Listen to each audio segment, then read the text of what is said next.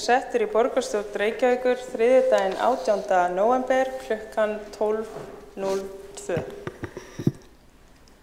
Forseti miðar við að umræða dagskrárliði fram að afgreiðslu fundargerða verði lokið eigi síðar en klukkan 18:30 og mun þá bera upp frestunartillögu vegna þeirra dagskrárliða sem ekki hafa verið teknir fyrir.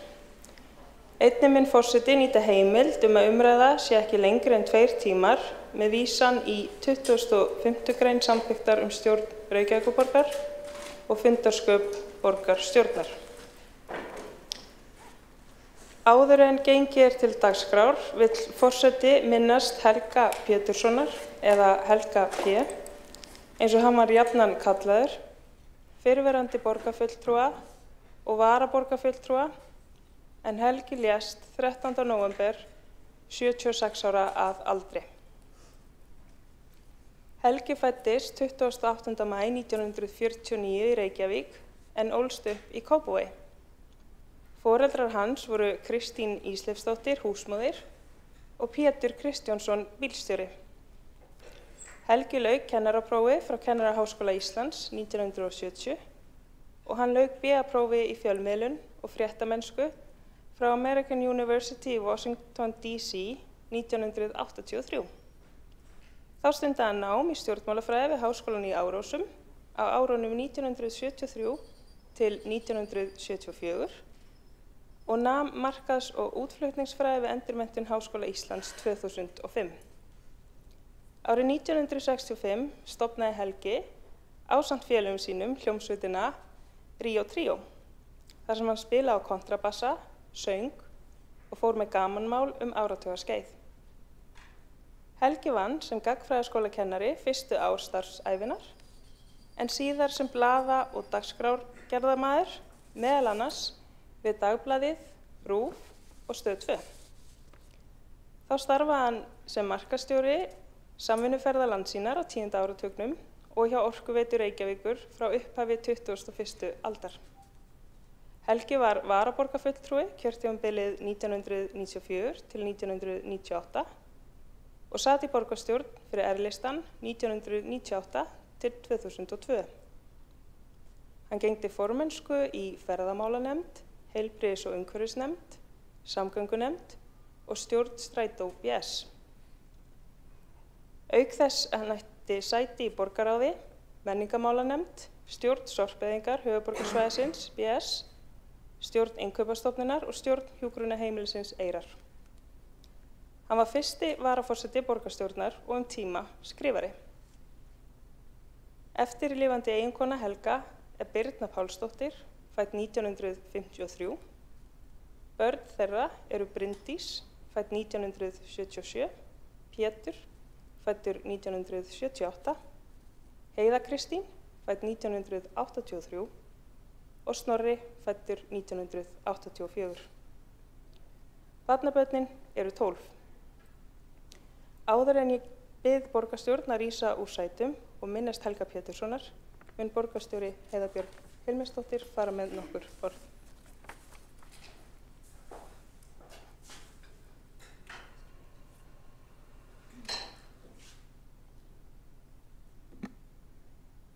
Forseti, ágæta borgarstjórn. Ég þakka forseta fyrir að gefa mér tækifæri til þess að ávarpa borgarstjórn í minningu Helga Pétursson. Hann var öflugur félagi okkar, bauð fram með okkur og var varaborgarfulltrúi þangað til í janúar á þessu ári þegar hann baðst lausnar frá því hlutverkið vegna anna við önnur störf sem sérstaklega í félagsstörfum fyrir aldraða. Hann var formaður í þeim félagi og það var einstaklega gaman að vera með Helga í framboði árið 2022 og 20 árum eftir hann lauk sinni veru hér í þessum sal. Þá hann var fullur af krafti og orku og við fórum í margar heimsóknir saman þar sem að fólk jafnvel var að biðja hann eiginhandaritun og annað slíkt, en það var hann með eindæmum vinsæll og vinamargur maður. Hann gaf mikið af sér til samfélagsins, gaf mikið af sér til félagsstarfa og ég veit að hans verður sárt saknað á mörgum slíkum stöðum, en hugur okkar auðvitað fyrst og fremst hjá hans fjölskyldu, eftirlifandi eiginkonu og börnum, og bara fyrir hönd Samfylkingarinnar og Reykjavíkurborgar vildi ég bara fá að þakka einlæglega fyrir frábæra vinnu, elju, dugnað, hlátur, gleði og vinnu endalaust og minning hans mun lifa áfram með okkur. Borgarstjóra þakkað fyrir þessu orð og óskar þá eftir því að taka til máls borgarfulltrúinn Kjartan Magnússon.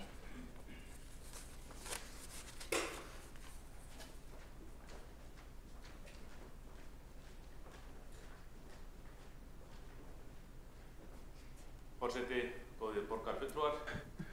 Ég vil ekki láta hjá líða þegar að Helga Pétursinni eru færðar þakkir frá Samfylkingunni, að hann fá líka þakkir frá Sjálfstæðisflokknum og jafnvel öðrum flokkum því að hann á það fyllilega skilið.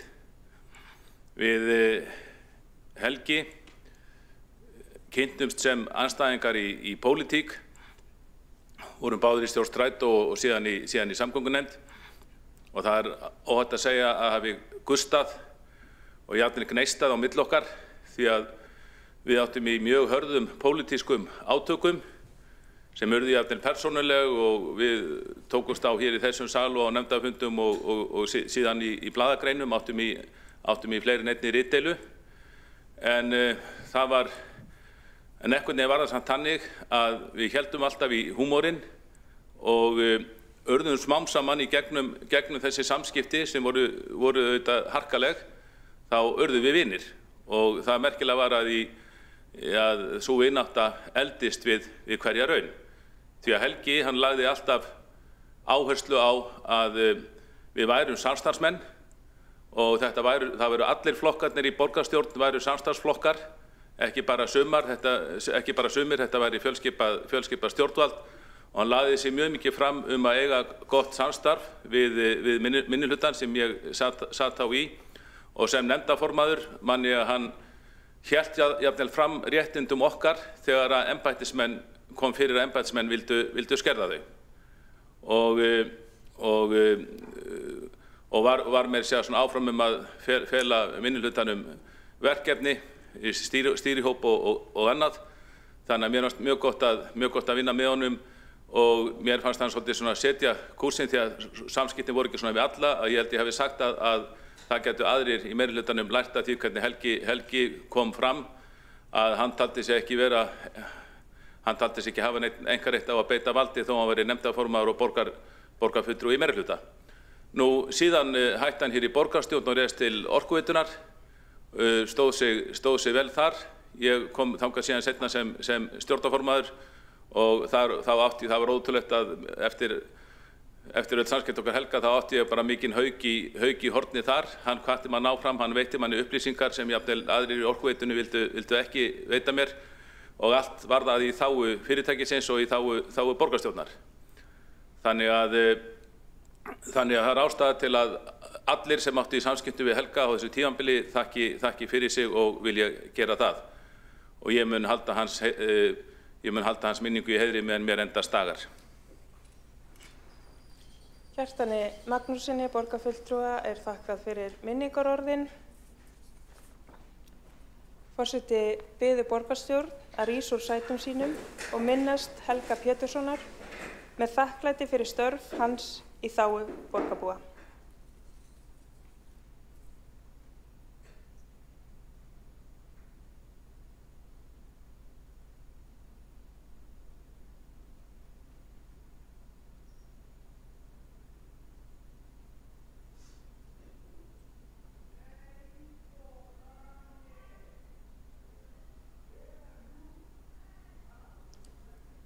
Takk fyrir.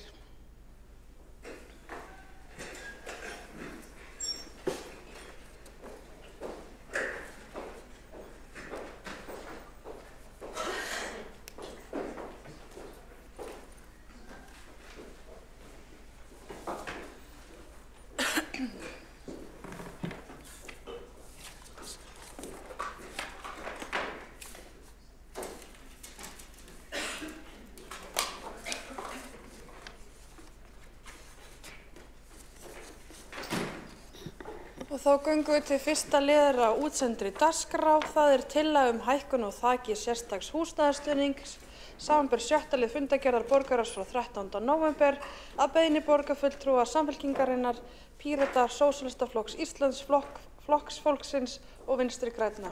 Og fyrst til að taka til máls borgarfulltrúin Sanna Magdalena Mörtudóttir.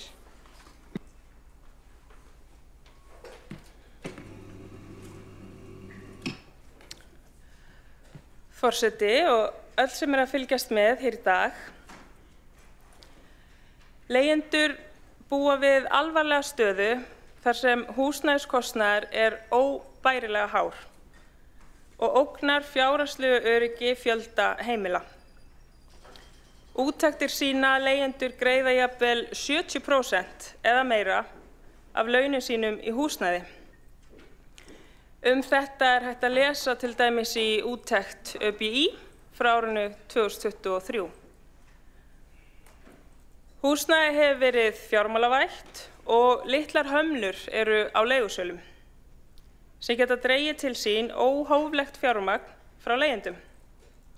Skortur á regluverki og eftirliti hefur skapað aðstæður þar sem leigjendur eru berskjaldaðir gagnvart óhóflegum hækkunum og ótryggum leigusamningum. Í mínum huga augljóst að rót vandans hagnaðardrifinn leigumarkaður. Háhúsaleiga þýðir að leigjendur þurfa að verja stærstum hluta tekna sinna í leigu. Þá situr lítið eftir til nauðsynja, svo sem matar, samgangna og heilbrigðisþjónustu. Og þegar stærsti hluti teknanna fer í leigu þá augljóst að ekki hægt að spara og leigjendur festast margir hverjir í vítahring fjárhagslegs óöryggis. Hár húsnæðiskostnaður skapar ekki eingöngu fjárhagslegt álag, heldur einnig félagsleg vandamál. Vandamál sem skerða lífsgæði og framtíðar möguleika fólks.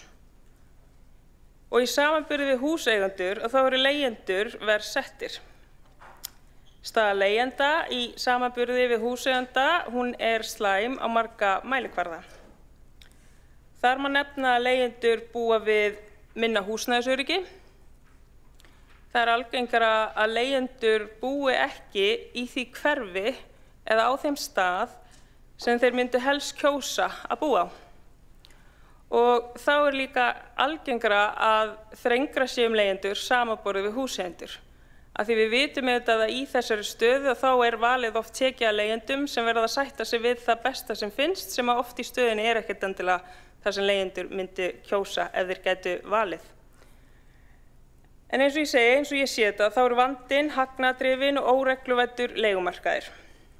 Og lausnin, hún auðvitað felst í því að breyta húsnæðisuppbyggingu þannig að hún tryggi heimili fyrir fólk, ekki fjárfestingareignir fyrir þau efnameiri. Og ég tel auðvitað mikilvægt að hið opinbera byggi félagslegt leiguhúsnæði og þá þarf líka að auka samvinnu við óhagnaðardrifna aðila, líkt og verkalýðshreyfinguna, eins og Reykjavíkurborg að gera til að tryggja gott húsnæði á eðlilegu verði. En þar til slíkt raungerist að þá þarf að mæta leigjendum þar sem þeir eru staddir. Þar kemur sérstaki húsnæðisstuðningurinn inn. Tillagan sem liggur fyrir fundinum, hún snýst að hækka þakið á sameiginlegum húsnæðisstuðningi og sérstökum húsnæðisstuðningi 10.000 krónur á mánuði. En fyrst þurfum við aðeins að fara yfir hvernig húsnæðisstuðningurinn virkar. Leigjendur sem búa við íþyngjandi húsnæðiskostnað geta átt rétt á tvenns konar stuðningi. Það húsnæðisbótum frá ríkinu og sérstökum húsnæðisstuðningi frá sveitarfélagi. Og svo eru reglurnar þennan stuðning hjá sveitarfélögum mismunandi, en hjá Reykjavíkurborg þá gildir sú regla að leigjendur sem eiga rétt á sérstökum húsnæðisstuðningi fá 1.000 krónur í stuðning fyrir hverjar 1.000 krónur í húsnæðisbætur. Í sumum sveitarfélögum stuðningurinn lægri eða 900 krónur fyrir hverjar 1.000. Og stuðningurinn hefur hingað til verið háður þaki. Í mesta lagi hefur verið hægt að fá 100.000 krónur á mánuði samanlagt í húsnæðisbætur og sérstakan húsnæðisstuðning. En með breytingum samstarfsflokkana í borgarstjórn þá hækkar þetta þak í 110.000 krónur á mánuði og skilar þannig raunverulegum auknum stuðningi til þeirra sem þurfa á honum að halda. Allir þessi stuðningur, hann reiknaður og fer eftir fjölda heimilismanna og tekjum og eins og staðan í dag þá getur manneskja sem ein í íbúð að leigja fengið í mestalagi 50.792 krónur á mánuði í húsnæðisstuðning og þau sem eiga þá rétt á sérstökum húsnæðisstuðningi geta því fengið á móti sömu upphæð frá borginni, en svo hækka greiðslurnar 10.000 krónur á mánuði fyrir 2 manna eða stærra heimili sem undir ákveðnum tekjumörkum. Fyrir 2 manna heimili þá eru tekjumörkin 8 milljónir króna á ári og hækka eftir því sem heimilisfólki fjölgar. Og svo ég taki dæmisögu, þar sem 2 búa saman í heimili, þá geta þeir að hámarki fengið 67.000 rúmar í húsnæðisstuðning frá ríkinu og sérstaki húsnæðisstuðningurinn frá borginni nam þá eingöngu 32.000 krónum. En þar sem hámarkinu var sem sagt náð. En eftir breytingu að þá muni þessi sérstaki húsnæðisstuðningur hækka 10.000 krónur. Og þetta þýðir aukinn fjárhagslegur stuðningur við leigjendur. Það fylgir með í gögnum máls að þá þetta útskýrt vel hvernig dæmið lítur út í heimili þar sem eru 3 og þar sem eru fleiri og þar sem að rétturinn fullur til húsnæðisstuðnings. En það voru mikla breytingar gerðar á þessari reglugerð númer 1200/2016 húsnæðisbætur og árið 2017 þá var þetta hámark eða þak, það var sem sagt 90.000 krónur og hækkað síðan árið 2023 upp í 100.000 krónur. En í júní 2022 þá hækkaði grunnfjárhæð húsnæðisbóta sem sagt hjá ríkinu 24% og þann 1. júní 2024 þá tók önnur breyting á reglugerð gildi og í breytingunum fólst sem sagt hækkun á grunnfjárhæð 25%, breyting á stuðlum tekjumarka og flokkum að fjölga við útreikning á grunnfjárhæð húsnæðisbóta og tekjumarka. Og við þessa breytingu þá hækkuðu greiðslur til leigjenda í formi húsnæðisbóta en leigjendur sem fengu greiddan sérstakan húsnæðisstuðning frá Reykjavíkurborg nutu ekki þeirrar hækkunar vegna hámarksfjárhæðar samanlegra bóta sem hefur verið 100.000 krónur. Þannig að hækka þennan stuðning, það mikilvægt skref til að styðja betur við þau heimili sem bera þungan húsnæðiskostnað. Og það það sem við leggjum hér til í dag. Samstarfsflokkarnir í borgarstjórn leggja til breytingar sem skila hærri fjárhagslegum stuðningi til leigjenda, sérstaklega til þeirra sem búa 2 eða fleiri saman, líkt og á við barnafjölskyldur.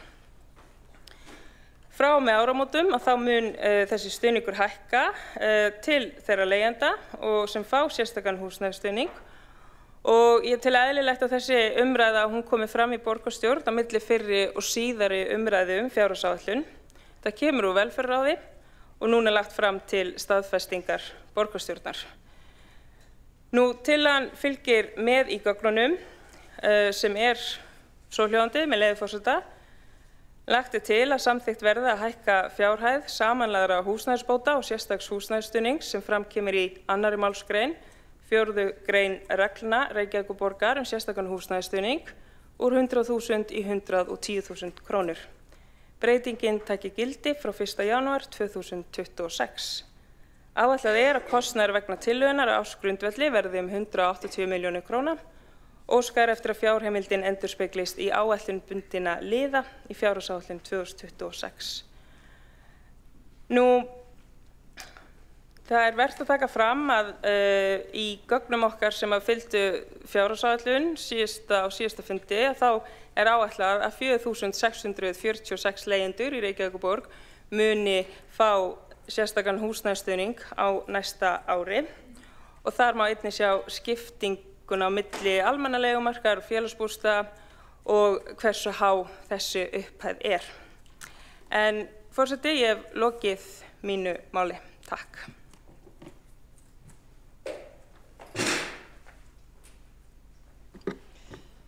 Borgarfulltrúinn hefur lokið mál sitt. Forseti biður borgarfulltrúinn að leysa forseta af sem forseta svo að forseti geti tekið til máls.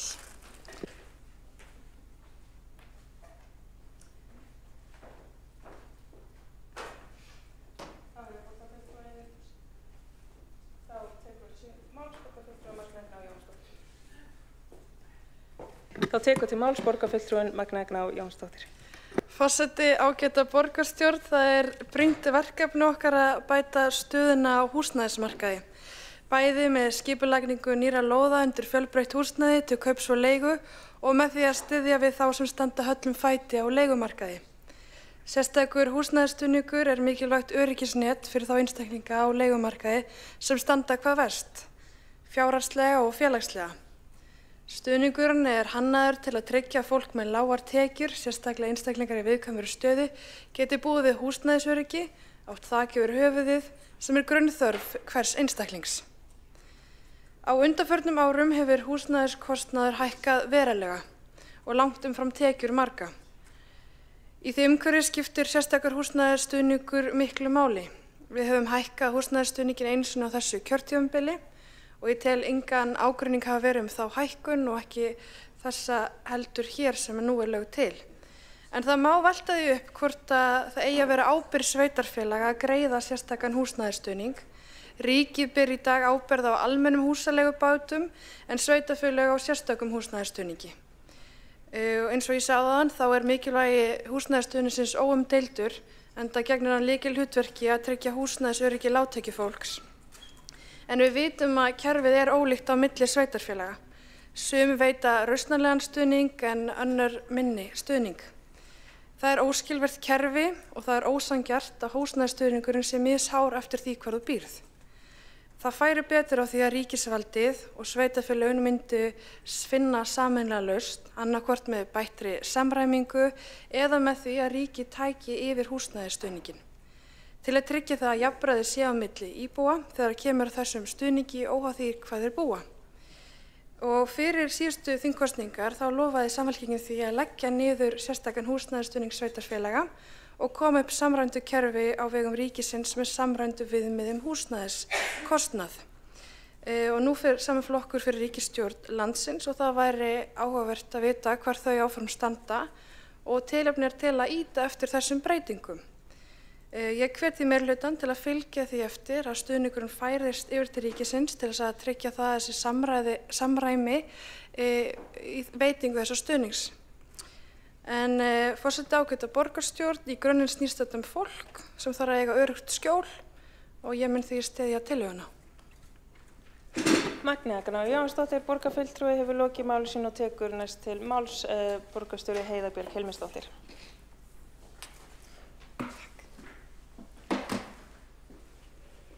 Já, forseti, ágæta borgarstjórn. Mér langaði bara að fá að þakka formanni velferðarráðs fyrir að koma inn með þessa tillögu og kannski vekja athygli á hversu mikilvæg hún er. Því hún þýðir það í rauninni að tekjulægstu fjölskyldur borgarinnar, allir sem búa í borginni og hóði hvort þeir búa í húsnæði á okkar vegum eða annar staðar, munu hafa 10.000 krónum hærri ráðstöfunartekjur frá og með 1. janúar. Og fólki finnst það kannski ekki há upphæð, en fyrir marga er það gríðarlega há upphæð. Og þarna er Reykjavíkurborg að sýna að við stöndum með tekjulægri hópum og við stöndum með þeim og við sjáum það sem okkar skyldu að standa straum af auknum kostnaði ásamt leigjendum sem þarna eru undir. Ég get alveg tekið undir margt af því sem að fram hefur komið varðandi fyrirkomulag sérstaks húsnæðisstuðnings, mismun á milli sveitarfélaga og að mörgu leyti væri ákjósanlegt að húsnæðisstuðningur væri á einni hendi. Það er eitthvað sem að ég hvet þá fulltrúar sem hér eru inni sem eru í stjórn Sambands íslenskra sveitarfélaga að beita sér fyrir. Þetta hefur gjarnan verið eitt af því sem við höfum á þeim vettvangi bent á. Eins höfum við velt fyrir okkur hvort að þetta ætti að gerast meira sjálfkrafa ef að þetta er á vettvangi Reykjavíkurborgar. Þessar hækkanir, við hækkum auðvitað viðmiðin en við höfum ekki hækkað þaukinn.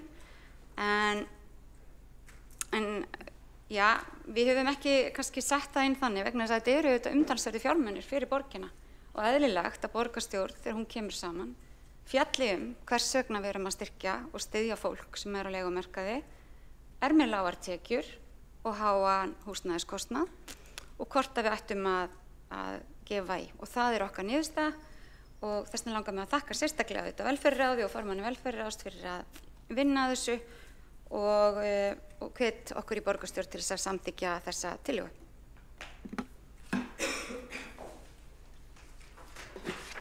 Borgarstjóri hefur lokið við mál sitt. Næst á mælendaskrá er borgarfulltrúin Alessandra Brím.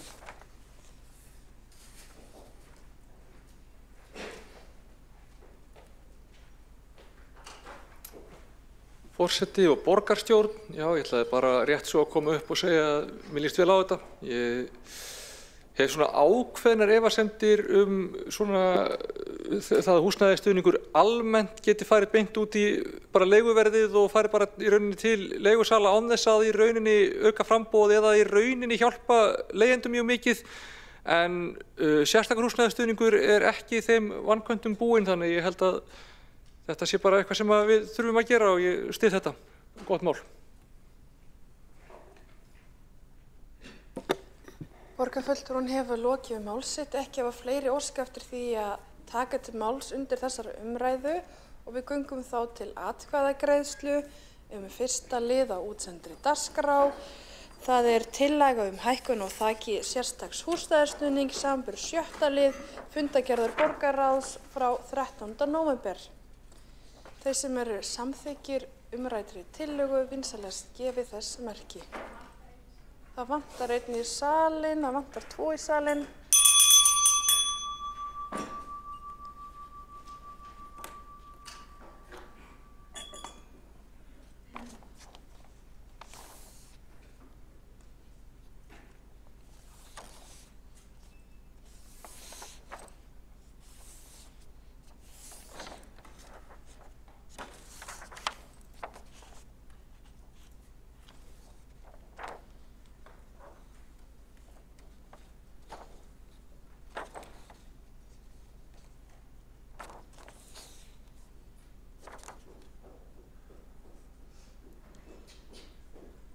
Enn vantar einn fulltrúa í salinn.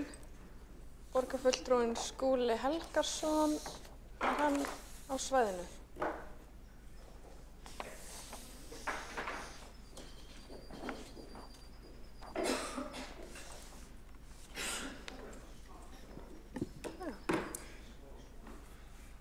Næst ekki sinni.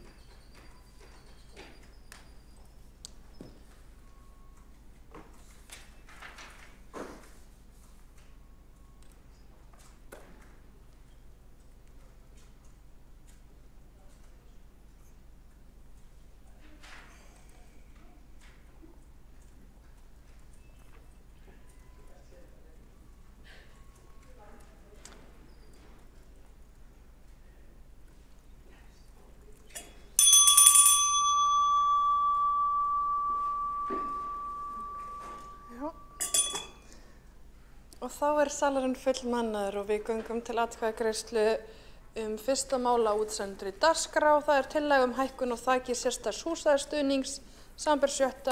lið fundargerðar borgarráðs frá 13. nóvember. Þeir sem eru samþykkir þeirri tillögu vinsamlegast gefi þess merki. Og tillagan er samþykkt með öllum greiddum atkvæðum borgarstjórnar. Og þá göngum við til næsta liðar á útsendri dagskrá. Það er annar liður, tillaga borgarfulltrúa Sjálfstæðisflokksins heilbrigðiseftirlit Reykjavíkur. Og fyrst tekur til máls borgarfulltrúin Ragnhildur Alda María Vilhjálmsdóttir.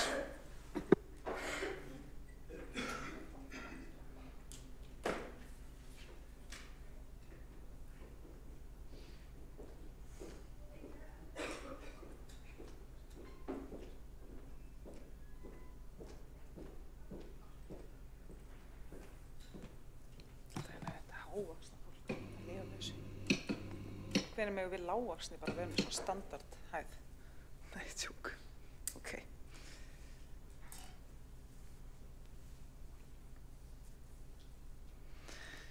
Já, virðulegi forseti og borgarstjórn.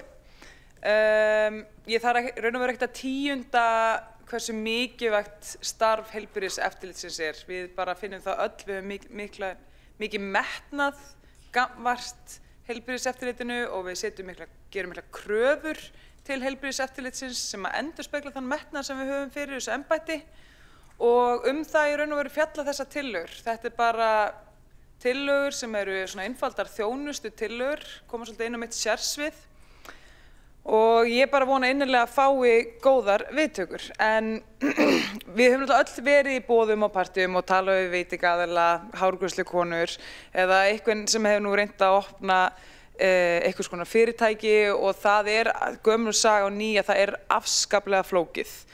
Og svo bara svona mismunandi þessar sögur sem maður heyrir en það einhvern veginn alltaf á sama veg að það flókið, samskiptin eru flókin við heilbrigðiseftirlitið, bara starfsleyfis umsóknarferlið sjálft flókið og þetta einhvern veginn eitthvað sem þú þarft helst að vera með einhverja mastersgráðu í umsóknum til þess að skilja almennilega en jafnvel þá getur fólk lent í hinum ýmsu vandræðum og svona. En það sem sló mig var þegar að þessi könnun kom út frá samtökum fyrirtæki veitingamarkaði, sem sagt Sveit. Og af því þá kemur þessi niðurstaða sem að mér fannst bara það alvarlega, það þyrfti nú að fara virkilega að taka á málunum. Og það var að einungis 10 af 73 fyrirtækjum voru ánægð með samskiptin við eftirlitið, 11% taldi svartíma og afgreiðslutíma fullnægjandi. Og þetta bara bendir til þess að við erum með eitthvað svona kerfislegan vanda og það sem skortur á fyrirsjáanleika, upplýsingagjöf og bara skilvirkri þjónustu. En það alltaf í lagi, það hægt að laga það og það fjalla þessar ágætu tillögur.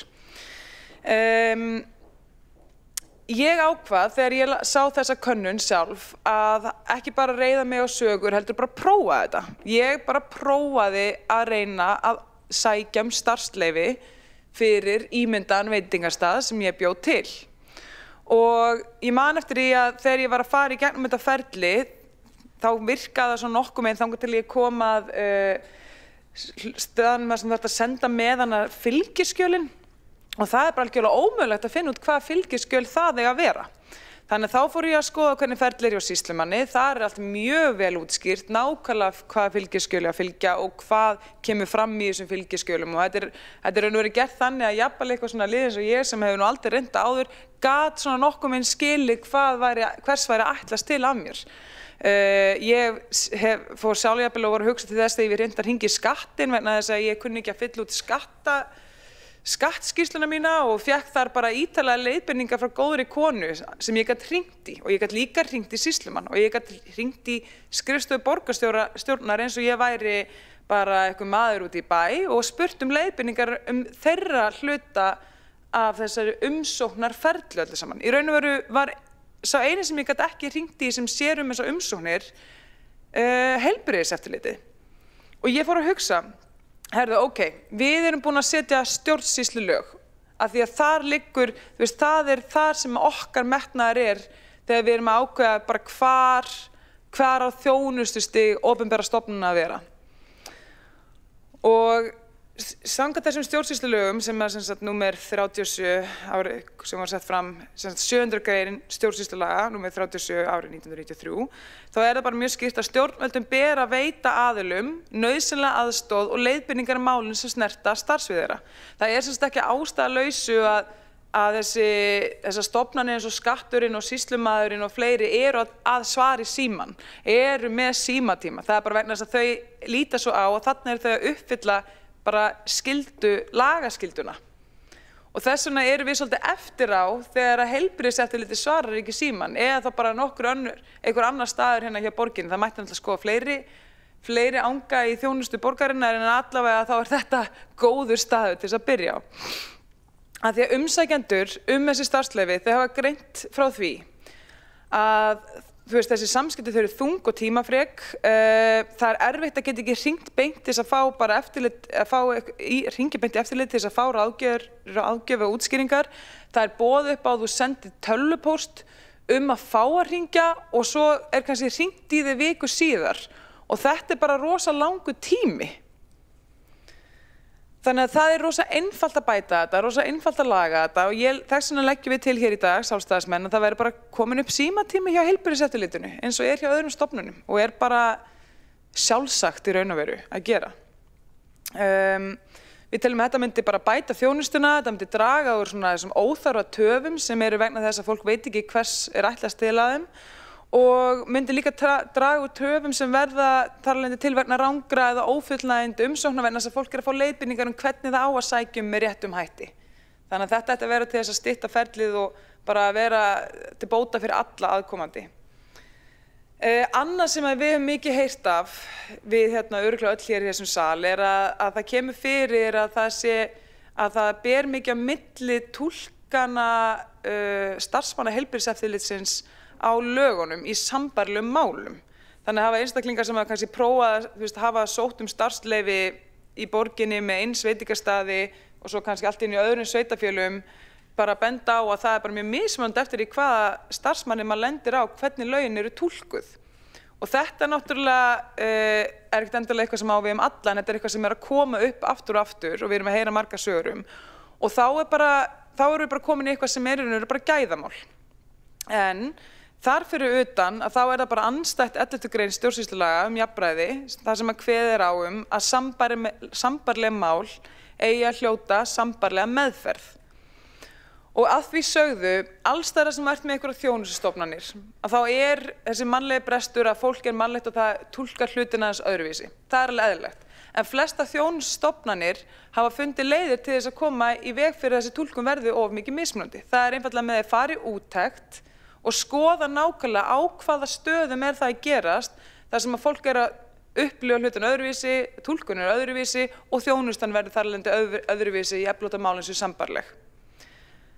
Og þess vegna erum við hér að leggja til þess að það verði farið í almennilega úttekt, ekki bara að gera einhverja checklista eða eitthvað álíka, heldur bara að skoða málin út af fyrir sig og sjá hvar það sem fólk að bera á milli. Þetta bara mikilvægur partur af gæðastarfi og eitthvað sem ætti að gerast reglulega. Að það sé verið að taka stikkprufur og bara sjá, hversu samfelld og hversu góð þjónustun okkar. Þannig að næsta eitt af því sem við erum búin að tala bæði það að við viljum taka upp símatíma, við erum búin að tala það að við viljum fara í úttekt á starfsháttum til þess að gæta samræmi. Annað sem gríðarlega mikilvægt að skoða ekki bara verkferilinn eins og ég veit að stendur til að gera hjá heilbrigðiseftirlitinu núna, að skoða bara kortleggja verkferilinn. Heilbrigðiseftirlitið þarf að setja sig bara ákveðinn tímaramma. Þetta það sem alla þjónustustofnanir gera, það setja sig fastan tímaramma hver hratt ætla þau að vinna úr málunum. Það bara markmið. Og svo skoðað hvers vegna það gengur ekki upp. Það vegna þess að umsóknir ekki að skila sér eða eitthvað álíka, en þá þarf að klára bara málið.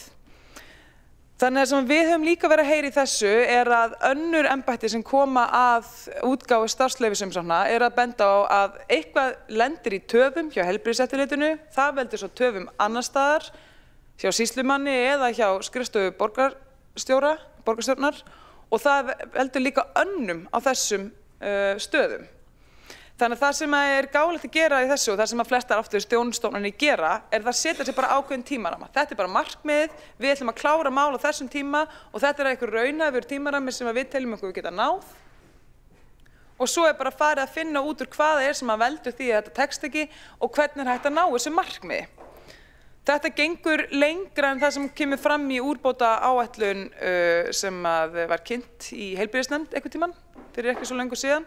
Þannig að það raun og veru þema með allar þessar tillögur hérna hjá okkur. Þetta bara okkar sýn á hvernig á að útfæra þjónustu umbætur í heilbrigðiseftirlitinu og þær ganga lengra flestar en það sem núna áformað að gera og þess vegna þetta okkur bara eðlilegt að ef að menn hafa sama metnað fyrir þjónustu heilbrigðiseftirlitsins og við að endilega bara vísa þessu í þá vinnu. Seinast en ekki síst þá það eitthvað sem að þegar þú ert að fara með einhverja stofnun eða verið að heilbrigðiseftirlitið skattur sýslumaður nefndu það eða bara eitthvað fyrirtæki út í bæ. Þegar við erum að fara í gegnum umbreytingaferli á þjónustunni þá þurfum við alltaf að mæla hvernig gengur okkur. Þetta markmiðin okkar, hvernig gengur okkur að ná þeim. Og þess vegna seinast en ekki síst leggjum við sjálfstæðismenn fram hérna tillögu að gera bara reglulega þjónustu könnun meðal þeirra sem að sækja meðal bara hagsmuna aðila í þessu, meðal þeirra þriðju aðilana sem koma að þjónustu, eða þeirra sem njóta þjónustu heilbrigðiseftirlitsins, til þess að meta bara, þetta eru markmiðin okkar, erum við að ná þeim? Og hvað getum við gert til þess að ná þeim?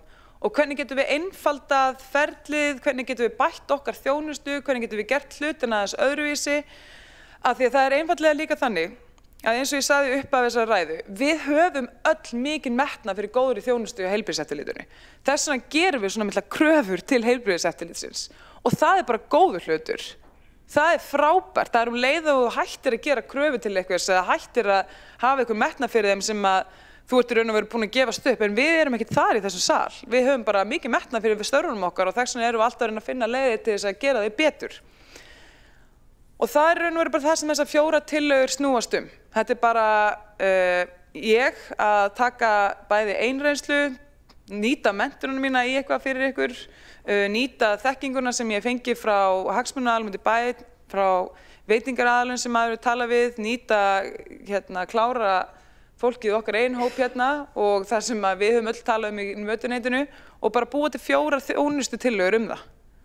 Og ég þess vegna hvet ég ykkur endilega í dag að bara samþykkja það að beina þessu til heilbrigðisnefndar og bara vonandi verður þetta til þess að við sjáum bara mikla framfarir og meiri ánægju meðal almennings gagnvart heilbrigðiseftirlitinu eða að minnsta kosti ef að það verður eitthvað fúlt að þá getur fólk hringt og beðið leiðbeiningar. Takk fyrir.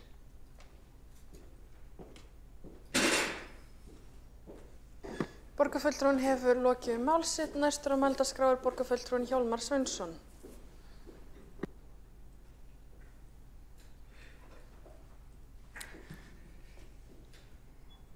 Forseti, ágæta borgarstjórn, mér finnst þetta mál svo lítið sérkennilega vaxið, það smá skrítið að vera að ræða hér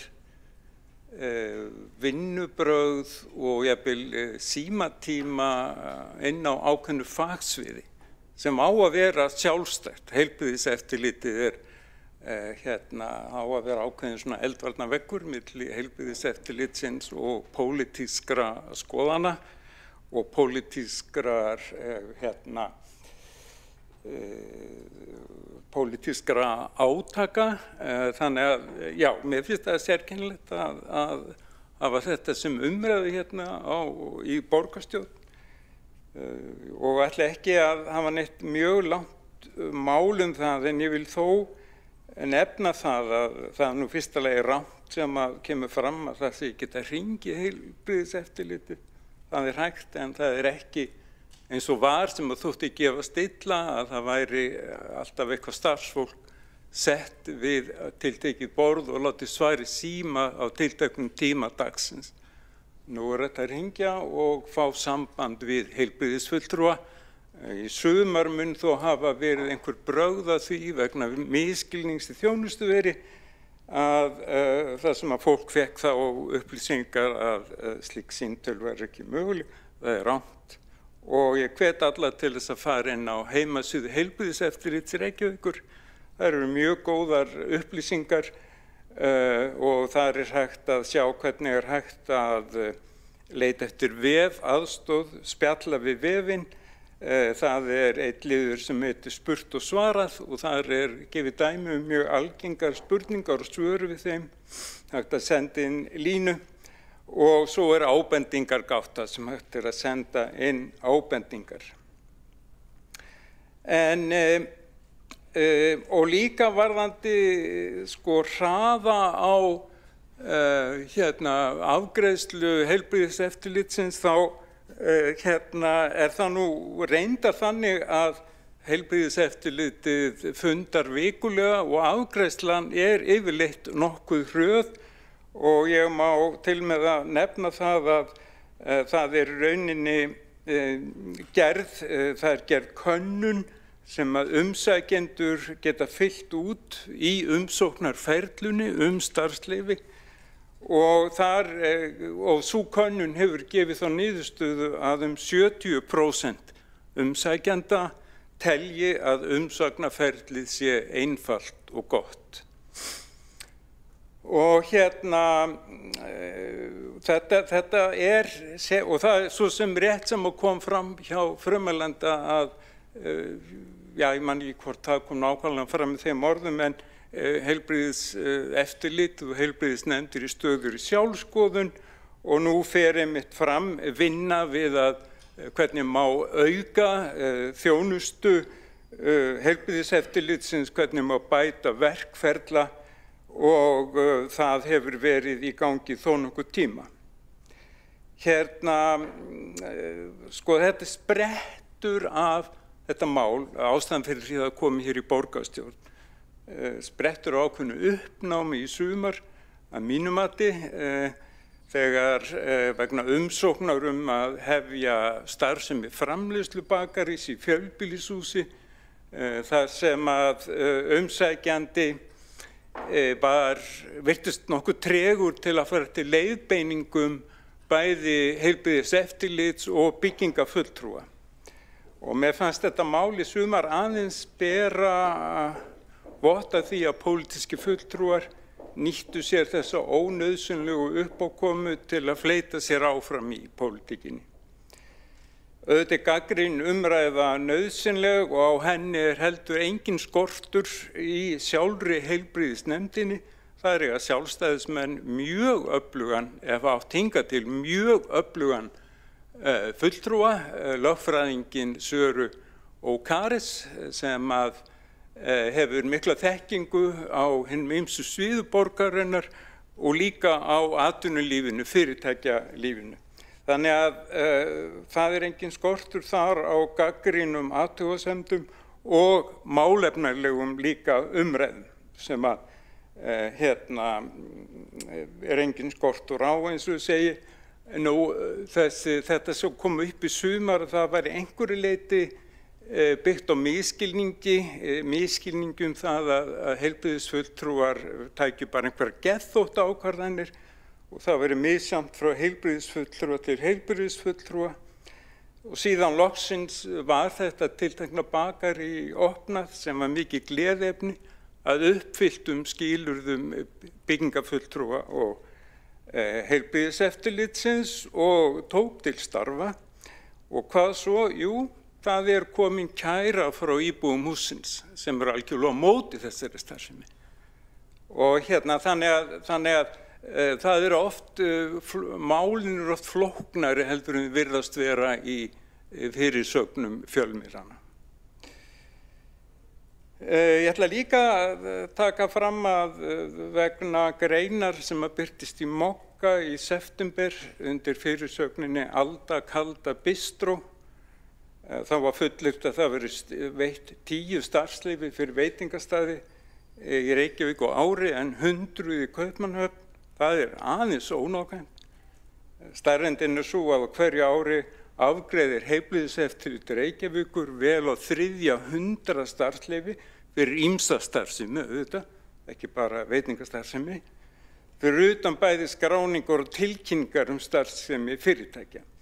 Árið 2023 voru útgefin starfsleyfi 269, 24, útgefin starfsleyfi 296 og núna í ár, þann 11. september, voru starfsleyfin 225. Og já, við sjáum það líka á öllum veitingastöðurum og bakaríunum sem hafa verið að opna undanfarið misseri. Kaktus, Brauð og Gó, Hygge, Brygg, Rósters, Plantan, Kaffi Vest, Baka og nýji staðurinn við Klappastíg. Það stundum finnst mér nánast í hverju viku verið að opna nýtt bakarí. Það bendir ekki til þess að það sé eitthvað ósæmilega erfitt eða flókið, alls ekki. Ég legg til að við afgreiðum þetta með því að hvort eigum við að vísa þessu frá eða fella þetta. Það spurningin og ég held að við fellum þetta og þá með rauninni sömu orðum og fulltrúar Samfylkingarflokks fólksins og Framsóknarflokks á fundi umhverfis- og skipulagsráði 9. október síðastliðinn tillögunni vísað frá þar sem þegar stendur yfir rýnu á þjónustu heilbrigðiseftirlitsins og efni hennar fellur undir þá vinnu. Þetta gildi þá fyrir hverja þessara 4 tillega.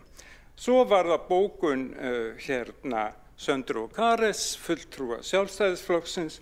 Hún hljómaði svona: í maí síðastlunum fór fram kynning í heilbrigðisnefnd á Blumberg-verkefninu Líf og leyfi í borginni.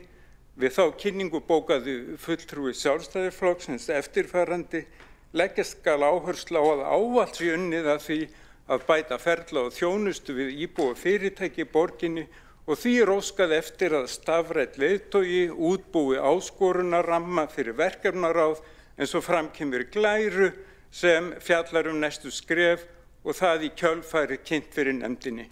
Mikilvægt að nýta þá vinnu sem búið að vinna til þess að bæta þjónustu heilbrigðiseftirlitsins. Og þann 14. ágúst stendur enn fremur í þessari bókun fulltrúa Sjálfstæðisflokksins fór fram kynning á rýni á þjónustu þáttum heilbrigðiseftirlitsins þar sem að kynnt var vinna að úrbóta áætlun. Sú úrbóta áætlun var síðan kynnt og fundið nefndarinnar og tillögur 7-10 og það eru umræddar tillögur sem voru þarna til umfjöllunar 9. október eru því ekki afgreiðsluhæfar þar sem nú þegar unnið að því sem lagt til í tillögunum. Svo mörg voru þau orð og ég sé að sjálfstæðismenn ætla sér núna að víkja Söndru og Kares úr heilbrigðisnefndinni sem alveg furðulegt og mun ekki greiða atkvæði með því.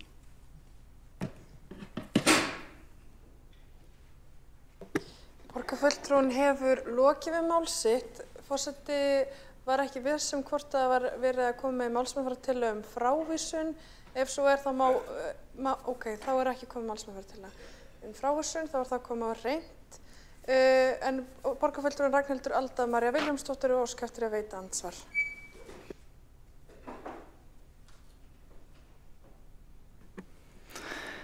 Já, ágæti forseti, þetta er fyrsta sinn sem ég heyrt að símatími sé pólitísk hugmynd.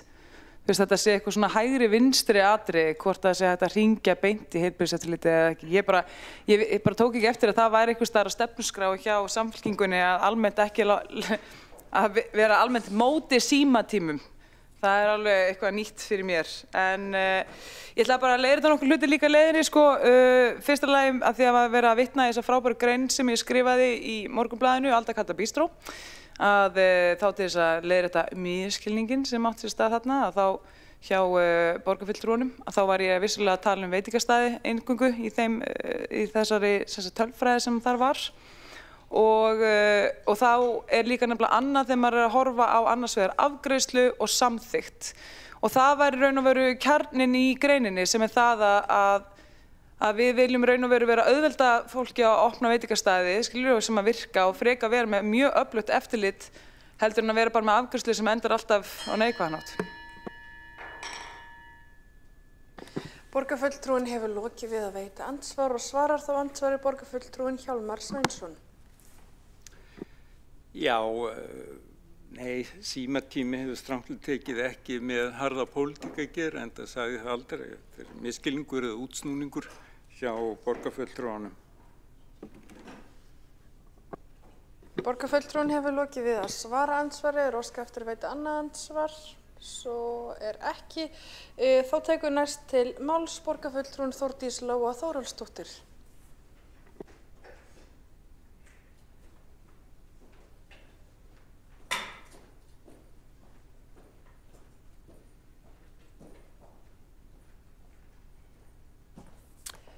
Forseti, ágæta borgarstjórn. Já, við ræðum tillögu sjálfstæðismanna varðandi heilbrigðiseftirlitið sem snúa að nokkrum liðum. Sú sem hér stendur ætlar nú ekkert sérstaklega að taka afstöðu til símatíma eða ekki. Ég treysti nú bara eftirlitinu til þess að gera það. Ég nú séð að þau eru með potta og fleira, en hins vegar finnst mér tillaga sjálfstæðismanna áhugaverð fyrir þær sakir að hún beinir sjónum okkar að þjónustustefnu borgarinnar. Og ég ætla þá sérstaklega að fá að fjalla kannski þá þætti sem snúa að í því tillögunni að gera úttekt á starfsemi heilbrigðiseftirlitsins annars vegar og hins vegar því að gera þar árlega þjónustukönnun. Og það áhugavert að heyra ef sú þjónustukönnun þegar gerð, en það merkilegt að maður sjái ekkert af því á heimasíðu eftirlitsins og þegar maður ætlar að skoða hvenær síðasta ársskýrsla heilbrigðiseftirlitsins var, að þá get ég ekki betur séð en að hún hafi verið árið 2021. En ég hefði haldið að flestar stofnanir borgarinnar gerðu sína ársskýrslu. En hvað það? Hér í borginni eigum við ansi öfluga þjónustustefnu og hún hefur verið endurskoðuð og þjónustustefnan miðar að notandameðri nálgun. Og Reykjavíkurborg er nefnilega þjónustuaðili fyrir íbúa og fyrir fyrirtæki og fyrir gesti og þar sérstaklega lögð áhersla á aðgengilega, fjölbreytta og framúrskarandi þjónustu.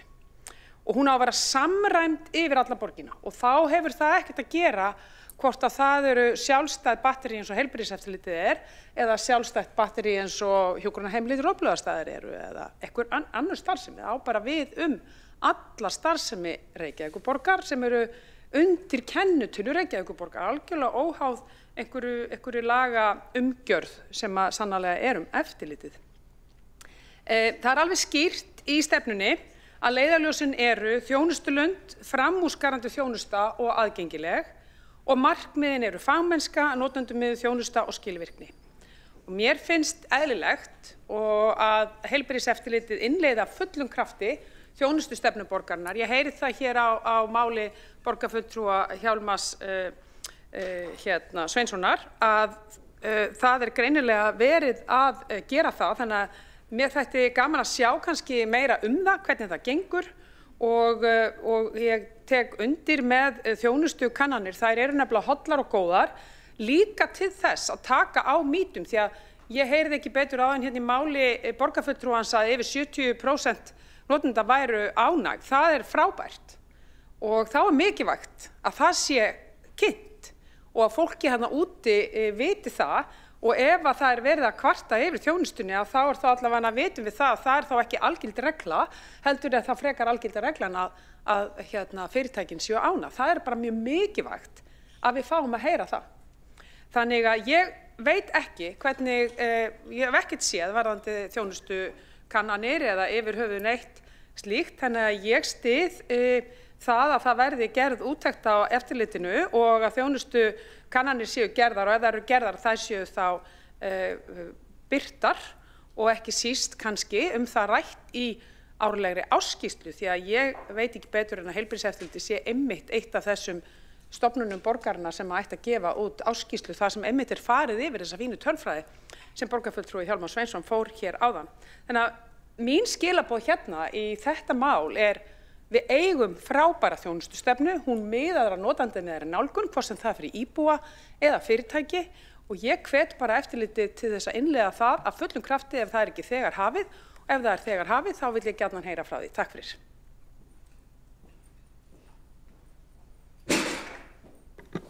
Borgarfulltrúinn hefur lokið við mál sitt. Næstur á mælendaskrá borgarfulltrúinn Einar Sveinbjörn Guðmundsson.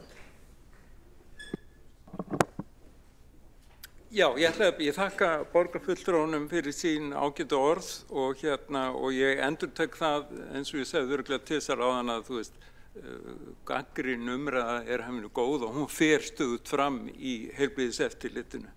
En það sem sagt í rauninni árleg þjónustukönnun sem að fer fram sammála því það mætti gera meira úr henni og mætti gera hana meira áberandi.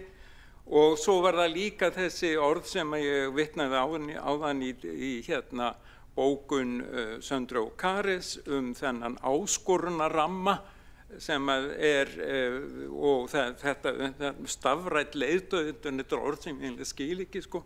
En einhvers vegar veit ég að þetta nauðsynlegt til þess að bæta ferli eða ferla og þjónustu íbúa fyrirtæki. Þannig það unnið að þessu og einmitt fulltrúinn Söndru og Karis hefur verið óþreytandi að ýta á eftir einmitt þessari bætingu ferla og þjónustu. Þannig að mér finnst líka rétt að það komi fram hérna. Borgarfulltrúinn hefur lokið við að svara andsvarin. Forseti var ekki búinn að sjá að borgarfulltrúinn óska eftir andsvari og hafði ekki heimilað að borgarfulltrúinn hefji mál, en ákvað að leyfa borgarfulltrúnum að klára, allt í góðu með það. En þá svarar andsvari borgarfulltrúinn Þórdís Lóa Þórhallsdóttir. Forseti, já, ég þakka bara fyrir þessar upplýsingar og ég heyri að það greinilega metnaður inn í heilbrigðisnefnd. Þannig ég bara fagna því og hef svo sem ekkert meira, ég bara þakka borgarfulltrúanum fyrir.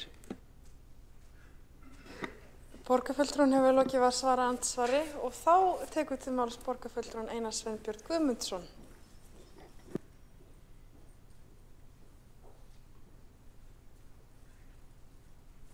Forseti, ágæta borgarstjórn, þetta búið að vera ágætis umræða og þörf umræða.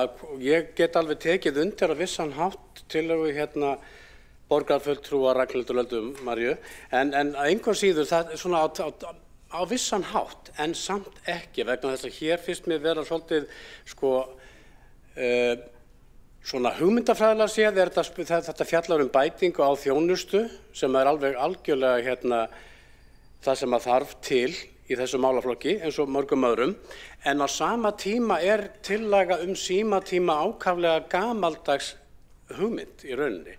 Viðtalstímar bankastjóra voru, eins og allir vita, áratugur saman mjög svona effektív leið til þess að þjónusta, til þess að veita notendavæna, mjög notendavæn þjónustu leið að fá að tala við viðkomandi yfirvald svona beint, og það kannski væri hinn það væri hinn notendavænsta hönnun á þjónustu. Það væri bara hreinlega ef fólk kemur bara heim til þín og allir tæki spjalli við því þar. En svo er þetta ekki, það er ekki þannig í raunveruleikanum, þannig að við þurfum að fara, það er komin tækni inn í heiminn og spjallmenni og póstar og bara alls konar miðlar sem að samskiptin eiga sér stað í gegnum í dag. Og ég reyndi að teka undir það að við þurfum aðeins að kannski horfa inn á við líka. Við þurfum að laga okkar þjónustu veitingu í heilbrigðiseftirlitinu og annars það innan borgarinnar, og ég heyri það er alls konar hugmyndi með það, og það reyndar komið svolítið óvart að spjallmenni eða eitthvað svona rafrænt beitt samskiptamáti við fulltrúa eftirlitsins er ekki til staðar á vefsíðu borgarinnar.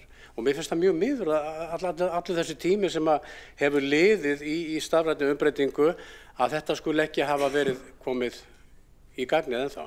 En einhvað síður, já, símatími mér finnst þetta að vera allt of gamaldags hugmynd. Það eru aðra leiðir, eins og við komum fram að það er óskum stafræna leiðtoga til þess að leiða ákveðna stafræna þjónustu umbreytingu í eftirlitinu eins og annars staðar innan borgarkerfisins. Svo er líka annar faktor í þessu, það er það að, eins og flestir vita, þá er ríkisstjórnin með metnaðarfullar áætlanir það að einfalda stjórnsýslu á Íslandi með því að sameina stofnanir, og þessi málaflokkur, þetta kemur inn á þennan málaflokk einnig, með því að öll þessi nýju heilbrigðiseftirlit sem eru starfandi á Íslandi, að þau muni sameinast á einhverjum hætti undir hatti ríkisins, með einhvers konar útfærslu útfærslum og öðru því sem til þarf. En þannig að símatími inn í þá umræðu finnst mér bara vera eins og eitthvað bílflaut frá gamla daga bara. Það passar ekki símatímar, þetta er ekki í takt við nútíman, og þess vegna er ég á móti tillögunni, þó að ég skilji enn og aftur, vil ég taka það fram, að ég skilji fullkomlega að þarna er góður hugur á bakvið, og þarna er svo hugsun að bæta þjónustu til almennings, til borgarbúa, og það er bara vel, og ég tek undir það, ítreka það, en leið að þá er þetta ekki tímabært, og þetta er eiginlega bara, með leyfi forseta, þetta meikar eitthvað sens, bara því miður að vera að taka upp símatíma. Viljum við sjá símatíma hér út allar stofnanir borgarinnar? Ég held að þetta er bara ný stöðugildi hér, að fólk sæti í símum, og líka það að setja og svara fólki í símum, það þýðir að þú þarft að vera við tölvu eða spjaldskrá til uppflettingar og til að geta, og þetta er gríðarleg vinna. Það er miklu, það er til dæmis aðrir ferlar sem að koma inn í myndina, og það eru svona robotískir vinnuferlar, stafrænir vinnukraftar, stafrænt vinnuafl, automated process, með leyfi forseta þó ég sletti hérna, automated processing ferlar sem að sjá þjónustu veitinga, þeir eru starfandi allan sólarhringinn, það er verið að innleiða nú þegar hjá borginni slíka stafræna vinnukrafta og það er bara rétt byrjunin á því róbótíska ferli sem að við stöndum frammi fyrir í þjónustu veitingu bara ríki og borg í rauninni. Þannig að þetta er að eiga sér stað hérna út allt og til þess að leggja bara enn meiri áherslu á hversu gamaldags hugmynd það er að fara að setja í kring einhvers konar símatímasystem á þessum tímum með fullri virðingu að þá finnst mér tillagan falla sjálfa sig.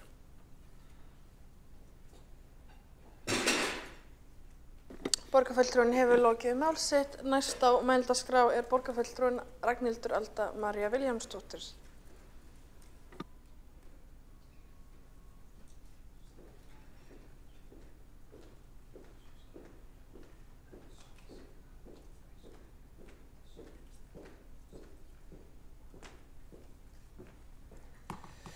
Já, ágæti forseti borgarstjórn. Aldrei hélt ég að sú hugmynd að svari síman myndi valda þér miklu uppþoti hér og hefur gerst.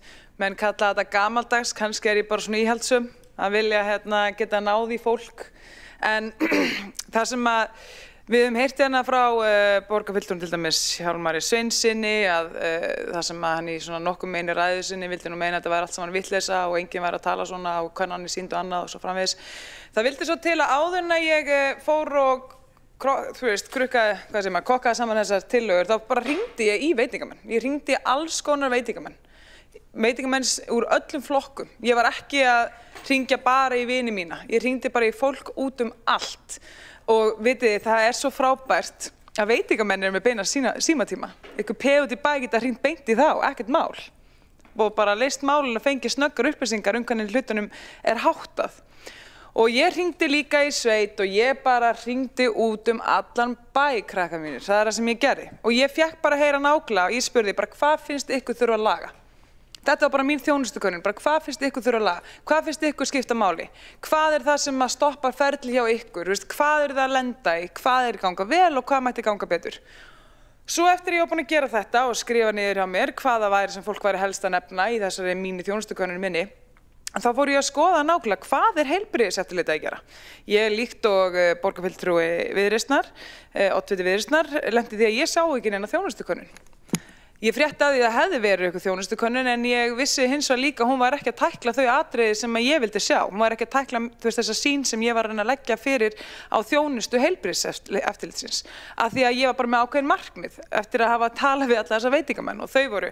Veitingamenn eru að kalla eftir því að það sé auðvelt að eiga samskipti við heilbrigðiseftirlitið og þeim þykir auðveldast að hringja. Þannig að mætum þeim út frá þeirra þörfum, gerum það þannig. Veitingamenn eru að kalla til þessi bara eitthvað tímarammi, svo þessi fyrirsjáanleiki afgreiðslu umsókna, svo þau þurfi ekki að lenda allt í einu í því að það vanti kannski eitthvað eitt eða eitthvað annað sem að þeir vissu ekkert að vantaði og allt í einu er ekki málið að tekið til afgreiðslu fyrir hálfu ári seinna.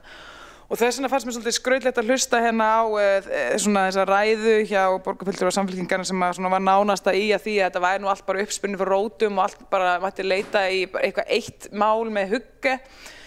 Eins og það hafi ekki verið fyrirsögnum eftir fyrirsögnum langar vinnslutíma í guðina bænum, maður getur hver sem er googlað það. Ég er ekki að segja ykkur fréttir hér og þið vitið alveg vel og ég. Annað sem ég gerði líka var að skoða þessa blessu úrbótaáætlun.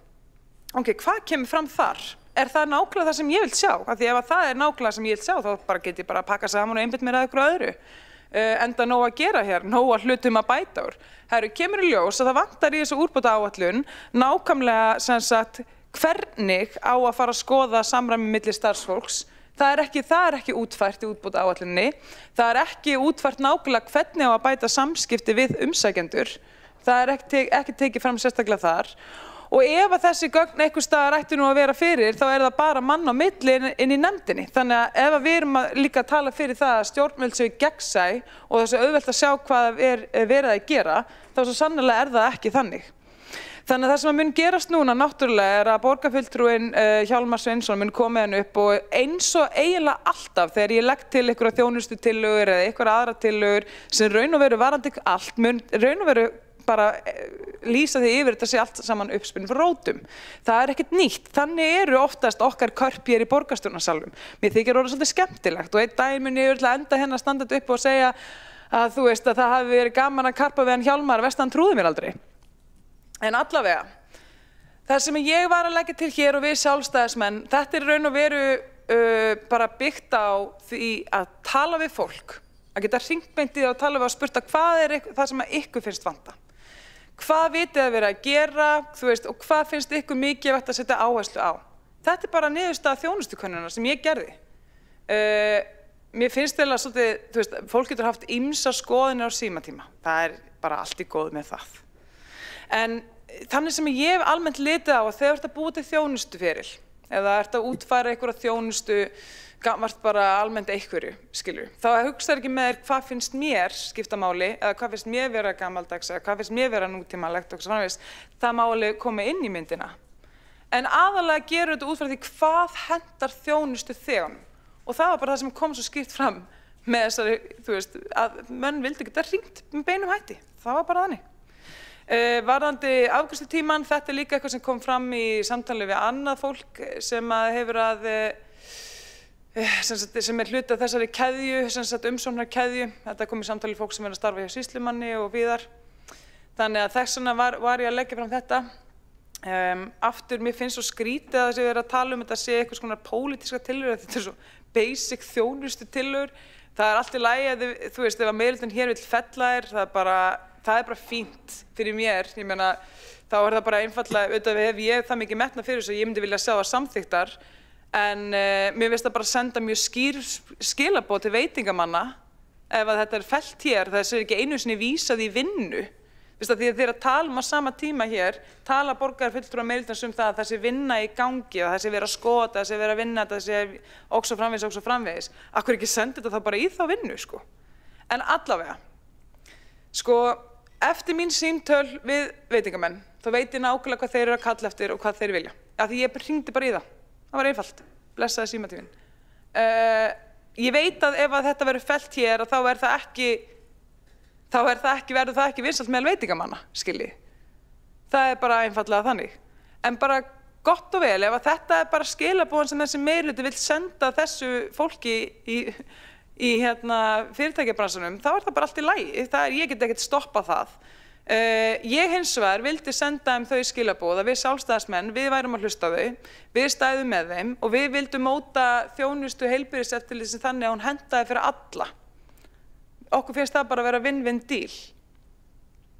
Að þjónustuveitingin henti öllum og mæti þörfum þeirra sem eru hagaðilar og líka uppfylli vel verkefni sem við erum að reyna að gera með heilbrigðiseftirlitinu. Að þetta gríðarlega mikilvægt embætti og við höfum rosa mikið metnað gagnvart þjónustunni. Við gerum mikla kröfu til þeirra og það bara frábært, en það bara leitt að hér sé ekki vilji til þess að vísa þessu inn í þessa vinnu og þá bara útfæra það betur þannig og svo framvegis. Eins og ég segi, við vitum alveg, við sjálfstæðismenn, hvað sem veitingamenn eru að kalla eftir og ég mun ekkert una mér hvíldar í þessu máli frekar en öðru. Ég hætti ekkert fyrir en að þjónustan verður komin á það par sem að mér þykir vera ekkert minna en hágæða þjónusta til veitingamanna. Takk fyrir.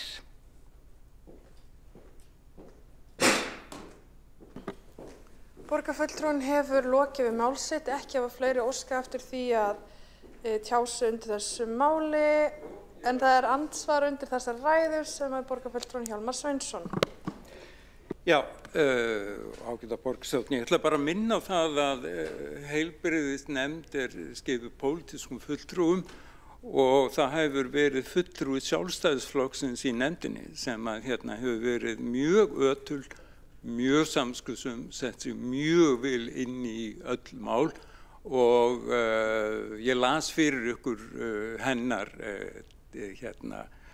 tillögu eða hennar bókun sem sagt það að fella þetta að því að þetta væri ekki tækt til umfjöllunar. Og ég held bara að sú ágæta manneskja hafi alveg jafn mikinn áhuga og borgarfulltrúinn Ragnhildur Alda á góðri og mikilli þjónustu og hún hefur talsvert meiri reynslu og þekkingu á þessum málaflokki eftir að hafa starfað þarna í nokkur ár í nefndinni. Og mér finnst mjög sérkennilegt hvernig sjálfstæðismenn vantreysta eigin fulltrúum, eigin skoðanasystkjunum, eigin fólki sem að þeir skipa í þessa vandasömu nefnd.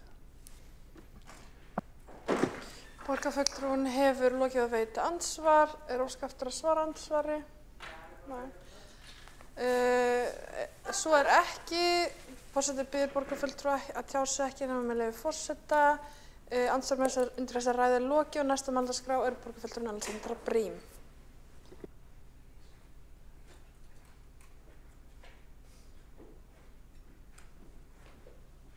Forseti og borgarstjórn og góðir áheyrendur,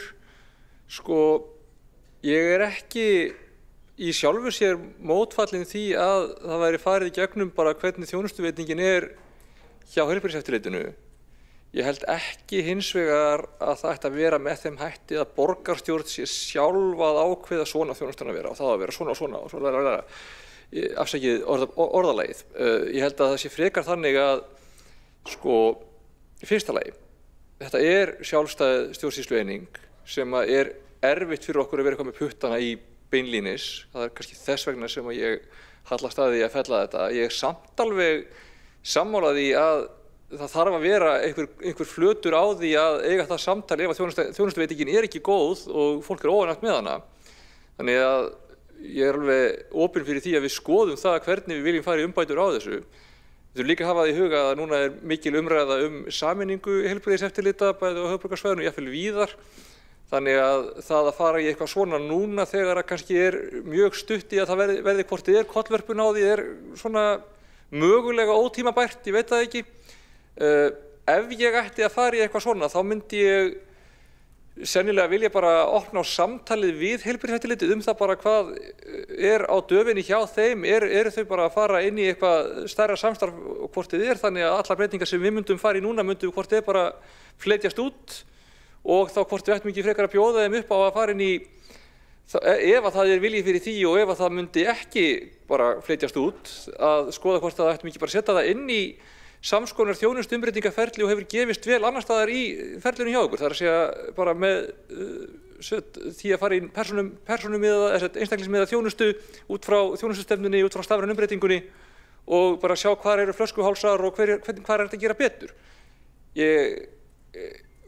Með fyrirvara það að ég vil vita bara hvaða lagagrundvöldu höfum fyrir því út frá því hvernig þetta er stjórnsýslulega og því að ég veit ekki hvað er að fara að gerast með sameiningar á heilbrigðiseftirlitum, þá held ég að það væri miklu farsælli leið heldur en að við séum ákveði borgarstjórn beinlínis, þetta er ekki nógu gott að það þarf að vera svona, þetta er ekki nógu gott að það þarf að vera hinsegin og þetta er ekki nógu gott að það þarf að vera svoleiðis. Þannig að bara, ég skil alveg af hverju þetta er til komið og ég þekki alveg vel umræðuna. Þetta er það sem ég á erfitt með og svona myndi frekar vilja ræða það út frá hinum forsendunum ef að ég væri komið með það í hendurnar að það væri eitthvað sem við yfirleitt gætum gert. Borgarfulltrúinn hefur lokið við mál sitt, ekki hafa fleiri óska eftir því að taka til máls undir þessa ræðu. Ég bið borgarfulltrúa að tjá sig ekki nema með leyfi forseta í þessum sal. Forseti biður borgarfulltrúa að tjá sig ekki í þessum sal nema með leyfi forseta.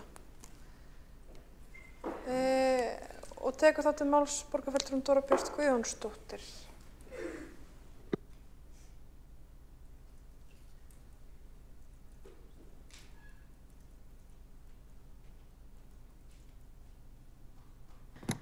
Forseti, ég vil bara þakka fyrir frábæra umræðu þetta mál og ég held að við séum öll sammála mikilvægi þess að þjónustan sem við veitum sé góð, hún gangi snurðulaust fyrir sig og á sama tíma að eftirlitið virki vel vegna þess að það skiptir líka öllu máli.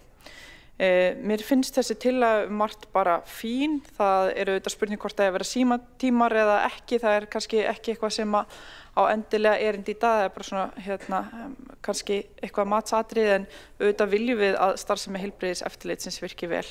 Nú stendur auðvitað fyrir að við erum að fara að breyta starfseminni töluvert og formaður heilbrigðisnefndar búinn að fara yfir mikla vinnu sem að varða þjónustu í heilbrigðisnefndinni og ég fagna henni og mér finnst mjög gott að heyra það að heilbrigðisnefndin láti þessi mál sig sannarlega mikið varða og sé með þetta ofarlega hjá sér. Það er bara ofboðslega mikilvægt vegna þess að við þekkjum öll þessar sögur rekstraraðila að þjónustan hafa gengið of treglega fyrir sig og svo framvegis. Nú eru auðvitað verið að gera breytingar hjá ríkinu sem varða líka aðra þætti sem að munu líka eflaust styðja við að þjónustan geti batnað. Þannig að ég held að þetta standi nú allt saman til bóta.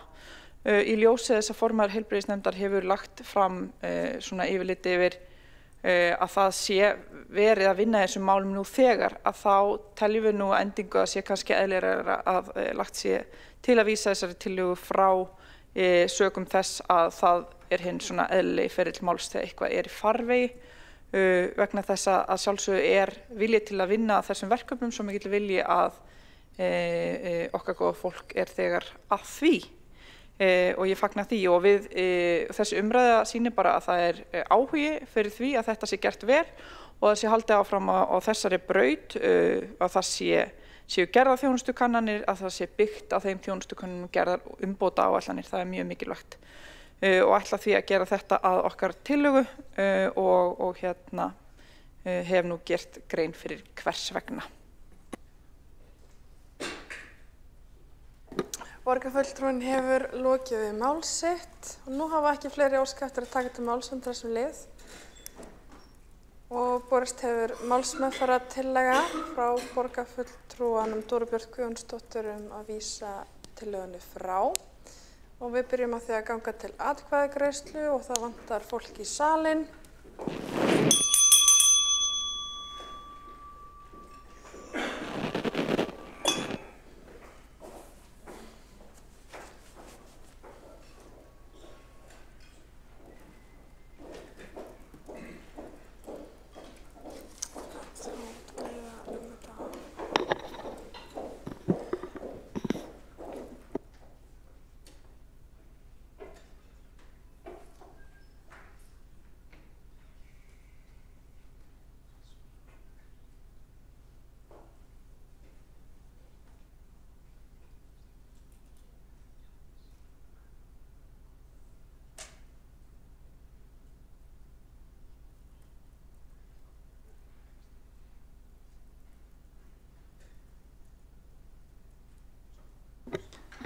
Og þá salurinn full mannaður.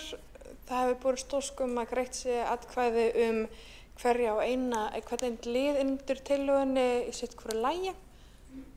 Og það barst málsmeðferðartillaga alla tillögurnar að vísa frá, þannig að það byrja á því að greiða atkvæði frávísunartillögu fyrsta lið. Það A-lið tillögurnar í númer 2.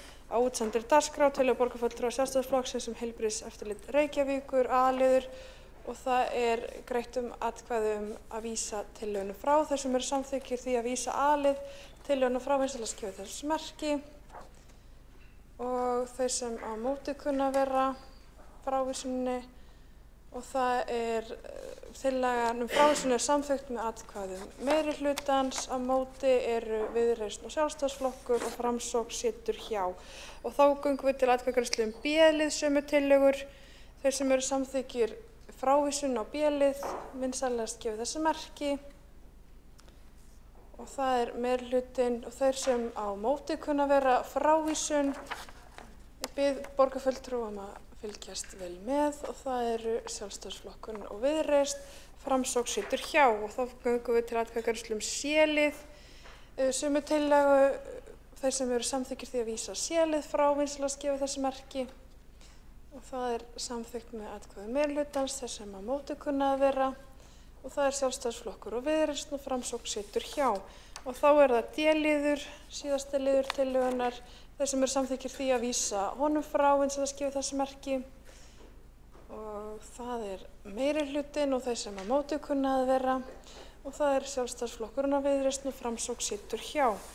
Og þá umræðu og atkvæðagreiðslu lið 2 á útsendri dagskrá lokið og við göngum til þriðja liðs á dagskrá borgarstjórnar. Það stefna fjölmenningarborgina Reykjavík 2026 til 2030, samanber 5. lið fundargerðar borgarráðs frá 13. nóvember að beiðni borgarfulltrúa Samfylkingarinnar, Pírata, Sósíalistaflokks Íslands, Flokks fólksins og Vinstri grænna.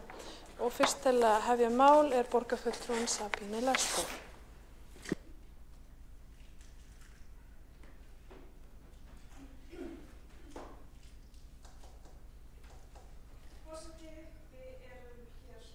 Umræðu fjölmenningarborgina Reykjavík.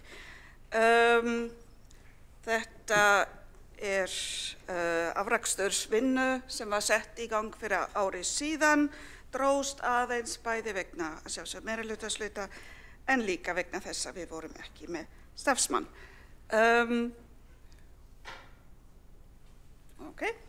Erindisbréf var sem sagt samþykkt í september í fyrra. Stýrihópinn skipuðu ég sem formaður, Magnea Gná Jónsdóttir, Oktavía Rund Guðrúnar Jóns sem kom í staðinn fyrir Magnús Norradal, Friðjón Friðjónsson og Sanna Magdalena Mörtudóttir. Hlutverk var að móta heildstæða stefnu fjölmenningarborgina Reykjavík með fjölmenningaryfirlýsingu sem var samþykkt 2019 í fullu gildi að leiðarljósi. Og það sem stendur hér undir áherslu í raun og veru allt og sumt sem við þurfum að hafa í huga sem kjarninn í þessari stefnumótun og það að að stefnumótun eignarhald á aðgerðum fer fyrst og fremst fram á sviðum og viðkomandi fagráðum. Helstu verkefnin okkar voru að greina stöðu innflytjenda í borginni, einnig að eiga samráð og að vinna drög að heildrænu stefnu fjölmenningarborgina Reykjavík og aðgerðaáætlun með inngildingu og fjölmenningaryfirlýsingu að leiðarljósi.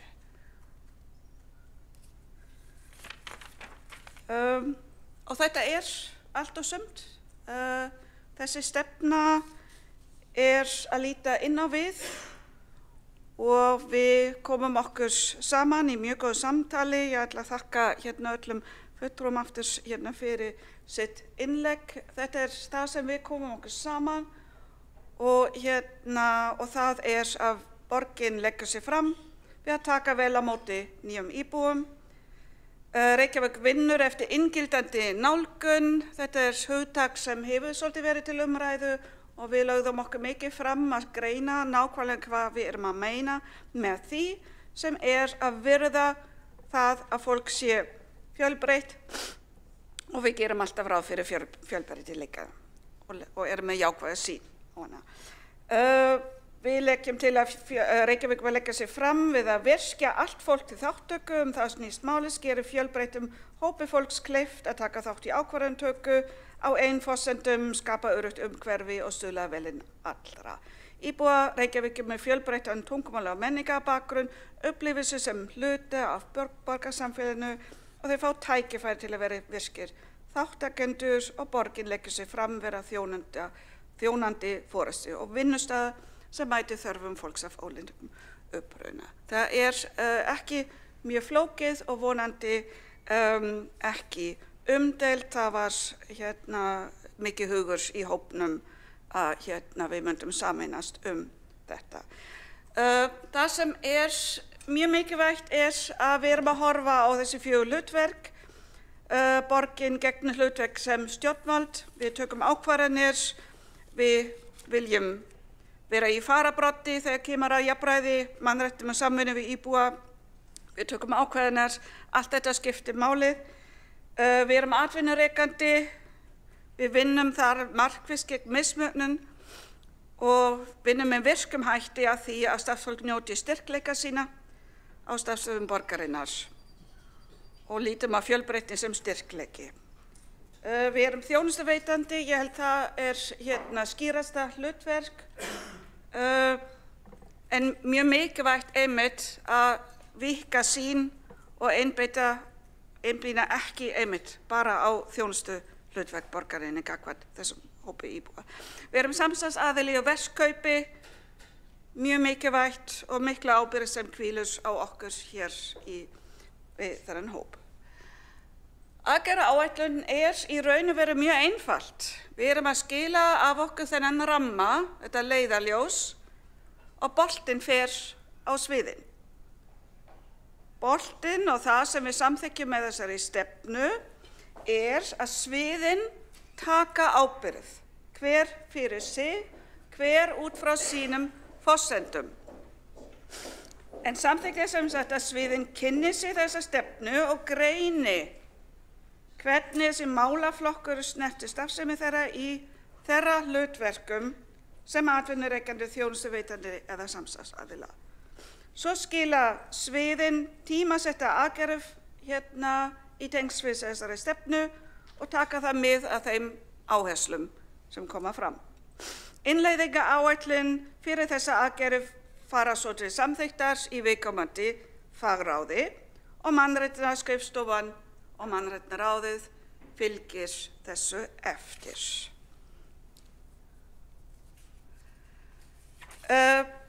Við sendum spurningar og sumir voru kannski örlítið óþægileg.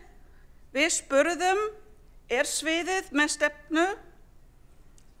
Eru innflytjendur sérstaklega nefndir í stefnumótun sem gildir fyrir sviðið?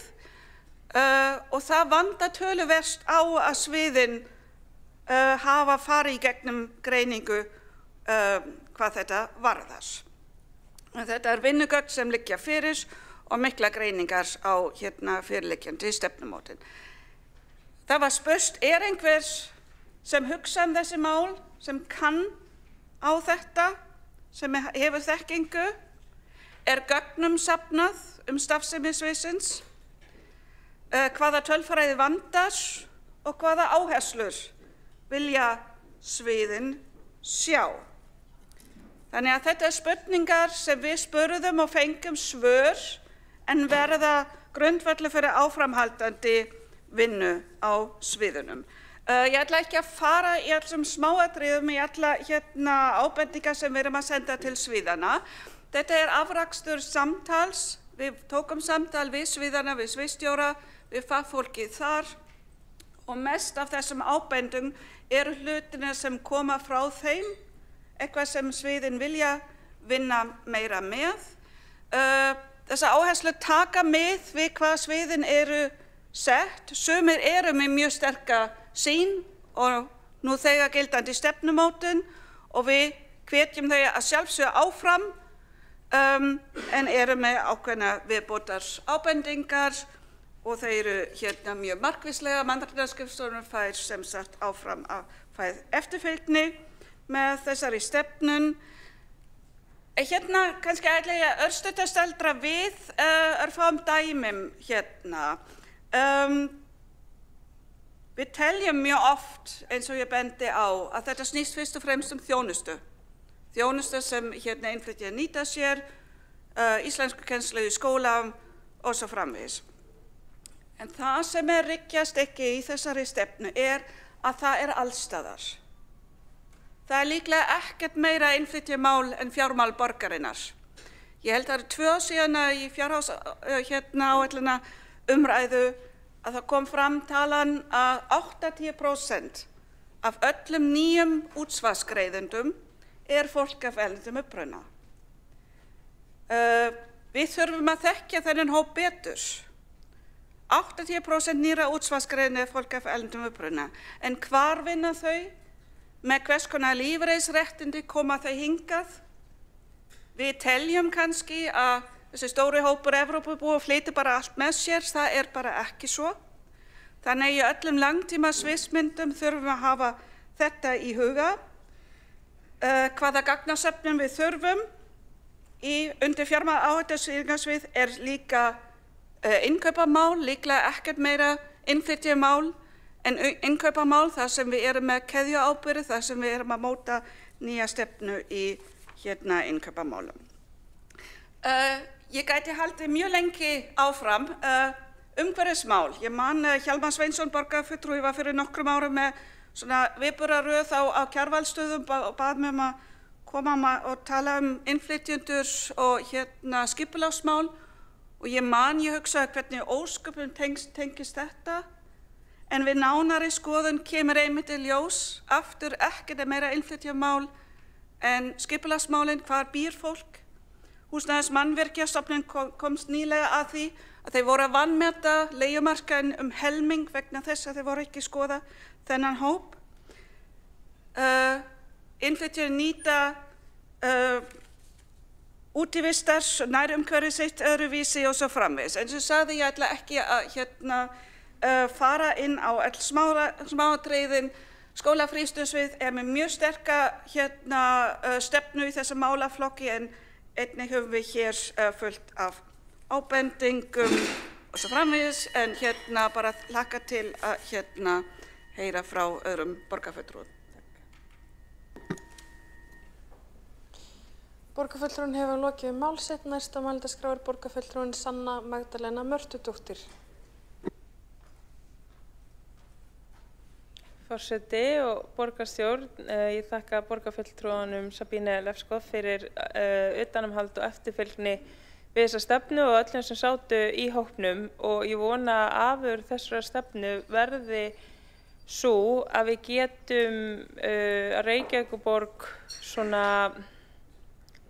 lítið til íbúa og fjölbreyttra þarfa íbúa þannig að við séum alltaf bara með þau gleraugu á að íbúar eru ekki eins, ekki með sömu reynslu af hlutunum eða sömu nálgun af hlutunum, og það sé hægt að veita þjónustu út frá því, og að við verðum ekki í einhverjum svona kassalegum hugsunum þar sem litið á einhvern kassa fyrir íbúa og svo einhvern veginn sé innflytjandakassin settur til hliðar og litið á sem eitthvað svona sérstakt sem þurfi að nálgast með sérstökum hætti.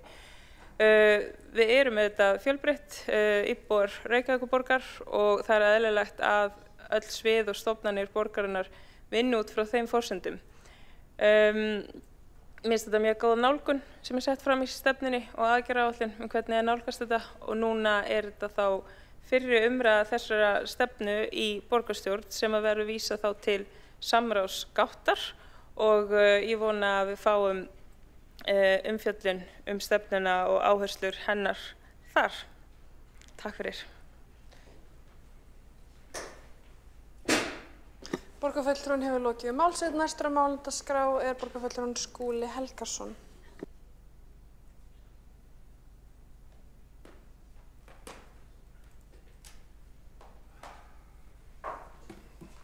Forseti, ágæta borgarstjórn, ég vil byrja á því að þakka Sabine Leskov og félögum hennar í stýrihópnum fyrir þessa hnitmiðuðu og vönduðu stefnu afar þýðingarmikið mál og ég vil segja afdrifaríkt í okkar samfélagi.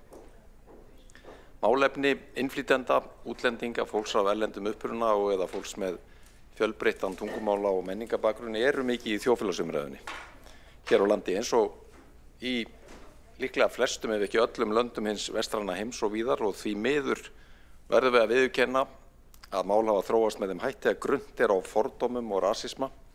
Skautun og dilkadráttur áberandi og það ógnun við hugsjónina fjölmenningarsamfélag þar sem að öll njóta virðingar og mannréttinda, og grundvallagildin eru inngilding, virk þáttaka, virðing fyrir fjölbreytileika og raunverulegt jafnrétti óháð uppruna, kynþætti, húðlit eða þjóðerni. Ég sérstaklega hrifinn af því hvað sjónarhorn í þessari nýju stefnu fjölmenningarborgina Reykjavík í góðu samræmi við þessi grunngildi. Leiðarljósið jákvætt að málefnið á erindi inn í vinnu allra fagráða og málaflokka. Það getur enginn skila auðu þegar kemur að málefnum fólks af erlendum uppruna, ekkert frekar en við getum skila auðu gagnvart jafnrétti, loftslagsmálum eða menntun og velferð barnanna okkar. Við erum ekki gott samfélag ef við jaðarsetjum fólk af erlendum uppruna eða mætum þeim með öðrum og lakari hætti en þeim sem eru með einsleitan íslenskan bakgrunn. Ég hef engu við það að bæta sem að Sabine Leskov frummælandi nefndi í sinni framsögu varðandi stefnuna sem slíka og nálgun stýrihópsins. Öðru en því kannski að lýsa því yfir að það fullur vilji og ásetningur okkar í menningar- og íþróttaráði að setja vinnu við mótun aðgerða og innleiðingu þeirra á starfsstöðum menningar- og íþróttasviðs í forgang á komandi vikum og mánuðum. Við fjölluðum reyndar skýrsluna á síðasta fundi, síðastliðinn föstudag, degi eftir að hún var kynnt í borgarráði, og menningar- og íþróttaráð mun nú taka til við að móta tillögur aðgerðir sem að þjóna fyrrgreindum markmiðum á starfsstöðum sviðsins þar sem að leiðarljósi verður að auka virka þátttöku innflytjenda í menningarstarfi, íþróttum og heilsueflingu. Eins og Sabine Lesko kom inn á í sínu máli þá eru nefndar tillögur í skýrslu stýrihópsins sem eiga upptök sín í samtali stýrihópsins við starfsfólk menningar og íþróttasviðs og tengja starfsemi þess og þær eru góðar og gildar þó við lítum ekki á þær sem tæmandi lista yfir þær aðgerðir sem við viljum ráðast í.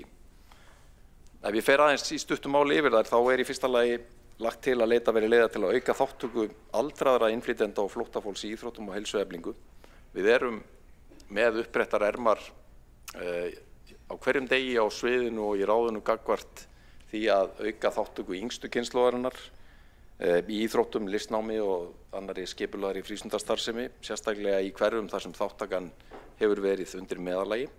Við höfum lagt fram tillögur varðandi Kjalarnesið, þeir erum sannarlega búin að vera undanfari misseri í vinnu með Breiðholtið og það nýtt verkefni komið að stað í samráði borgarinnar og mennta- og barnamálaráðuneytisins sem að við bindum miklar vonir við og tökum fullan þátt í.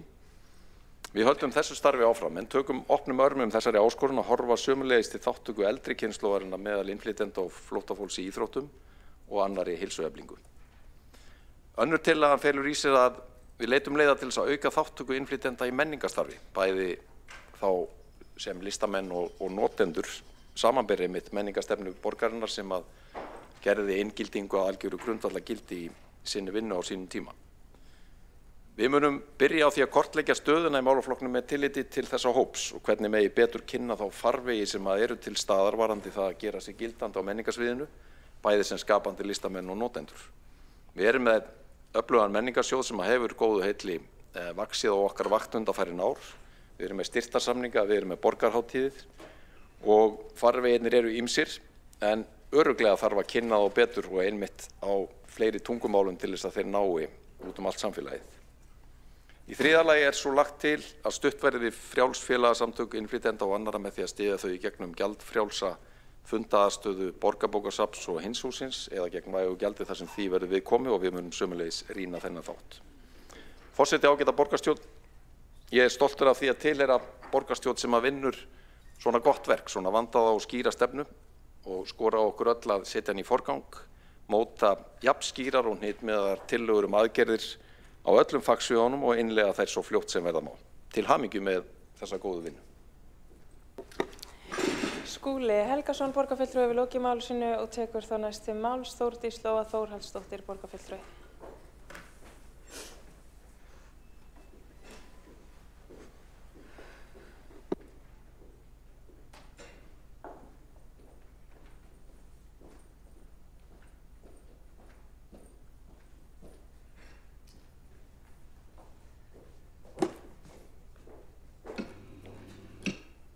Forseti, kæru borgarfulltrúar, það er ánægjulegt að sjá þessa stefnu hér til umfjöllunar í dag og ég vil byrja á því að þakka þeim sem komu að vinnunni fyrir mikilvægt framlag. Ég veit ég er búin að taka sinn tíma og það er gott að sjá að við erum komin á þennan stað. En þetta er stefna sem við í Viðreisn fögnum, stefna sem snertir allt borgarsamfélagið. Í dag er fjölbreytileiki og fjölmenning ekki einhver framtíðarmúsík. Fjölmenning er í dag raunveruleikinn og Reykjavík er þegar orðin fjölmenningaborg og hefur verið það þó nokkurt skeið. Innflytjendur orðin nærri en 20% borgarbúa og ef við tökum börn sem eiga 1 eða 2 erlend foreldri með er hópurinn sínu stærri. Og í mörgum skólum borgarinnar eru börn af erlendum uppruna 25–40% nemenda og þetta er alvöru mál en ekki einhverja krútlegar stefna eins og sem gáringarnir tala. Þetta er ekki bara einhver stefna á blaði, þetta er eitthvað sem við þurfum og eigum að taka fullt tillit til. Þetta þýðir að inngilding og fjölmenning er ekki bara viðfangsefni framtíðarinnar, þetta eru verkefni dagsins í dag. Og það skiptir máli að stefna sem við ræðum hér sé metnaðarfull og framkvæmanleg. En hverjir eru okkar blindu blettir? Til þess að fjölmenningarstefna virki verðum við að viðurkenna ákveðna blinda bletti í íslenskri stjórnsýslu og reykvískri stjórnsýslu og í menningu okkar. Og fyrsti bletturinn er tungumálið. Við segjum að íslenskan sé lykillinn en gleymum því að aðgengi að íslenskunni getur oft verið takmarkað og erfitt. Það ekki öll námskeið ókeypis, það ekki alltaf hægt að fara á námskeið á vinnutíma og kom glöggt fram í ágætisþætti Kastljósi meðal annars í gærkvöldi. Hvaða getur verið erfitt að læra nýtt tungumál þó að það kom reynda fram líka að íslenskan var ekkert sérstaklega erfitt, kom mér reynda aðeins og óvart en ok. En það getur verið flókið í hversdagslífinu að koma því fyrir þrátt fyrir góða vilja. Og svo megum við ekki gleyma því að við verðum að leggja fulla áherslu á íslensku en líka eigin móðumál í kennslu til barna með móðumál annað en íslensku. Stefnan tekur, þessi fjölmenningarstefna sem við ræðum hér í dag, hún tekur á þessu og það vel. En hún þarf líka að vera fjármögnuð og tímasett sem ég gerir ráð fyrir að við sjáum í aðgerðaráætlun sem verður kynnt í mars á næsta ári. En annar blindi bletturinn hjá okkur, að mínu mati, aðgengi.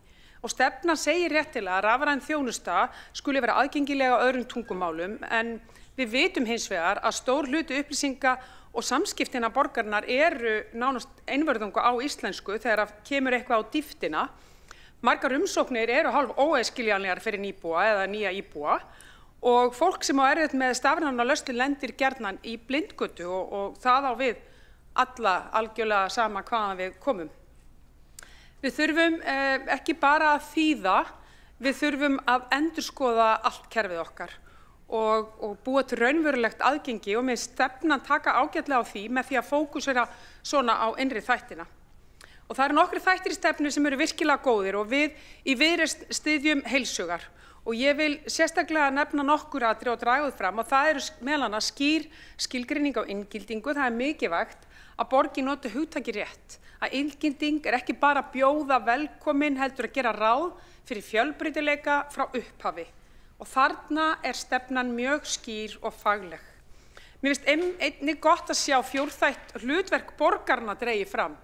Borgina sem stjórnvald, borgina sem atvinnurekanda, borgina sem þjónustuveitanda og borgina sem samstarfsaðila.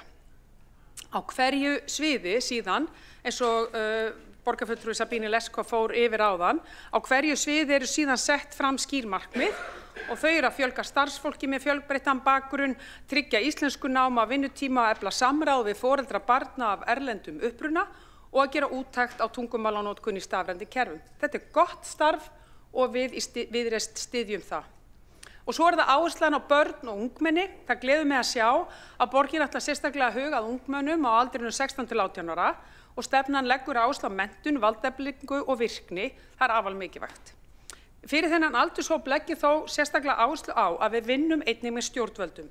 Því að þetta verkefni ekki bara verkefni borgarinnar, þetta einnig verkefni stjórnvalda eða í rauninni verkefni samfélagsins alls. Þannig að ég hvet okkur til að hlaupa hratt en hlaupum heldur ekki á undan ríkinu eða öðrum sveitarfélögum, reynum að vera saman í þessu. Svo það áherslan á samstarf varðandi hinsegin fólk, fatlað fólk og aðra hópa og stefnan leggur upp með að skoða stöðu innflytjenda í samhengi við aðra hópa sem verða fyrir fordómum. Þetta styður Viðreisn heilshugar. En hvað með árangur spyrjum við kannski og mælikvarða á ábyrgð? Það skortir að mínum mati, ég sé það ekki nú, hvernig við ætlum að sjá þessa mælikvarða. Við spyrjum okkur, hvernig vitum við að við höfum náð árangri, hvernig ætlum við að meta stöðuna innan sviðana og hver ber ábyrgð ef það gerist ekki og hvað kostar að ná þessum markmiðum. Án þessa þá verður stefnan bara góð á blaði en óljós í framkvæmd en ég á nú vona að ég sjái eitthvað af þessu í aðgerðaráætlun og innleiðingaráætlun þegar hún verður birt en með þetta gaman að fá að heyra aðeins dýpra það frá forsvarsmönnum hér.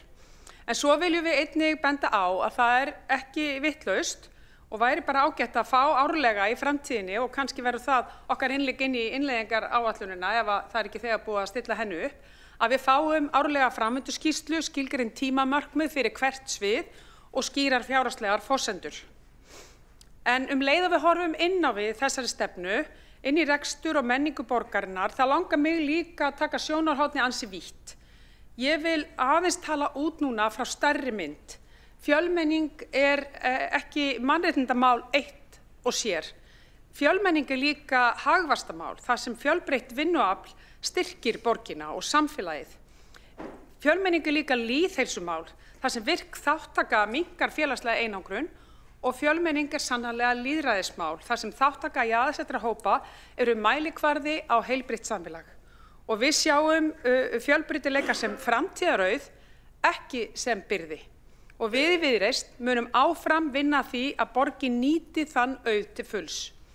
Virðulegi forseti, við í Viðreisn styðjum þessa stefnu, við styðjum markmiðin og gildin, við viljum borg þar sem fjölbreytileikin sýnilegur, borg þar sem mismunun fær enga fótfestu, borg þar sem tungumál brú en ekki hindrun og borg þar sem öll ungmenni og allir íbúar óháð uppruna geta blómstrað.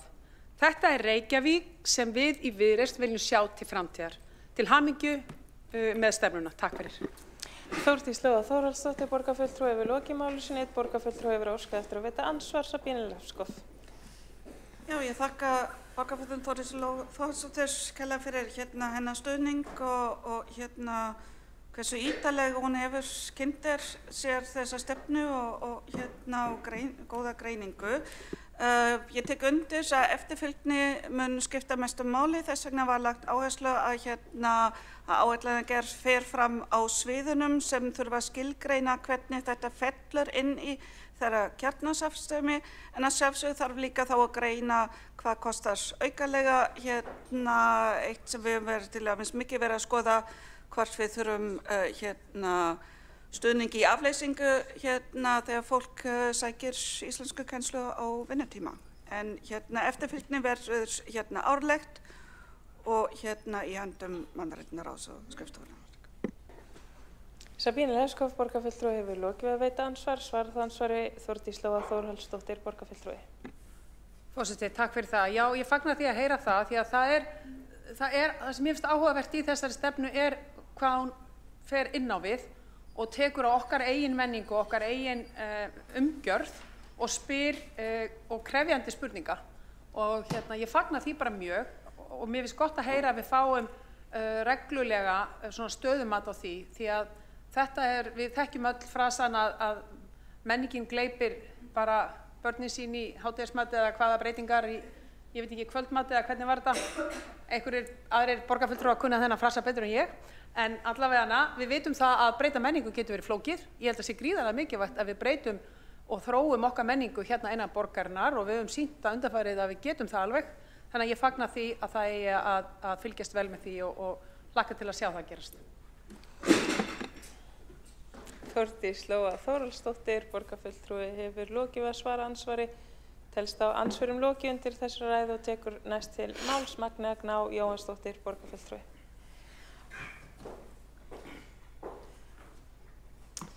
Forseti, ágæta borgarstjórn, ég fagna því að við séum hér að ræða nýja stefnumótun borgarinnar fjölmenningarborgina Reykjavík og ég vil byrja á því að þakka öllum þeim sem tóku þátt í þeirri stefnumótun fyrir afar gott samstarf. Vinnan gekk vel og lagði grundvöllina þessari stefnu sem við ræðum hér í dag, stefnu sem á rætur sínar að rekja í vinnu sem hófst í síðasta meirihluta og því vil ég einnig þakka þeim sem að sátu í fjölmenningarráði fyrir það að styðja við framþróun þessarar stefnu. Það skiptir máli að við séum sífellt að ígrunda hvernig við getum gert betur þegar kemur því að taka á móti innflytjendum í Reykjavík, sérstaklega á það við starfsfólk borgarinnar af erlendum uppruna og þau börn sem komin í skólan okkar og þurfa aukinn stuðning til að komast inn í samfélagið og læra íslensku. Reykjavíkurborg hefur lengi verið leiðandi á þessu sviði og það eigum við að vera áfram. Ég mun því styðja það að stefnan fari í samráð. En ég vil þó ítreka það sem ég lagði áherslu á í stefnumótunarvinnunni. Mér finnst skorta skýrari og sterkari áherslu á íslenskukennslu í aðgerðaáætluninni sem fylgir stefnunni. Þrátt fyrir að margt sé vel gert, þá er ljóst að við þurfum að gefa í þegar kemur á íslenskukennslu, bæði fyrir starfsfólk borgarinnar og fyrir börn af erlendum uppruna. Íslenskukennsla barna sem koma hingað án þess að kunna íslensku er gífurlega mikilvæg, ekki aðeins fyrir námsframvindu þeirra, heldur einnig fyrir framtíð þeirra á vinnumarkaði og samfélaginu.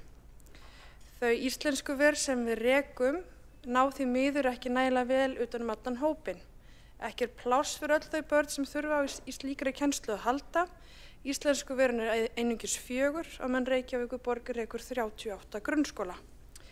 Í úttekt sem gerð var á íslenskuverum kemur fram að ósamræmi sé á milli þeirrar íslenskukennslu fyrir börn sem komast að íslenskuverum og þeirra sem komast ekki að íslenskuverum.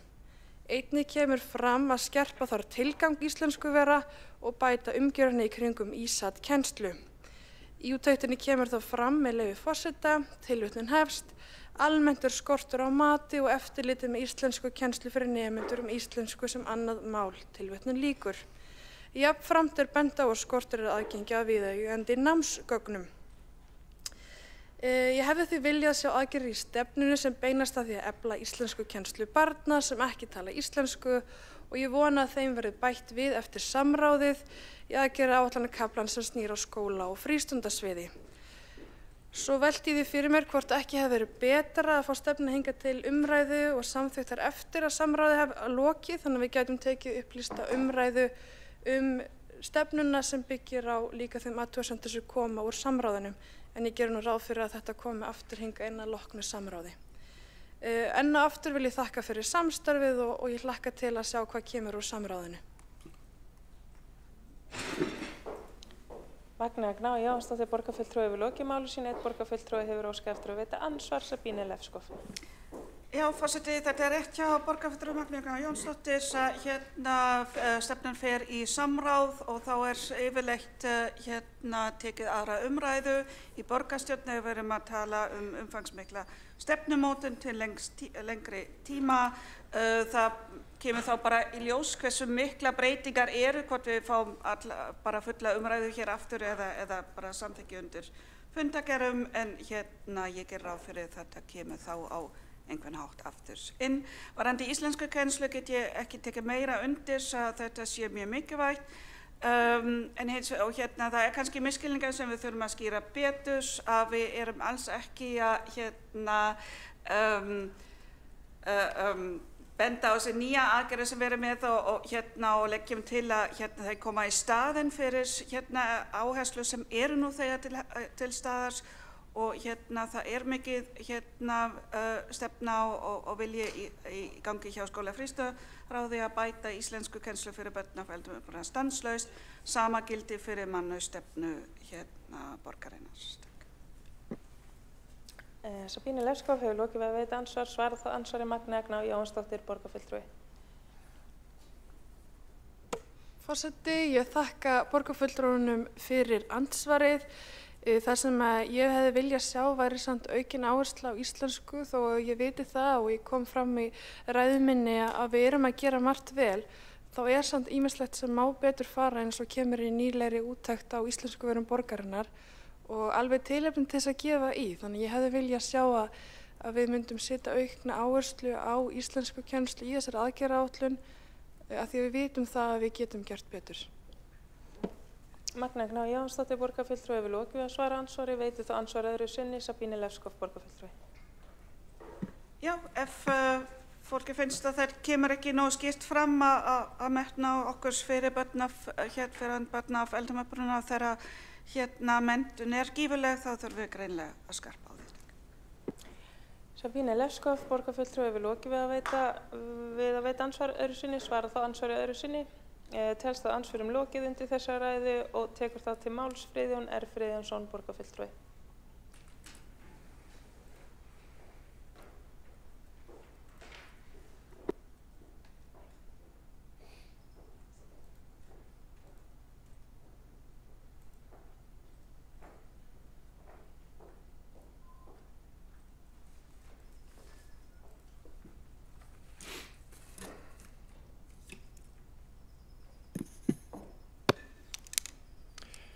Forseti, mér langar til þess að koma hérna upp og byrja á því að þakka fyrir samstarfið í þessum hópi. Það var mjög gott, brösulegt á köflum þegar að starfsmenn hurfu og birtust og hurfu aftur. Þannig að en í heildina var samstarfið gott. Mig langar svolítið samt til þess að taka undir með fulltrúa Framsóknarflokksins og þeirri umræðu sem var hérna núna rétt í þessu mikilvægi þess að við ítrekum og leggjum áherslu á og jafnvel skerpum á mikilvægi íslenskukennslu sem hluta af leið til inngildingar í borginni.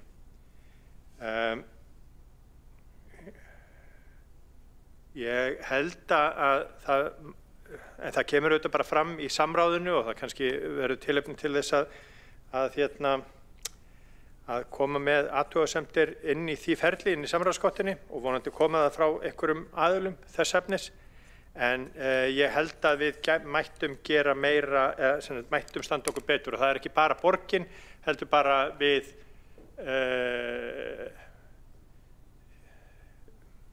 sem að höfum hlutverk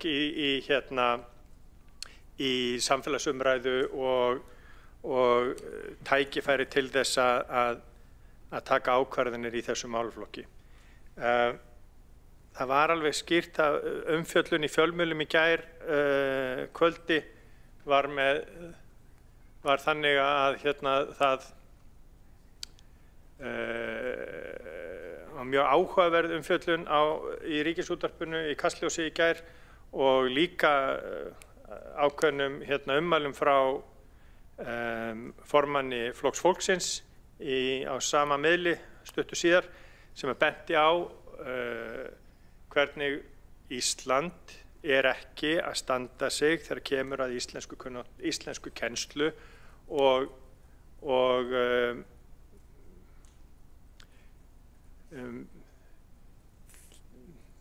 hlutverki hins opinbera til þess að hjálpa fólki af erlendum uppruna að ná tökum á tungumálinu. Það var skýrsla sem kom út í fyrra á vegum OECD sem varpaði ljósi á þessa stöðu og sem formaður Flokks fólksins vitnaði mig til í gærkvöldi það hvernig við erum miklir eftirbátar annarra Norðurlanda í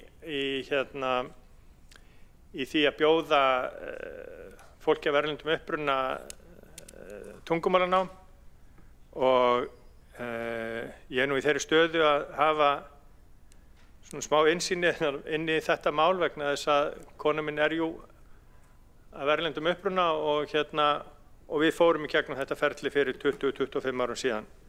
Þá var ekki mikið námskeið og úrvalið hefur sjálfu sér ekkert batnað neitt mikið og við verðum að taka okkur á í þessum málaflokki. Ég held líka að það sé alveg tilefni til þess og mér var aðeins hugsið þegar við ræddum yfirlýsinguna fjölmenningarborgina frá 2019. Hvort að það sé tilefni fyrir borgarstjórn eða kannski næstu borgarstjórn sem kemur saman næsta sumar að rýna þá yfirlýsingu og ekki endilega endurskoða en allavega skoða. Það er kannski eitt og annað orðalag þar sem við myndum nota með öðrum hætti og segja frá með öðrum hætti heldur en að borgarstjórn gerði í september 2019.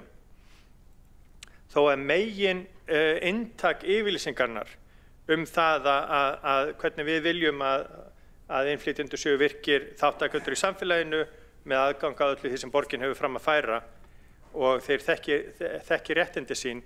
Það inntak sé óbreytt og við munum ekki hvika frá því.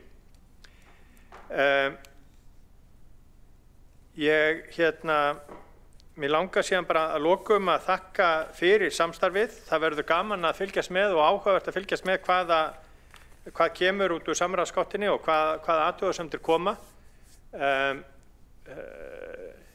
Þetta er málaflokkur sem við verðum að taka og við megum alveg taka aðeins fastari tökum heldur en við höfum verið að gera undanförnum árum og við þekkjum það af umræðinni, þenni pólitísku umræðu að það er sótt að frjálslyndri hugsun úr mörgum áttum, kannski ekki aðeins úr einni átt,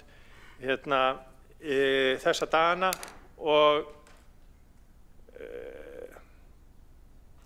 leið og við þurfum að vera meðvituð og hlusta á þær raddir sem að heyrast, að þá þurfum við líka að standa vörðum þau gildi þessa frjálslynda og fjölbreytta og opna samfélag sem við búum í og við viljum halda áfram að búa í. Friðjón Friðjónsson, borgarfulltrúi, við lokið máli sínu og tekur þá næst til máls Alexandra Brím, borgarfulltrúi.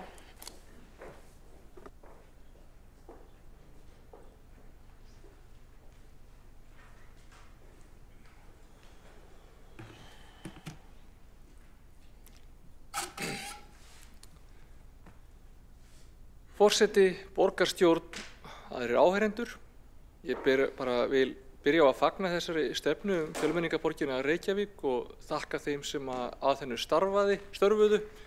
Ég veit að Oktavía biður að heilsa sem varaborgarfulltrúi og því ekki í salnum í dag og var mjög umhugað að þetta myndi klárast.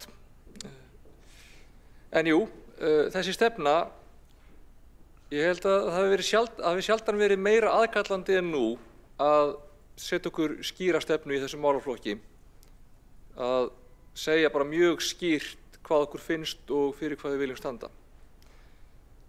Í samfélaginu í dag geisar gífurlega óvægin orðræða fjölmenningarsamfélagið okkar sem við búum í og sem við höfum saman byggt upp. Það sem viljandi farið í það að blanda saman umræðu flóttafólk og umsækjendur alþjóðlega vernd og bara innflytjendur almennt. Og allir þessir hópar síðan gerðir tortryggilegir. Áberandi fólk í þjóðfélaginu talar með þeim hætti að verið sé að skipta út innlendri menningu fyrir útlenska með einhvers konar skipulögðum hætti. Þetta gömul og rasísk samsæriskenning og orðræða sem að tengist henni forkastanleg.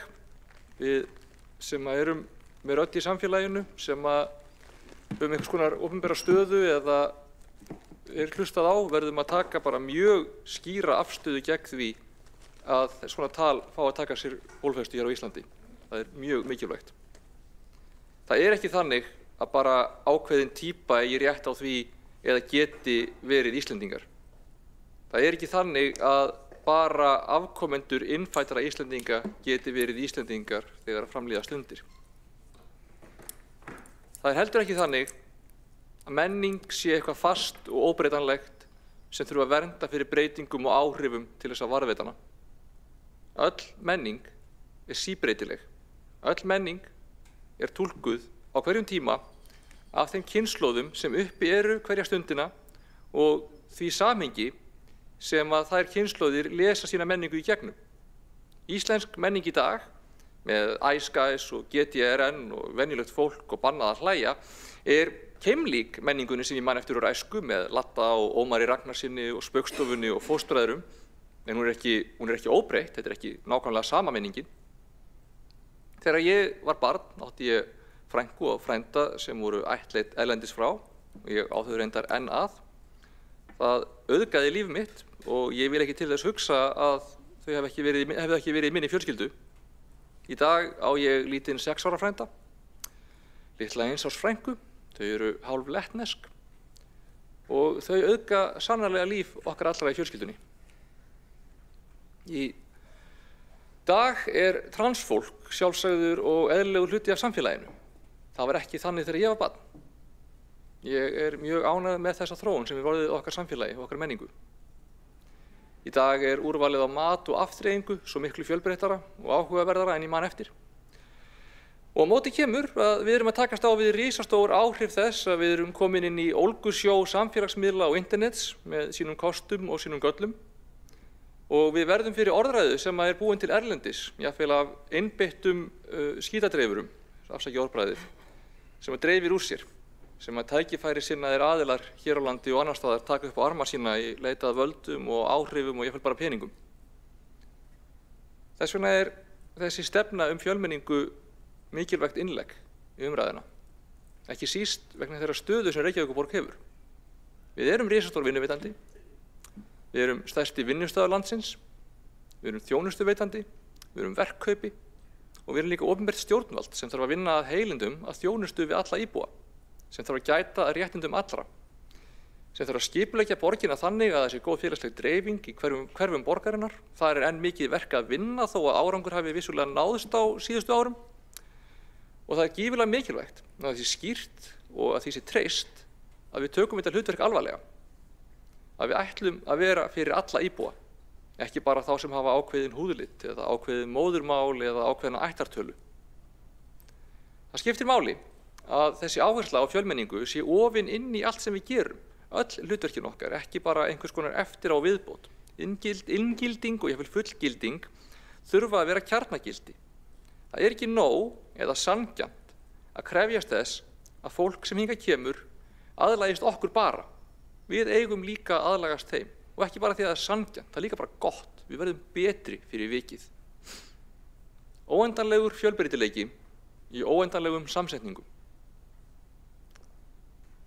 Þetta er lína úr uppáhalds sjónvarpsþáttunum mínum. Mér finnst þessi lína ná afskaplega vel utan mína afstöðu, af hverju mér þykir þetta mikilvægt. Það er þetta að við erum ólík.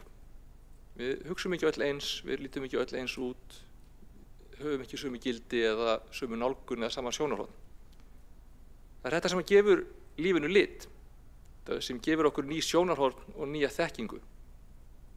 Þetta er það sem gera það gaman að kynnast, gaman að kanna heiminn. Ísland hefur vissulega verið einangrað í langan tíma, en við erum samt land sem byggðist upp á grundvelli mikilla landflutninga, bæði frá Norðurlöndum og Bretlandseyjum. Við erum þjóð sem þekkir það á eigin skinni hvað fámenni og einsleitni í erfðamenginu geta leitt af sér í vandamálum. Á síðustu öld hefur þetta aftur breyst til mikilla muna og það er gott og því fylgja vissulega ákveðnir vaxtarverkir. En breytingarnar sem við höfum gengið gegnum hafa sannarlega verið okkur öllum til hagsbóta. Við verðum að stuðla að því að öll sem hingað koma eða hér fæðast geti lifað og dafnað sem borgarar. Við verðum að tryggja öll hafi aðgang að kerfinu, að þjónustu, að upplýsingum, að þáttöku og í breiðum skilningi. Þess vegna er mikilvægt að við setjum okkur sterk og góð markmið eins og gert er með þessari stefnu. Upplýsingagjöf og einstaklingsmiðuð þjónusta eru þetta lykilatriði og við skulum fylgja þessu eftir. Ég vil líka hvetja íslenska ríkið til að efla íslenskukennslu og gera hana aðgengilegri, gera hana gjaldfrjálsa, gera fólki mögulegt að sækja hana á vinnutíma. Þarna hefur Ísland sannarlega verið að draga lappirnar og því hefur svo verið snúið til að gagnrýna fólki sem hingað kemur fyrir að læra ekki tungumálið. Þetta þykir mér afleitt og er óskiljanlegt að þetta augljósa skref sé ekki tekið með afgerandi hætti. Ég hvet líka ríkið til að tryggja það að Reykjavíkurborg fái fjármagn úr jöfnunarsjóði til að sinna börnum af erlendum uppruna. Það hefur lengi hallað á borginni þeim málaflokki og það verður að komast í lag. Sem betur fer þá vinnur borgin og starfsfólk hennar í dag mjög gott starf út frá núgildandi fjölmenningar, mannréttinda og þjónustustefnum. Við þurfum að styrkja það starf, senda skýr skilaboð pólitískan vilja borgarstjórnar. Ég get ekki ímyndað mér að neinn flokkur sem er hér inni sé ósammála því og þess vegna hvetjum okkur til þess að senda þessi skilaboð saman og einróma til þess að afstaða borgarinnar, til þess að afstaða pólitísku flokkana sem hér sitja í borgarstjórn fari ekki á milli mála. Sendum skilaboðum það að orðræðan sem hefur farið að láta á sig kræla hér á Íslandi frá útlöndum eigi ekki upp á pallborðið, að okkur þykir ekki vera boðleg. Þetta á ekki að vera svona. Þetta er víglínan sem nú á undir högg að sækja.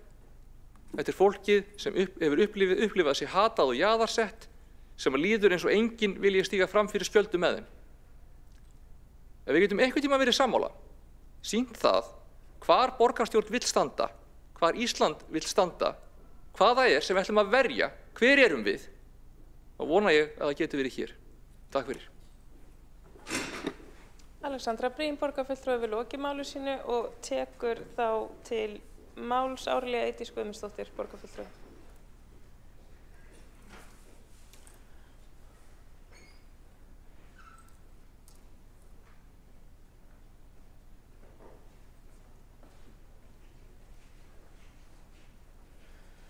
Virðulegi forseti, ágætu borgarfulltrúar, ég vil koma hér upp og lýsa yfir ánægju minni með þessa stefnu sem er mjög mikilvæg.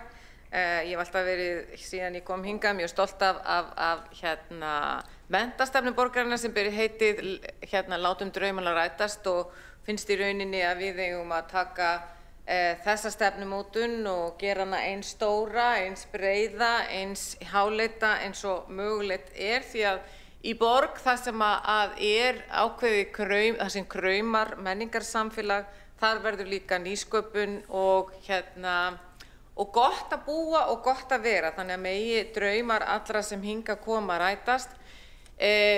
Það svo skemmtilegt að það var verðlaunaafhending í gær sem við vorum stödd á, sem var dagur íslenskrar tungu, og þar var verið að veita börnum og ungmennum verðlaun fyrir að standa sig framúrskarandi í því að beita íslenskunni eða þá að sýna annan árangur, annarkvort í máli eða með því að skrifa. Líka var tekið fram að þau væru góðir leiðtogar og góðar fyrirmyndir og svo framvegis.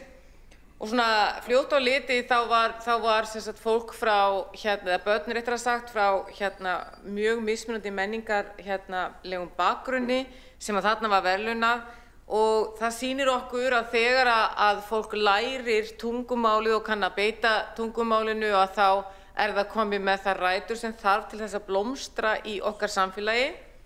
Ég minni á það að hér hefur verið sagt að Ísland hafi verið einangrað. Við vorum alls ekki einangruð. Við vorum í rauninni Hollywood norðursins á miðöldum og fyrir það sem að sögur okkar eru okkar grundvöllur og okkar menningararfur. Þar var farið víða og komið heim með þær sögur eða með þann sagnaarf sem hefur skipt okkur máli. Það eitt sem ég vildi kannski benda á, og það það að hlutverk Reykjavíkurborgar sem atvinnurekandi líklega mikilvægasti þátturinn sem snýr að því sem hér auðvitað á maður kannski ekki að taka einn þátt út, en það ekki einungis það að við þurfum að huga að þjálfun íslenskunnar sem að sjálfsagt, og ég tek undir allt það sem hér hefur rætt varðandi það, og sérstaklega vil ég taka undir þá umræðu að auðvita á ríkið sjálft að veita öllum ókeypis tungumálanám sem að hingað koma og ætla sér að vera hér. En þegar kemur að því að Reykjavík sem atvinnurekandi vandi sig, þá mjög mikilvægt að setja inn í stjórnendastefnu þjálfun og hæfni í menningarnæmi. Það í rauninni ekki fyrir að stjórnendur, og ég tek undir með borgarfulltrúa Sabine Leskov að við þurfum líka að átta okkur á því að það ekki nóg fyrir okkur, við þurfum að hvetja til þess að fólk taki þátt í stjórnun og stjórnmálum og þar sem að ákvarðanir eru teknar. Við vitum og þekkjum áhrifin af því að konur, kvótakerfi sem hafði þau áhrif fyrir konur að þær komust mun frekar til valda. Við þurfum einhvern veginn að tryggja sem samfélag að við fáum þessar raddir að borðinu, en það mjög mikilvægt að það sé sett inn sem hæfniviðmið fyrir ráðningu sérstaklega æðstu stjórnenda Reykjavíkurborgar, og ég hvet til þess að það sé gert, að þeir sem hér séu ráðnir þurfi annaðhvort að fara í gegnum þjálfun varðandi menningarnæmni eða sýna fram á það með hæfniviðmiðum með hvað hætti þeir hafa starfað í því. Og þá vil ég vísa í það góða starf sem á sér stað í stýrihópnum leikskólamálin, að við höfum þar til dæmis, það eru 1300 starfsmenn á sviði skóla og frí sem eru af erlendum uppruna, og eitt af því sem vandamál sem sagt það að það getur verið erfitt fyrir þá sem eru af íslenskum uppruna eingöngu að skilja og skynja hvernig hægt að styðja við þá sem eru það ekki. Við þurfum öll að gæta að því, þannig ég ætla að leggja það hér inn. Annað sem nú algjört smáatriði en kannski skiptir samt máli þegar við erum að búa til svona stefnumótandi skjal, að hér stendur að Reykjavíkurborg leggur sig fram við að vera þjónandi forysta. Þetta var orðrétt með leyfi sem sagt forseta á blaðsíðu 4. En Reykjavíkurborg getur ekki lagt sig fram að vera þjónandi forysta, heldur það stjórnendur Reykjavíkurborgar leggja sig fram við þjónandi forystu eða eitthvað álíka það, því þjónandi forysta bara ákveðin kenningaskóli innan stjórnunar. En bara innilega til hamingju því sem að stóðu að þessu, ég hlakka til að fá svo aðgerðaáætlunina en vildi leggja þetta inn. Takk fyrir. Árelía Eydís Guðmundsdóttir, borgarfulltrúi, hefur lokið máli sínu og tekur þá til máls Kristinn Jón Ólafsson, borgarfulltrúi.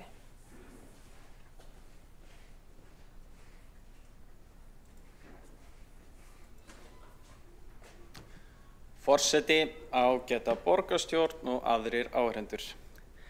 Það mér sérstök ánægja að við leggjum hér fram stefnu fjölmenningarborgina Reykjavík til samráðs. Þetta afar mikilvægt skref í átt að gera Reykjavík enn betri borg fyrir alla íbúa hennar óháð uppruna. Ég vil byrja á því að þakka borgarfulltrúanum og formanni stýrihóps Sabínu Leskop fyrir framúrskarandi og mikilvæga vinnu við mótun stefnunar. Það gott að vita þér á bakvið þessa vinnu. Þín fagmennska, innsýn og skuldbinding við málefnið ómetanleg. Einnig þakka ég öllum öðrum borgarfulltrúum og starfsfólki sem kom að þessu mikilvæga verkefni. Það sem gerir þessa stefnu góða mínu mati einfaldleikinn og nálgunin.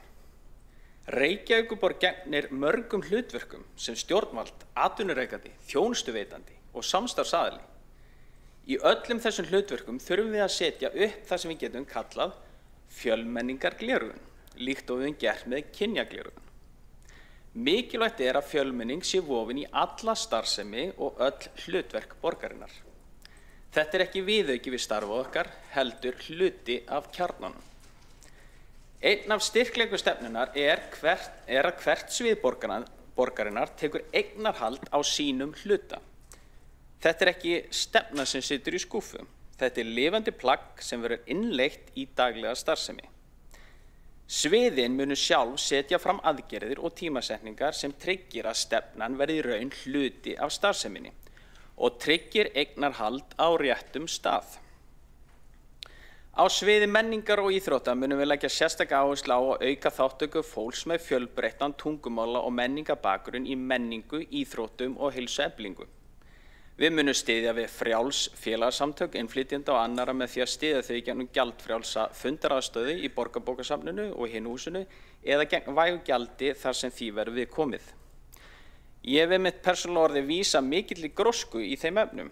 Nýlega átti ég góðan fund með tæknifólki víðsvegar að, til dæmis frá Póllandi, Bretlandi, Grikklandi og víðar að sem öll hafa fengið aðstöðu í Hafnarhás, frumkvöðlaseturinu sem við hjá borginni styðjum við.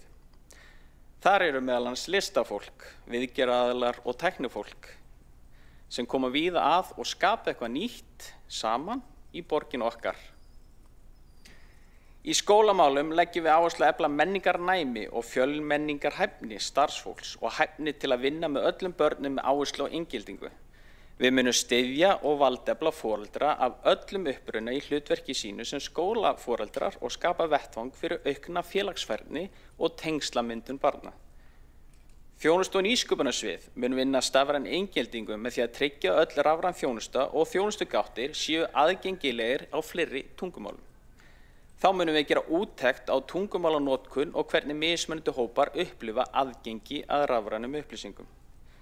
Mikilvægur þáttur stefnunar svo markviss gagnasöfnun. Við munum safna upplýsingum þátttöku innflytjenda í borgarsamfélaginu sem starfsfólk, notendur þjónustu og í lýðræðislegri þátttöku.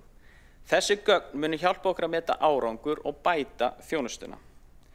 Reykjavík fjölmenningaborg. Tæp 20% borgarbúa eru innflytjendur. Með þessari stefnu fögnum við þeirri staðreynd og vinnum markvisst að því að allir borgarbúar, óháð uppruna, finni sér velkomna og geti nýtt hæfileika sína til fulls. Þetta stefna sem byggir á bestu þekkingu og reynslu. Hún unnin í samráði við hagaðila og tekur mið af alþjóðlegum viðmiðum, meðal annars í gegnum þátttöku okkar í Intercultural Cities verkefninu. Hvetjum íbúa til að taka þátt í komandi samráði, þar sem öll geta komið með sínar athugasemdir. Saman eflum við Reykjavík sem gefandi og fjölbreytt borgarsamfélag sem hvetur til virkarar þátttöku, tryggir öryggi og stuðlar að veljiðan fyrir öll. Takk fyrir.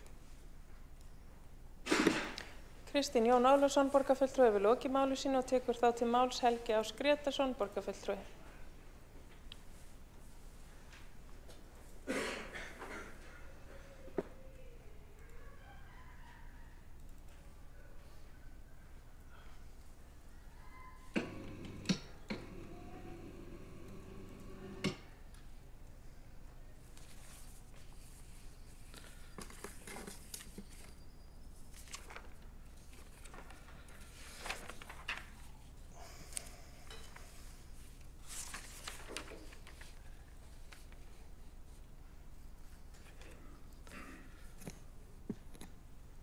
Forseti, ágæta borgarstjórn.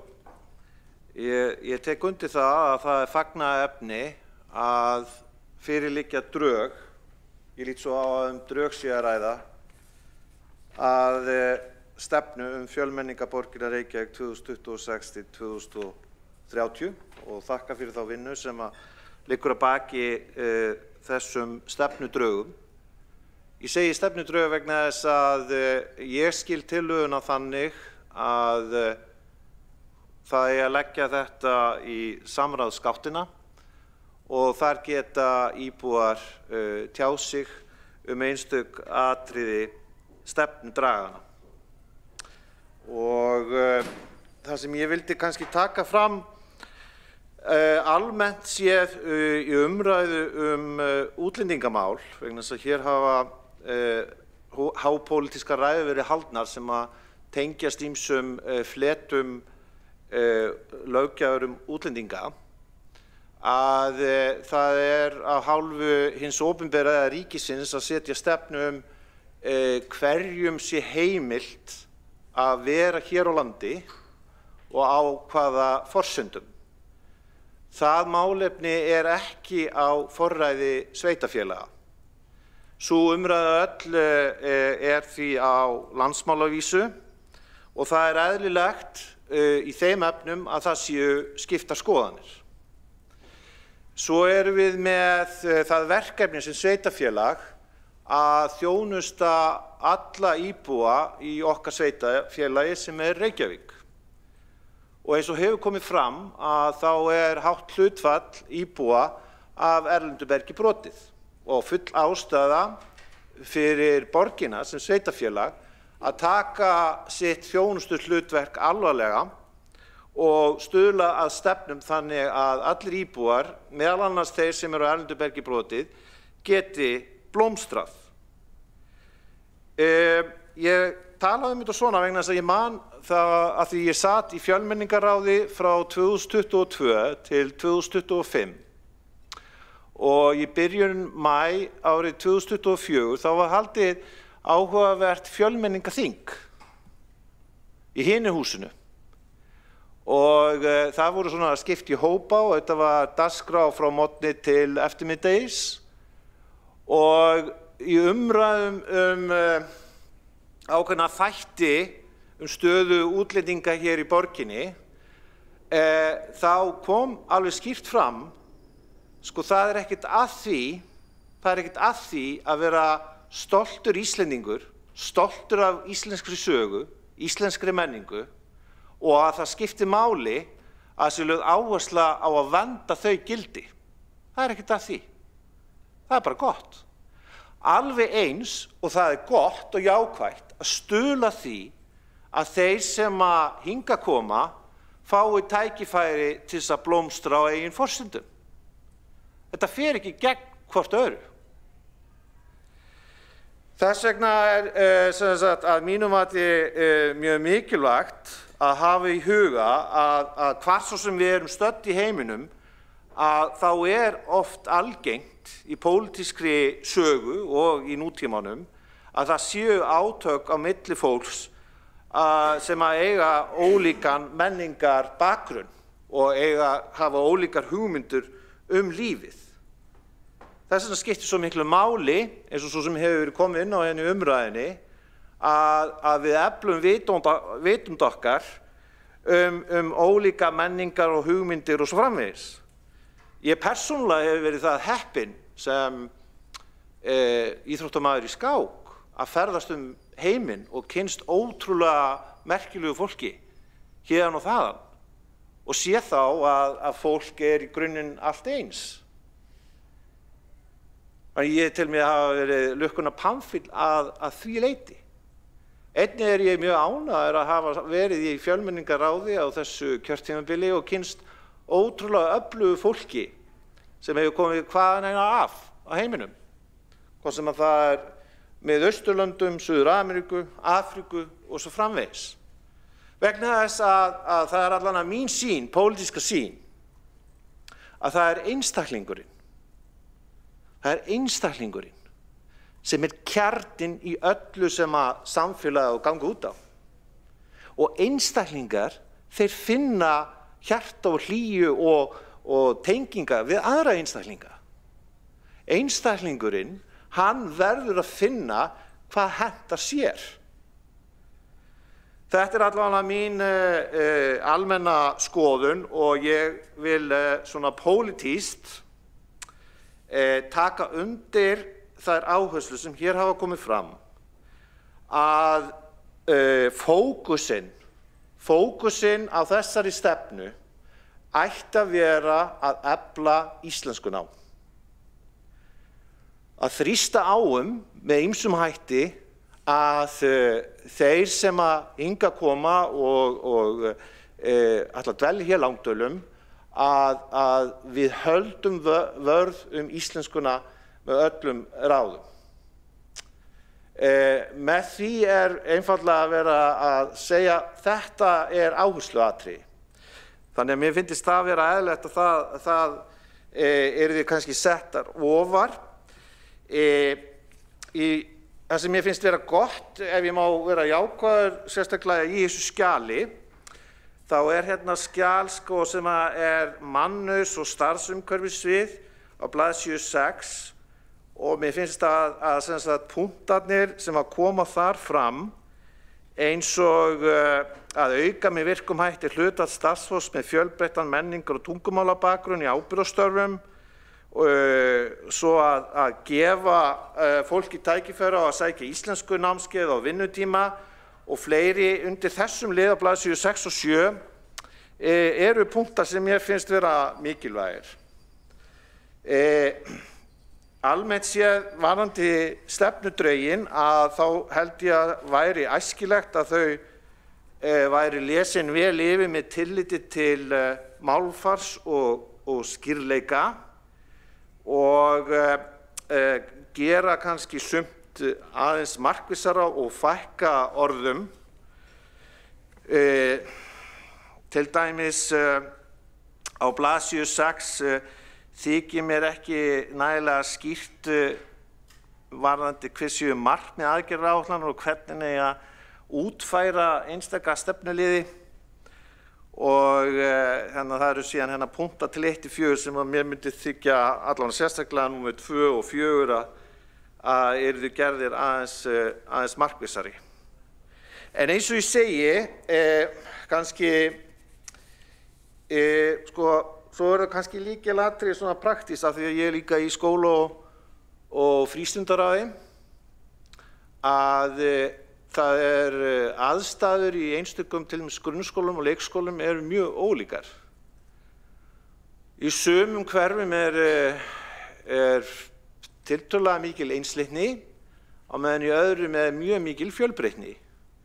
Og þessar aðstæður skapa miklar áskoranir í starfi skóla í þeim hverfum þar sem að fjölbreytnin mikil. Og þar skiptir mjög miklu máli að tungumálið sé lykill, líka fyrir, ekki bara fyrir börnin, heldur einnig fyrir foreldra.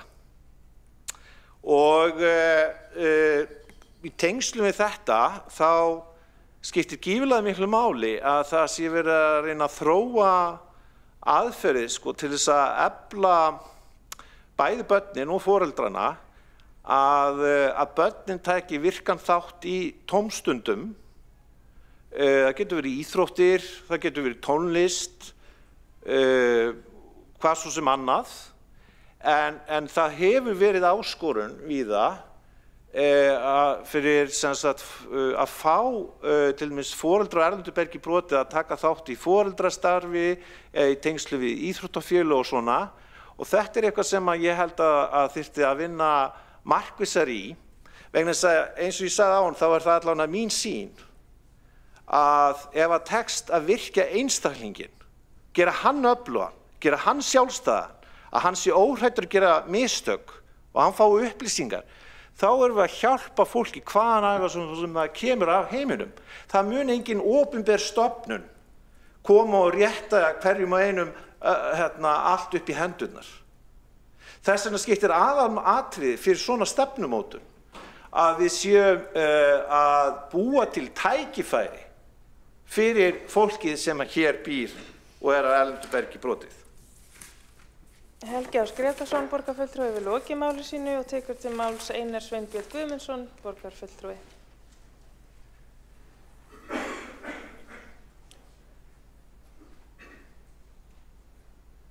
Forseti, ágæta borgarstjórn og aðrir áheyrendur. Það margt komið fram hérna sem er bæði rétt og sjálfsagt og þessi fjölmenningarstefna borgarinnar er löngu tímabær að sjálfsögðu. Hér hefur verið fjölmenning í langan tíma og Ísland, það ekki bara Reykjavík, það náttúrulega Ísland allt orðið fjölmenningarsamfélag og við getum tekið þetta ennþá lengra að veröldin öll orðin eitt stórt fjölmenningarsamfélag. Sérstaklega með tilkomu nýrra tækni og samfélagsmiðla eins og allir vita og allt þetta ýtir, hvað segir maður, þetta er eins og í gamla daga þegar var raflýsing í sveitunum, skiljið. Það fór að lýsast upp og fólk var ekki statt hvert í sínu dal með sína einhverja menningu. Þannig að þetta orðið miklu fjölbreyttara sem betur fer. Ég kem sjálfur, bara mitt heimil bara hreinlega fjölmenningarheimili. Ég deili því með borgarfulltrúa Friðjóni Friðjónssyni líka. Ég sem skiptur konu af erlendum uppruna. Þannig að ég bý í fjölmenningu hér í borginni og það gera það margir. Þetta er mjög algengt og þetta orðið og fjölmenning og inngilding.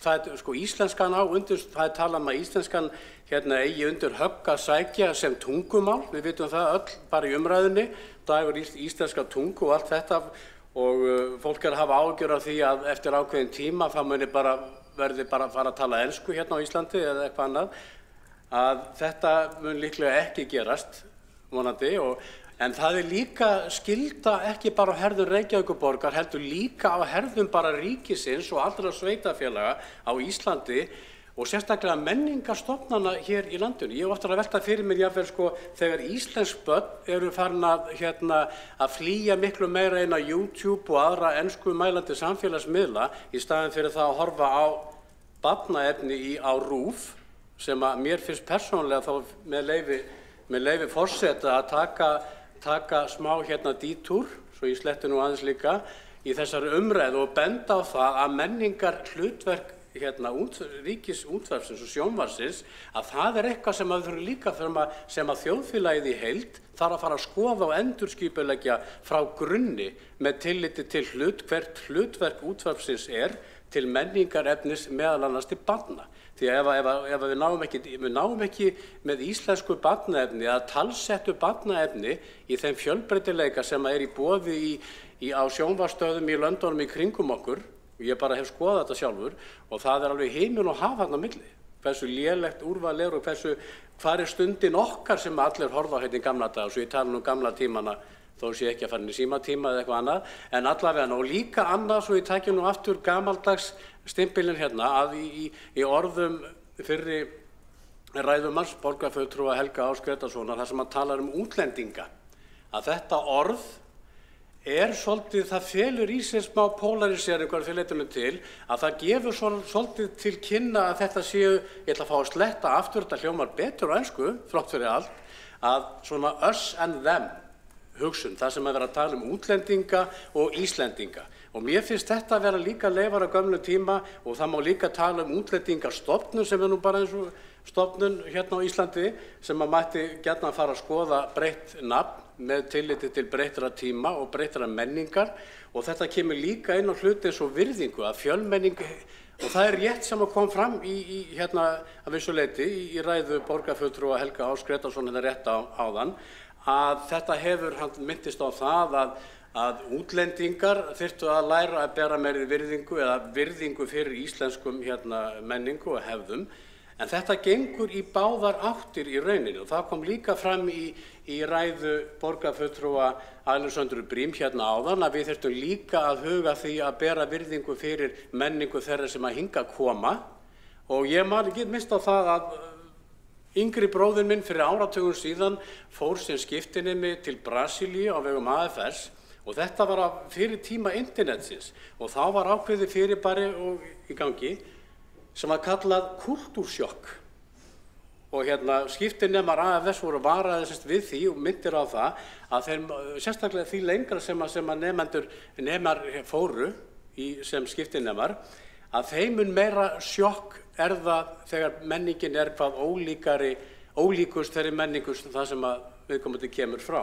Og það má kannski líka fara að horfa á þetta með þeim gleraugum, nota þessi gleraugu á það þegar innflytjendur, ég kýs að nota orðið innflytjendur í staðinn fyrir útlendingar sem að hinga að koma, að fyrir það fólk sem að kemur kannski frá enn ólíkari menningarheimi heldur en okkar vestræni, evrópski, norðurlanda menningarheimur að þá er þetta fólk eflaust að upplifa ákveðið kúltúrsjokk þegar það kemur úr sinni menningu hingað og þá geta orðið þessir árekstrar sem að borgarfulltrúar minntist á áðan og við verðum líka að hafa leiðir til að geta tekist á við þessa árekstra með réttum leiðum.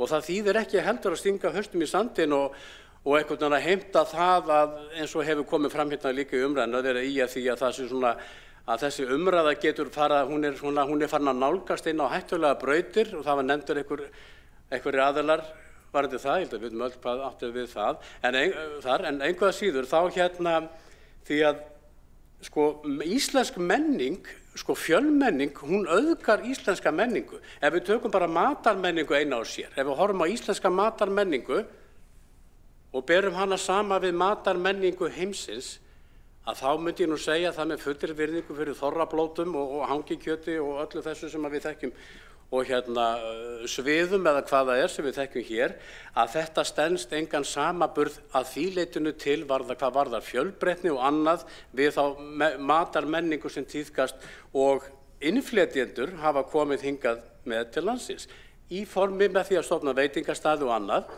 og við búum á þessari menningu. En ég vil bara ítreka það líka að varðandi inngildingu og íslensku kunnáttu að við þurfum að taka miklu sterkar á þessu og ekki bara fyrir innflytjendur, heldur verður líka að virkja svona menningarstofnanir landsins. Hvað með symfóníuhljómsveitina? Er ekki til einhver symfónísk verk eftir ekki til asískar kínverskar óperur? Er ekki til og ég geti haldið áfram að nefna allskyns menningarstarfsemi og tónverk og myndlist og kvikmyndagerð og annað sem að manni finnst kannski vanta svolítið líka bara inn í okkar eigin menningarstofnanir. Það er kannski erfitt fyrir, nú er ég ekki að tala það að við séum að skipta út menningu nema síður sé, ég tek alveg undir það að við verðum að halda okkar gildum og okkar menningu og hlúa að þeim og bjóða alla velkomna til þess að gera það með okkur sem að það vilja, að sjálfsögðu. Og líka enn og aftur á hinn veginn þá verðum við líka að geta hort til annarra menningar heima og lært af því sem að það er það sem að kemur okkur vel þaðan.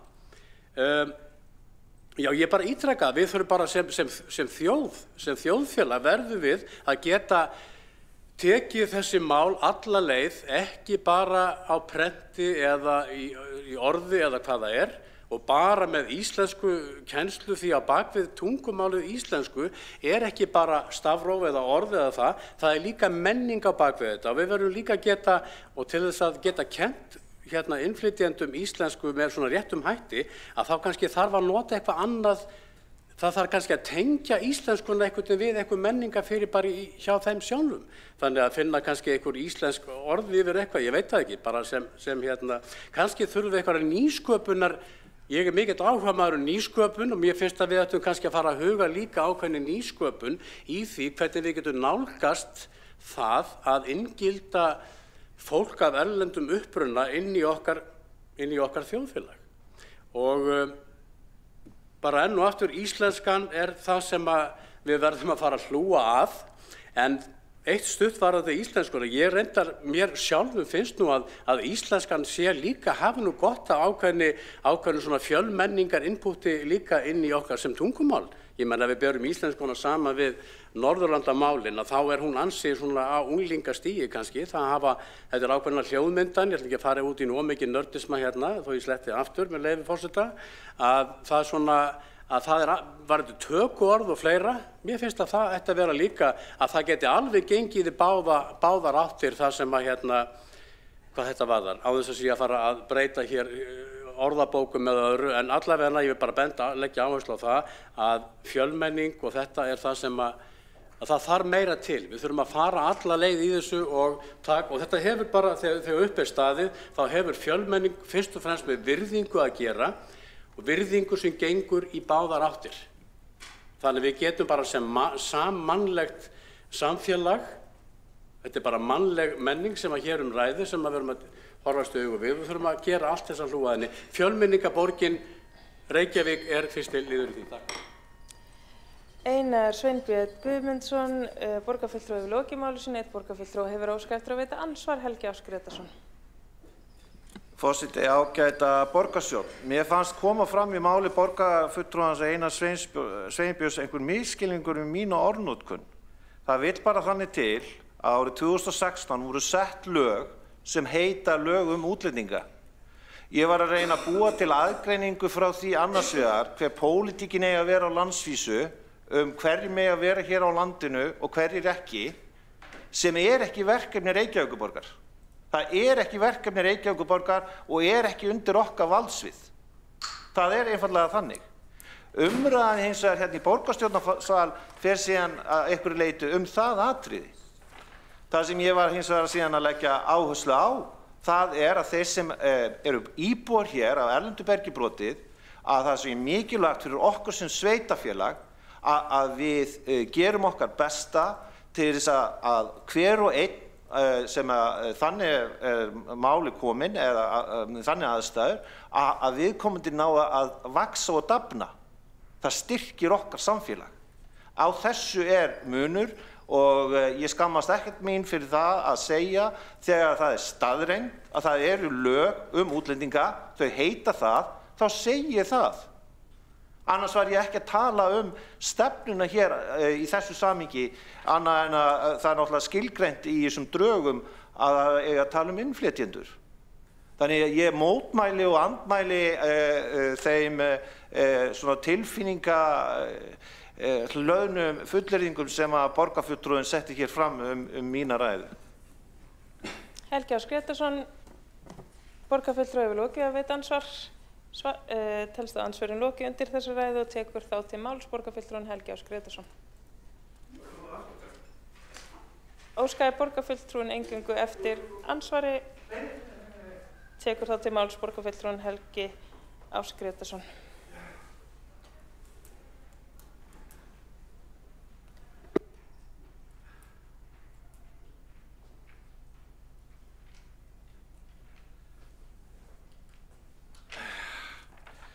Forseti, ágæta borgarstjórn, það var nefnilega ákveðin atriði sem ég gleymdi hérna í ræðunum minni áðan.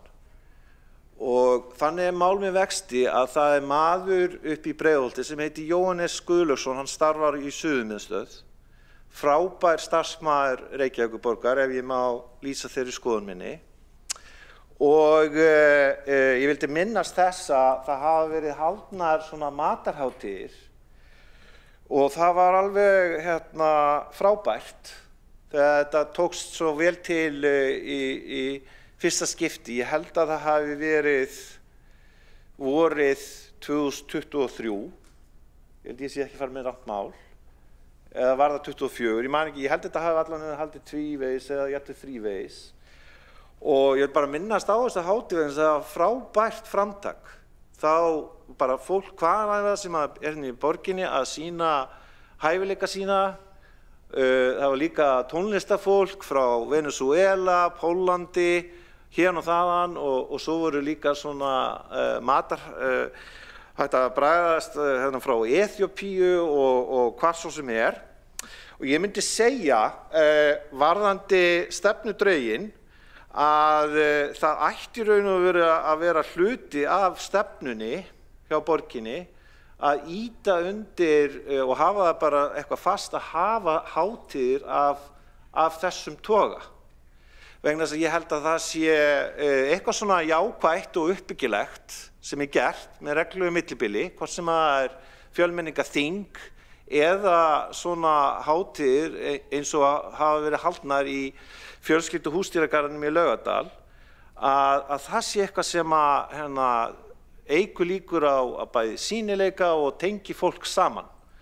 og það mætti kannski bæta því við og kannski kemur einhver slík tillaga í samráðsgáttinni. En allavega mér fannst þetta að vera, þegar ég var í nefndinni í fjölmenningarnefndinni á sínum tíma, fjölmenningarráði afsakið, að það var frábært að þetta skyldi hafa heppnast svona vel og að það séu svona viðburðir sem að þurfi að styrkja og þarf að þróa svona sérstaklega í Breiðholti, Efra Breiðholti ekki síst, til þess að ná að tengja fólk saman og þetta mætti gjarnan kannski bæta við einhvern tíma við tækifæri í þessari stefnu. Helgi Ás Grétarsson, borgarfulltrúi, hefur lokið máli sínu og tekur til máls. Ragnhildur Alda María Vilhjálmsdóttir, borgarfulltrúi.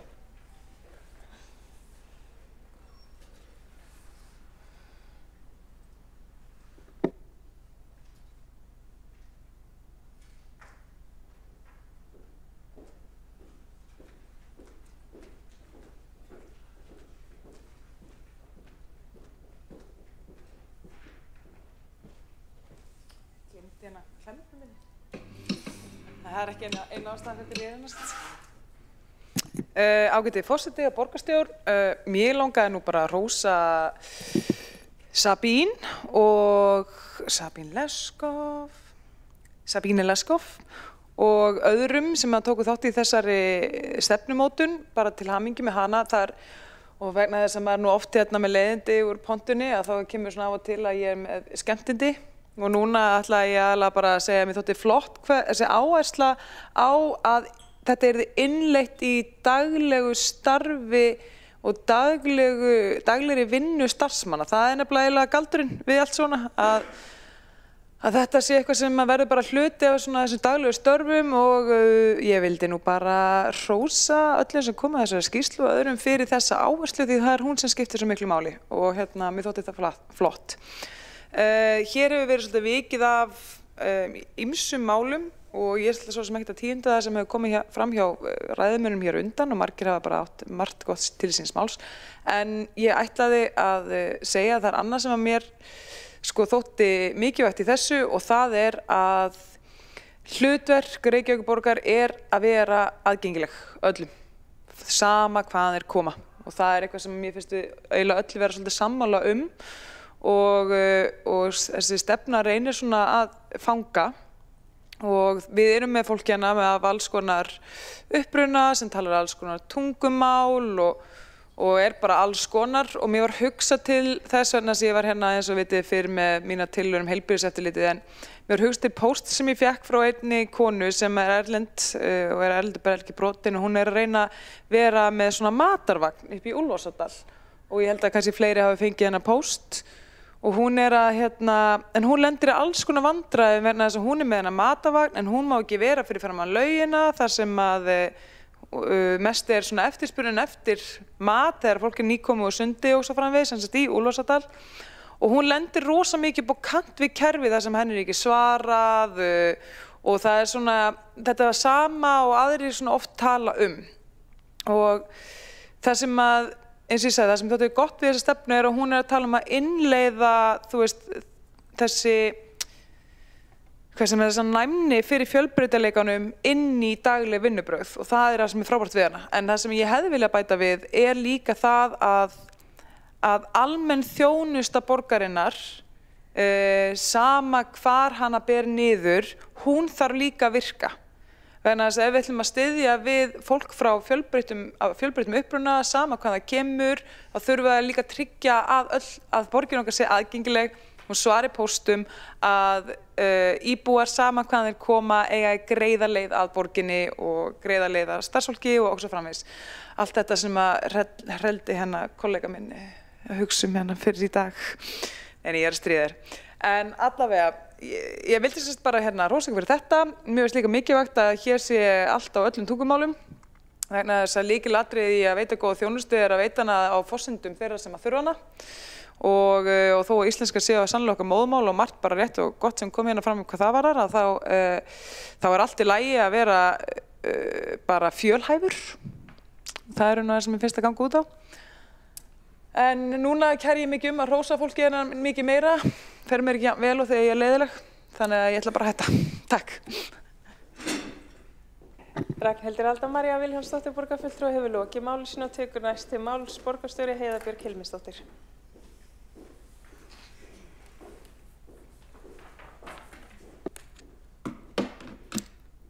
Forseti, ágæta borgarstjórn, það verður gott að hlusta á þessa umræðu í dag fjölmenningarborgina Reykjavík sem auðvitað staðreynd en ekki stefna, en okkur fannst einhvern veginn komin tími til þess að við gerðum okkur almennilega stefnu þannig að raunveruleika okkar og hvernig við getum bara staðið okkur betur sem fjölmenningarborg. Það auðvitað, tæplega 20% af þeim sem búa í borginni eru með annan uppruna en þannig íslenska og við þurfum auðvitað að taka með af því. Við erum ekki bara þjónustafólk, við erum líka búið til samfélag og samfélag þar sem allir geta notið sín.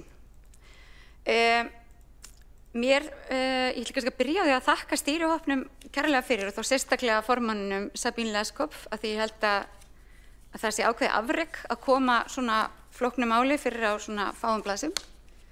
Svona gagnlegu skjali sem ég sé fyrir mér að verði bara eitt af okkar grunnskjölum í græna planinu þar sem að við þurfum og við vitum að við þurfum að gera þarna betur. Þarna lagt út með þessi lykil viðfangsefni og þeim svarað sem voru í erindisbréfinu og þau eru þessar lykilhugsanir að við tökum okkur vel í því að taka á móti nýjum íbúðum. Það skiptir miklu máli að við séum inngildandi, að við virðum því að fólk ekki allt eins. Við getum nú alveg verið fædd öll á Íslandi og verið mjög ólík, þannig að hvað þá ef að fólk með allt annan uppruna eða kemur úr annarri menningu, þá getum við bæði kynnt okkar menningu en líka lært heilmikið af þeim. Þannig við séum þessa inngildandi nálgun sem að virða það að við erum bara alls konar. Og svo við séum að virkja allt fólk til þáttöku og gera fólki kleift að taka þátt í ákvarðanatöku á eigin forsendum.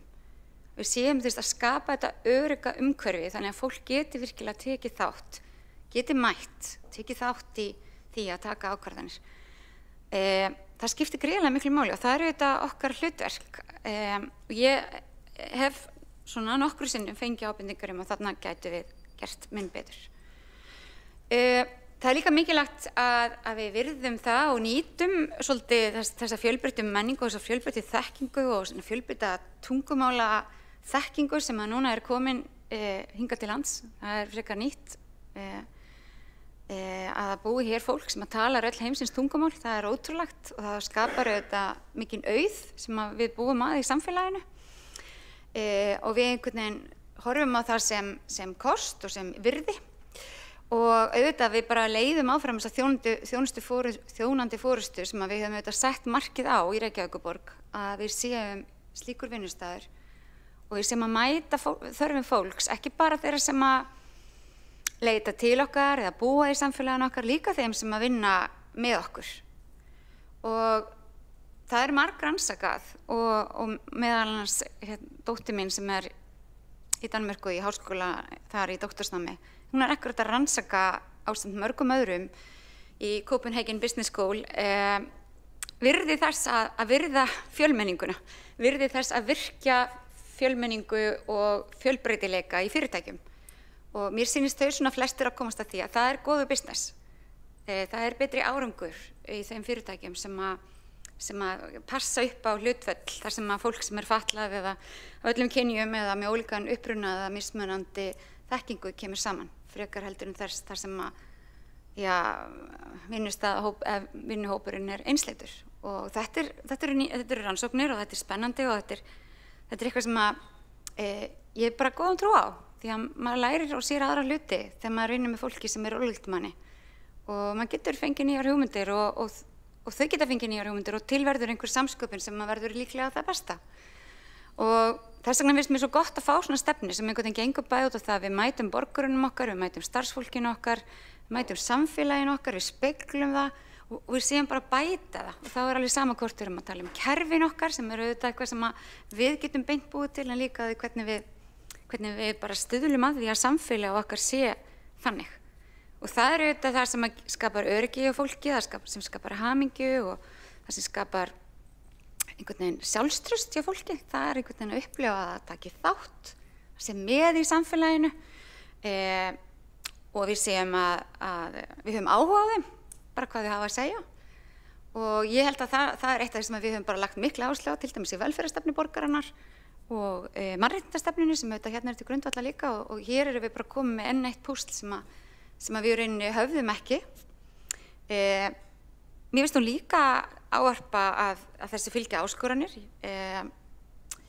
tækifæri og áskoranir. Það eðlilegt.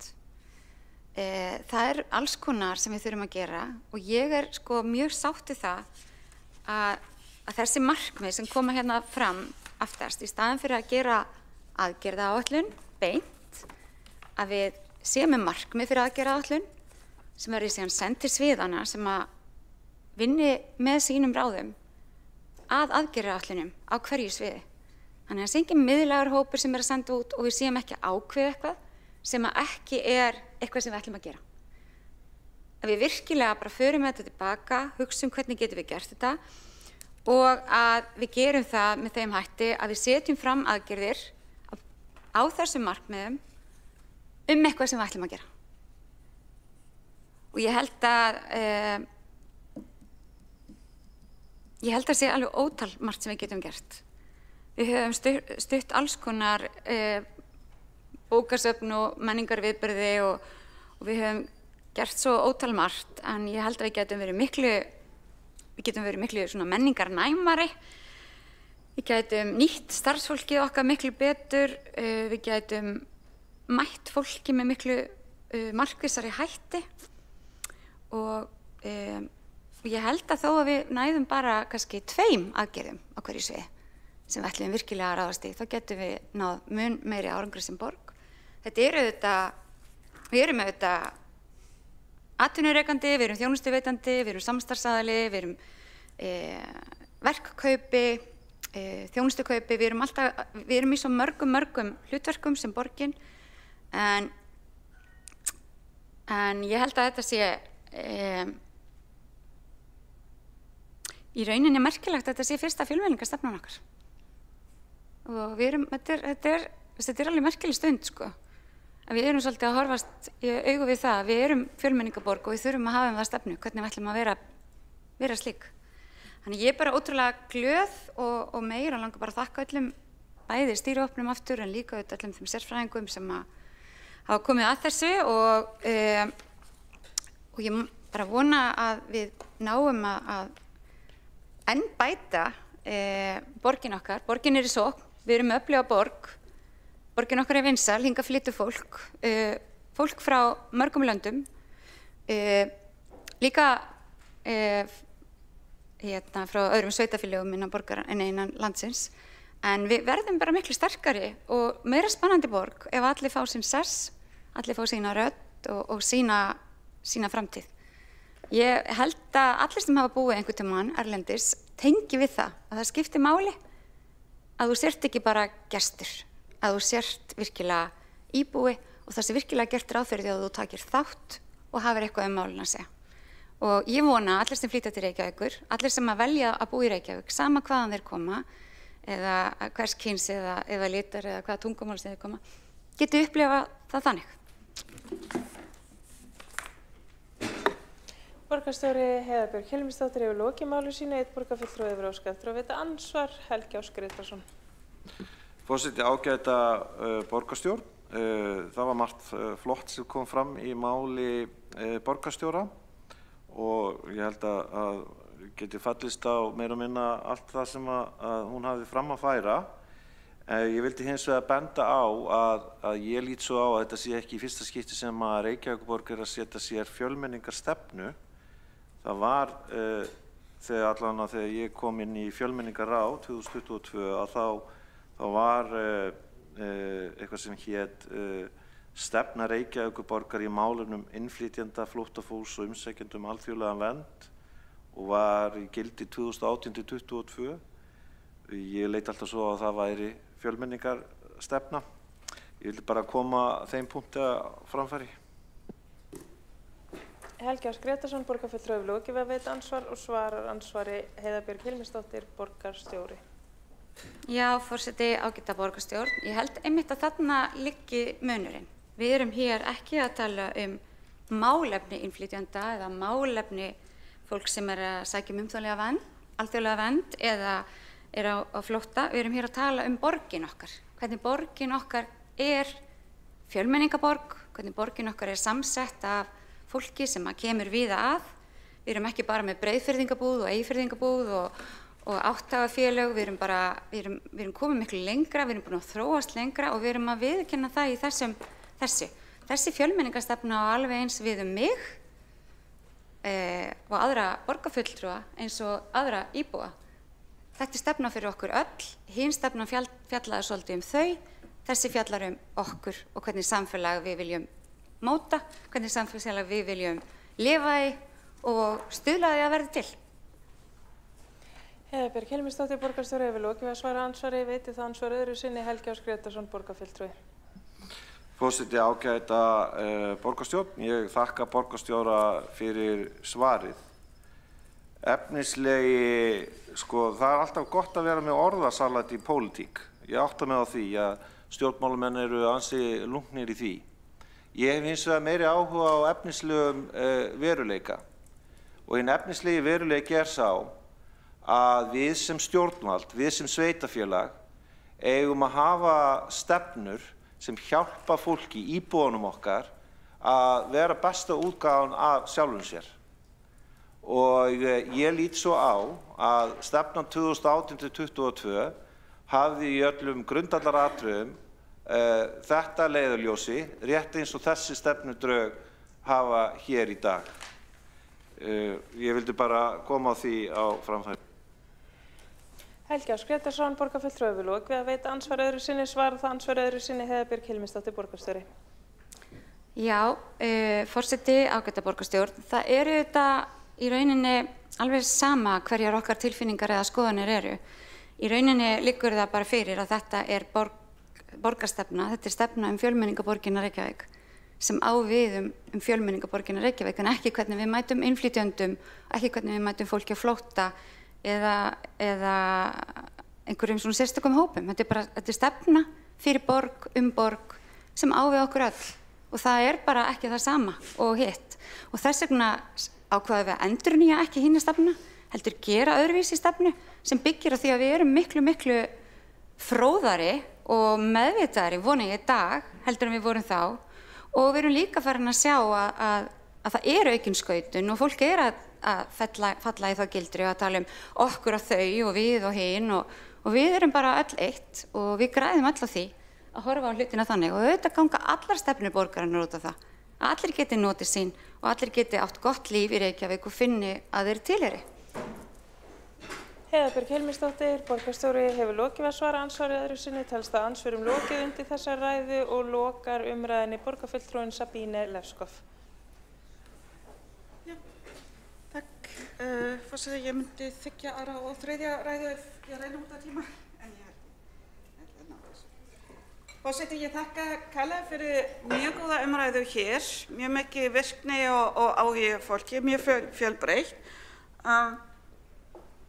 Ég ætla sérstaklega að koma inn á eitthvað sem bæði borgarstjórinn Heiða Björg Hilmisdóttir og Einar Sveinbjörnsson, borgarfulltrúi nefndu. Að stundum ekki útilokað að við gætum jafnvel lært eitthvað af öðrum þjóðum. Það myndi mig á fyrsta helgina mína þegar við fluttum hingað, þá réttir tengdamamma mín, 4 ára dóttir minni, lítinn bréfsnifsi til að henda. Barnið kom tilbaka og sagði, mamma, hvað á ég að gera? Það bara ein ruslafata. Viti menn, barnið að vera 30 á næsta ári og Íslendingar loks að flokka eins og enginn væri morgundagurinn. Þannig að þetta tók enga stund, nánast. Já, en aftur að alvöru málsins, 2019, eins og hefur verið samþykkti við einróma fjölmenningaryfirlýsingu, sem í fullu gildi, þótt það gæti alveg verið góðu tímamóta næsta ári að hérna endurskoða hana. Og það segir einmitt, með leyfi forseti, við erum stolt af því hversu langt við höfum náð að setja upp kynjaglerun, hinseginglerun. Nú nýtum við okkur þessa reynslu og setjum upp fjölmenningarglerun á sama hátt.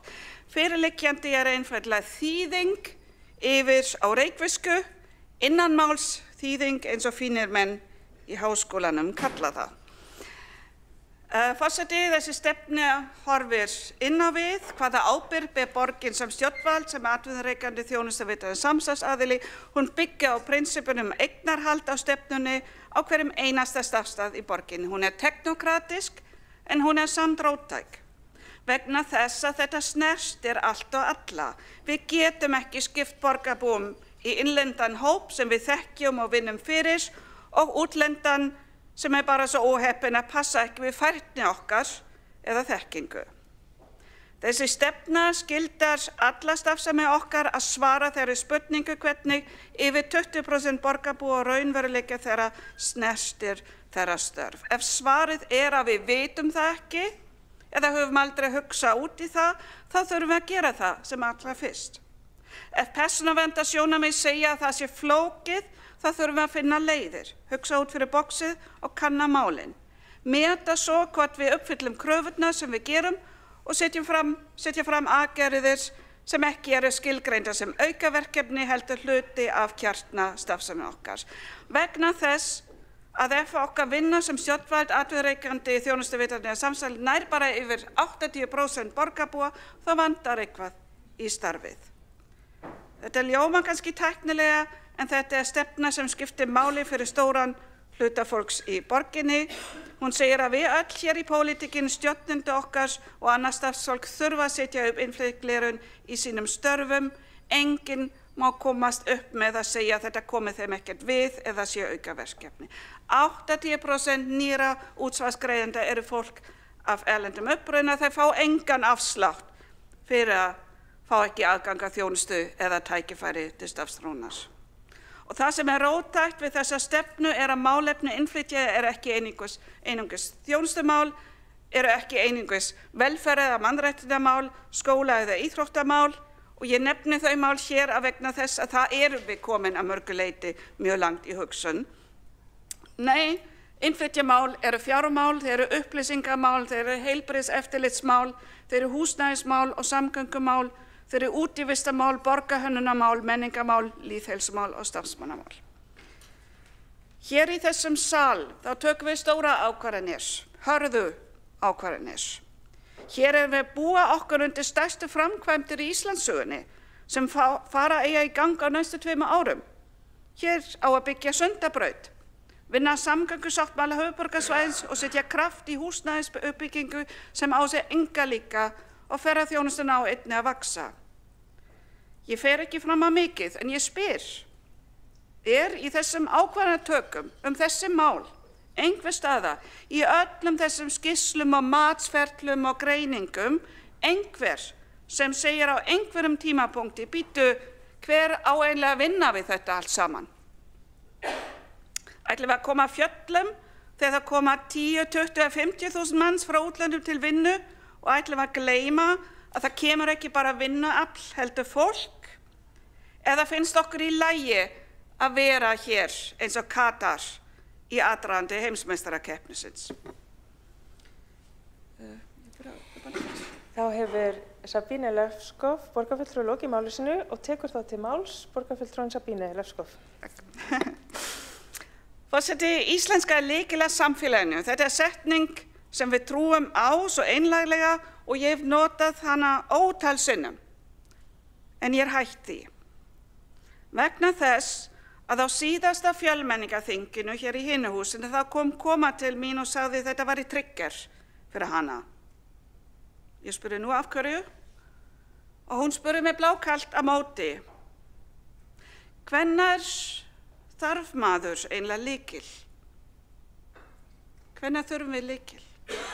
Jú, við þurfum lykil þegar húsið læst. Og þetta hús, þetta samfélag getur verið svo harðlæst. Margir innflytjendur búa þröngt og þurfa stanslaust að flytja.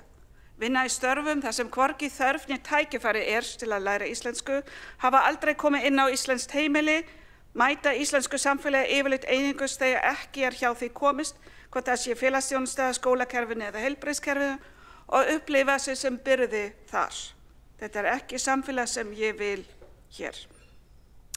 Forseti, ég vona að með þessari stefnu getum við að minnsta kosti skilað, opnað örlitla rifu í dýragáttinni inn til Reykjavíkurborgar. Sabine Lefskov, borgarfulltrúi, hefur lokið máli sínu, ekki hafa fleiri óskað eftir að taka til máls undir þessum lið og þá verður gengið til atkvæðagreiðslu.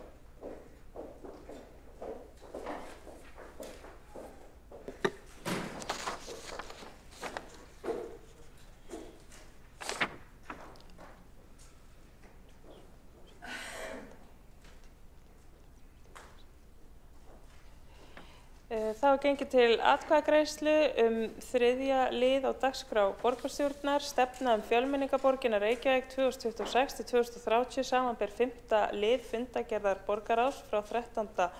nóvember, þar sem lagt til að stefnunni verði vísað í samráðsgátt Reykjavíkurborgar. Þau sem samþykkja vinsamlegast gefið merki. Það samþykkt með öllum 23 greiddum atkvæðum. Forseti hefur ákveðið að nú tökum við 15 mínútna kaffipásu. Klukkan núna 15:19, fundarhlé.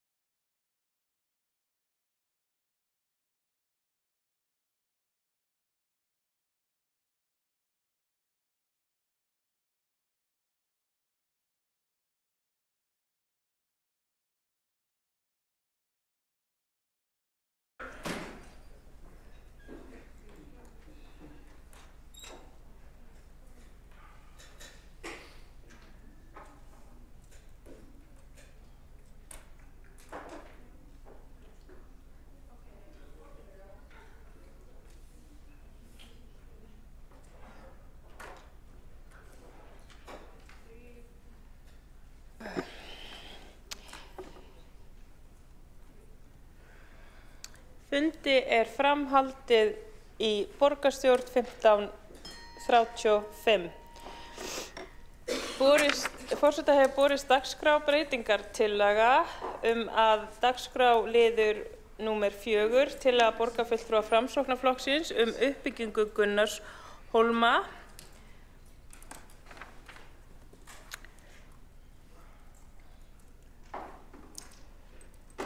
verði dregin til baka og Forseti hefur borist dagskrárbreytingartillaga að 4. liður og 8. liður víxli sæti í dagskrá og að síðan verði tillaga Gunnarshólma dregin til baka. Skoðast það samþykkt ef enginn hreyfir andmælum. Þá skoðast það samþykkt og næst á dagskrá er tillaga borgarfulltrúa Framsóknarflokksins stefnumótun hestamennsku í Reykjavík til 2050 og tekur til máls Einar Þorsteinsson borgarfulltrúi.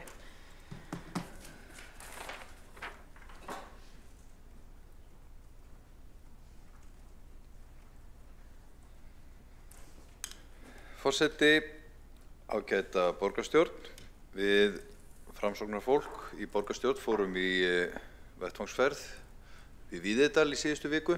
Áttum þar gott samtal við framkvæmdastjóra og formann Fáks og höfum nú reyndar verið fastagestir þarna lengi. En í samtalinu sem var gott, okkur var vel tekið, fengum góða kynningu á þeirra umfangsmiklu starfsemi. Það er svona það sem satt eftir þennan fund, hvaða voru margir ónýttir endar og kannski lítil framtíðarsýn fyrir þessa mikilvægu íþróttagrein sem nú kannski miklu meira heldur en íþróttagrein í okkar samfélagi. Og upp úr þessu samtali þá ákváðum við að koma hérna inn í borgarstjórn með tillögu sem eftirfarandi. Borgarstjórn samþykkir að hefja vinnu við stefnumótun hestamennsku í Reykjavík til 2050. Komið verði á fót stýrihópi til að móta stefnuna með hagaðilum og borgarráði verði falið að móta erindisbréf stýrihópsins í samráði við hagaðila og þeim hagaðilum verði jafnframt tryggð þátttaka í stýrihópnum ásamt kjörnum fulltrúum. Og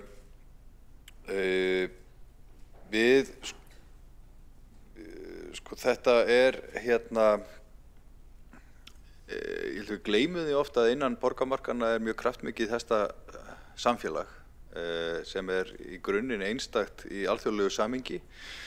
En það ekki margar höfuðborgir sem að geta státað sig af því að vera með blómlega hestamennsku, laxveiði í miðri höfuðborginni, stór og víðfeðm útivistarsvæði í sambland við þetta svona hefðbundna borgarsamfélag.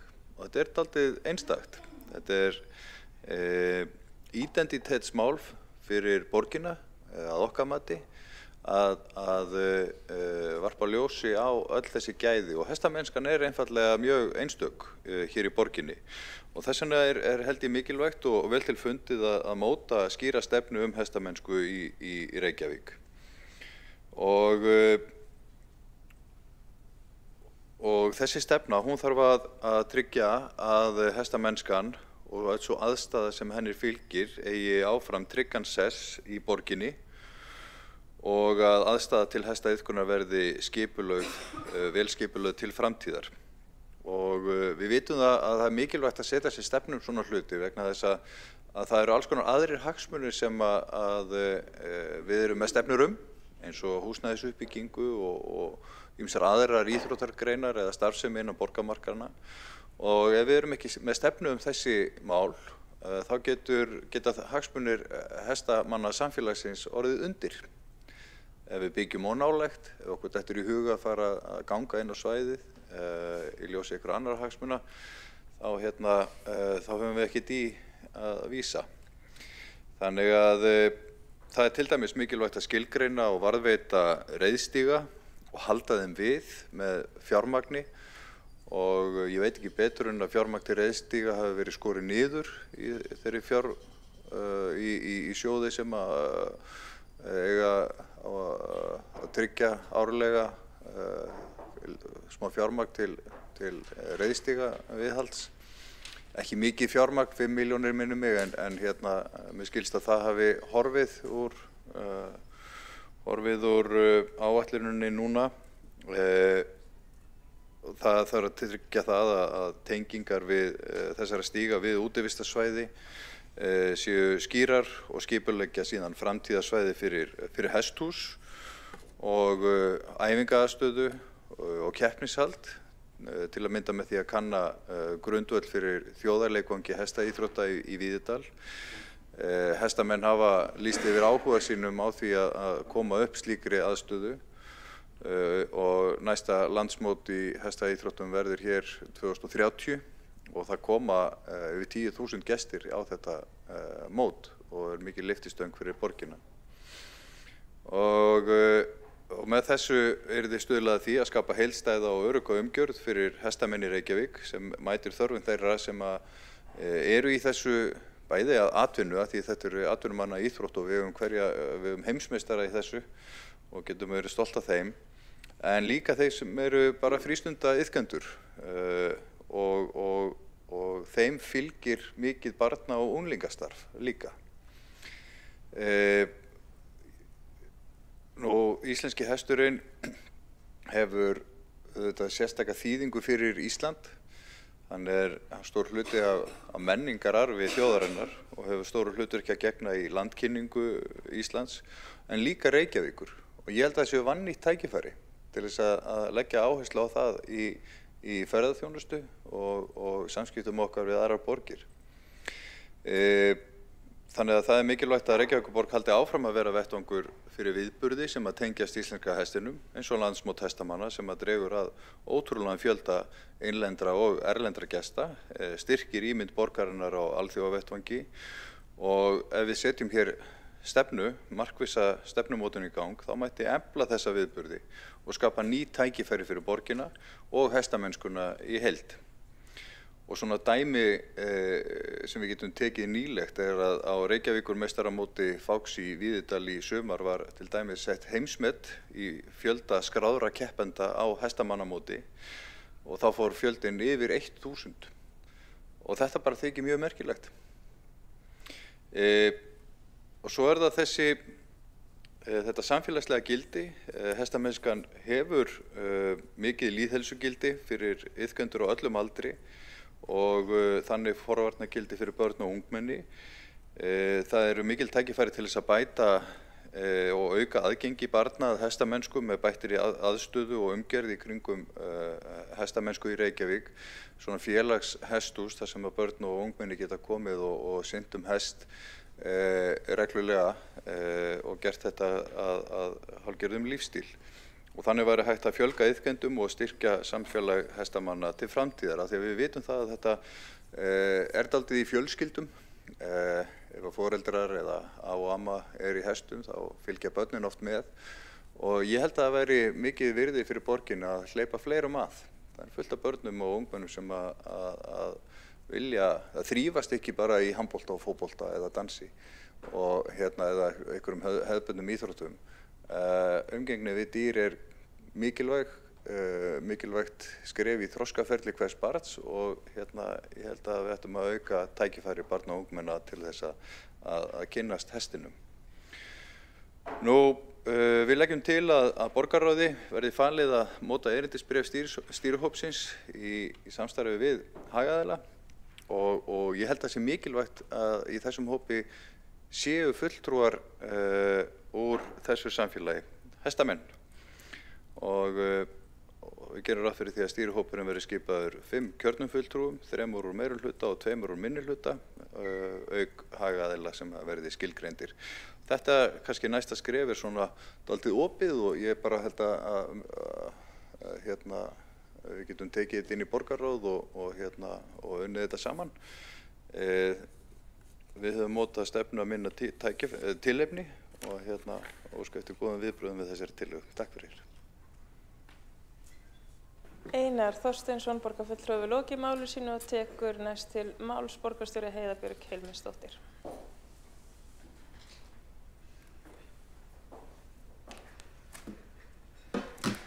Já, forseti, ágæta borgarstjórn. Ég þakka fyrir þessa tillögu.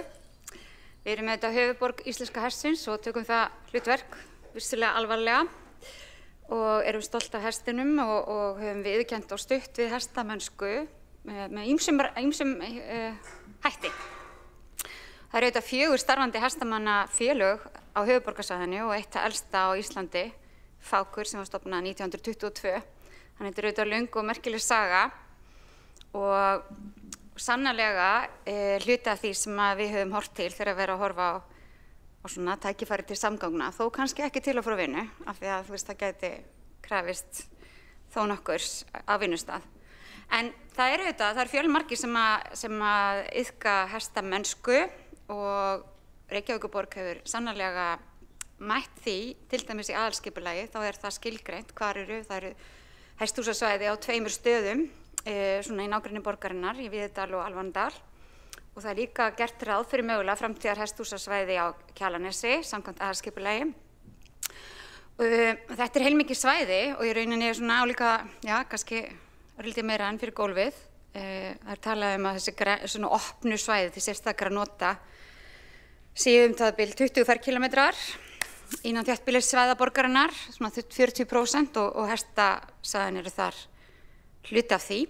Þetta eru íþróttasvæðin og gólfvellinir og hesthúsabyggðir og standsvæði og auðvitað, eins og borgarfullurinn kom inn á, ár og vötn og ýmislegt fleira sem við höfum úr að státa.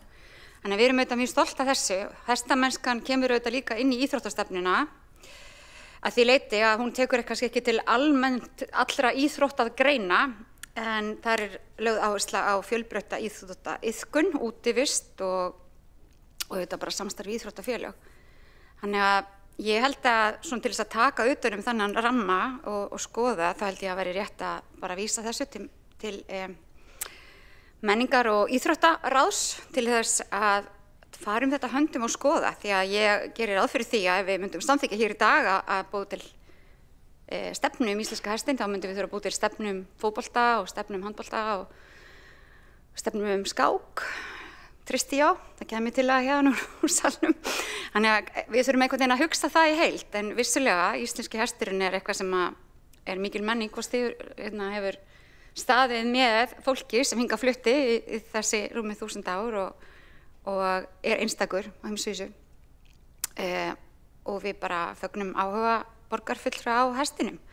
Ég kíkti reyndar á það, ég sá að Skagafjörður, sem er svona kannski hestfjölmennasta sveitarfélagið, hefur ekki sett sér sérstaka hestamennsku stefnu og ég hugsaði svona, eigum við ekki að gefa þeim færi allan að vera á undan áður en við svona samþymmið geta opinberlega, svona svo ég sláði örlítið á léttastrengi. En ég held að það sé mikilvægt að við bara tryggjum það að hestamennskan eigi góðan sess og njóti þeirrar virðingar og við tryggjum líka að börn geti lært á hestbak. Ég hef sendt mín börn á þetta og þau læra heilmargt af þessu. Þetta er bara mjög gott. Og mikið af fólki sem fer þarna sér til yndis auka og útivistar og nýtur þess að eiga þessar samvistir við dýr. Og það er auðvitað hluti að vera falleg og fjölbreytt borg eins og Reykjavík að við getum leyft okkur það. Heiða Björg Helminsdóttir, borgarstjóri hefur lokið máli sínu, einn borgarfulltrúi hefur óskað eftir að veita ansvar, Einar Þorsteinsson. Forseti, ég þakka fyrir bara ágætis viðbrögð við þessari tillögu. Hún ber það með sér að þetta er líka skipulagsmál. Þetta snýr að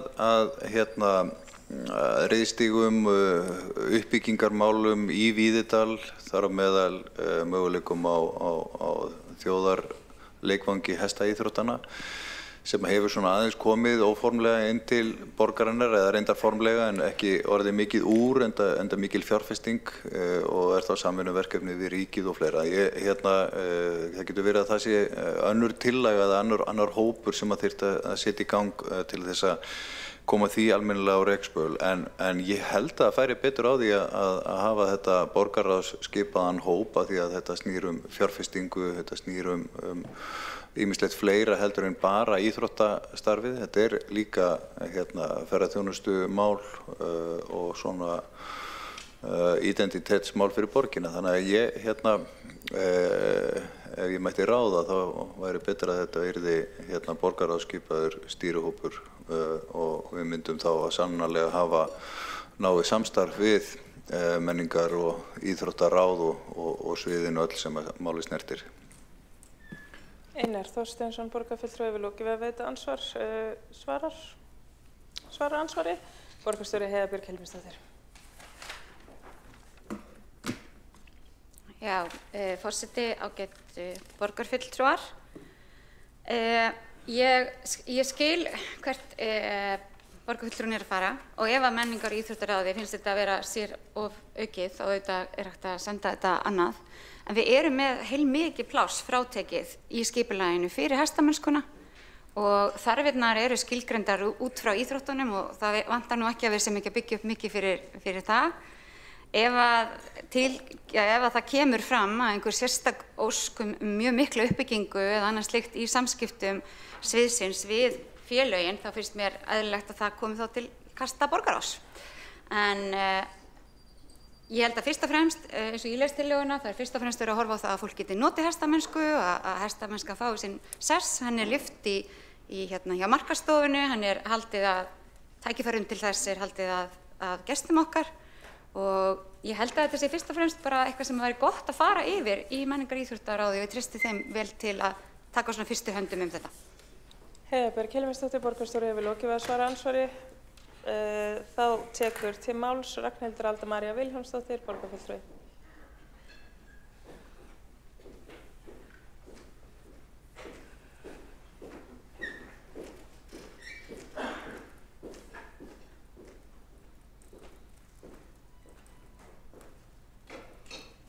Já, ágæti forseti, virðulegi forseti og borgarstjórn. Eins og allir vita hérna inni þá hef ég verið að bölmóðast yfir því að Framsókn hafi lagt þessa tillögu fram en ekki við sjálfstæðismenn. Helvítis vesen, ég þarf náttúrulega að reyna að toppa þetta einhvern tímann til þess að geta haldið andlitið í sveitinni, þannig í Skagafirði. Kannski mæti ég til þeirra núna og segi bara, herri, ég var að frétta, þið eru ekki með stefnu hestina. En alltaf Skagfirðingar vaða bara í hlutina, sko, það bara þannig. En það veit það allir sem að þekkja að mér mjög annt íslenska hestinn. Mér finnst það eiginlega bara magnað að við skulum vera með þessa aðstöðu hér í borginni. Mér finnst það gefa okkur ótrúlega sérstöðu og mér finnst þetta maður lyfta miklu meira upp en raun gerir og ég myndi bara raun og veru nánast vilja leyfa af hestunum að vaða hérna upp út allt, sko. Akkur láta staðar nema við að hafa hænur í garðinum, við getum alveg sem með hross. Eða vestæðarnlega við skýt út allt en það hægt að tækla það mjög sem ráðum. En allavega, mér líst eins og hérna hefur framkomið afskaplega vel á þessa tillögu hjá Framsókn. Það núna að leggja höfuð í breyting hvernig maður á að toppa þetta. Það verður eitthvað þarf að finna eitthvað út úr því. Mér finnst líka bara flott að meirihlutin skuli vilja gera eitthvað með þetta á sinn hátt, sko, með að vísa þessu eitthvað áfram og svona. Hver veit og endanum verður örugglega hérna góður stýrihópur með stefnumótun hérna framrás íslenska hestsins í Reykjavíkurborg.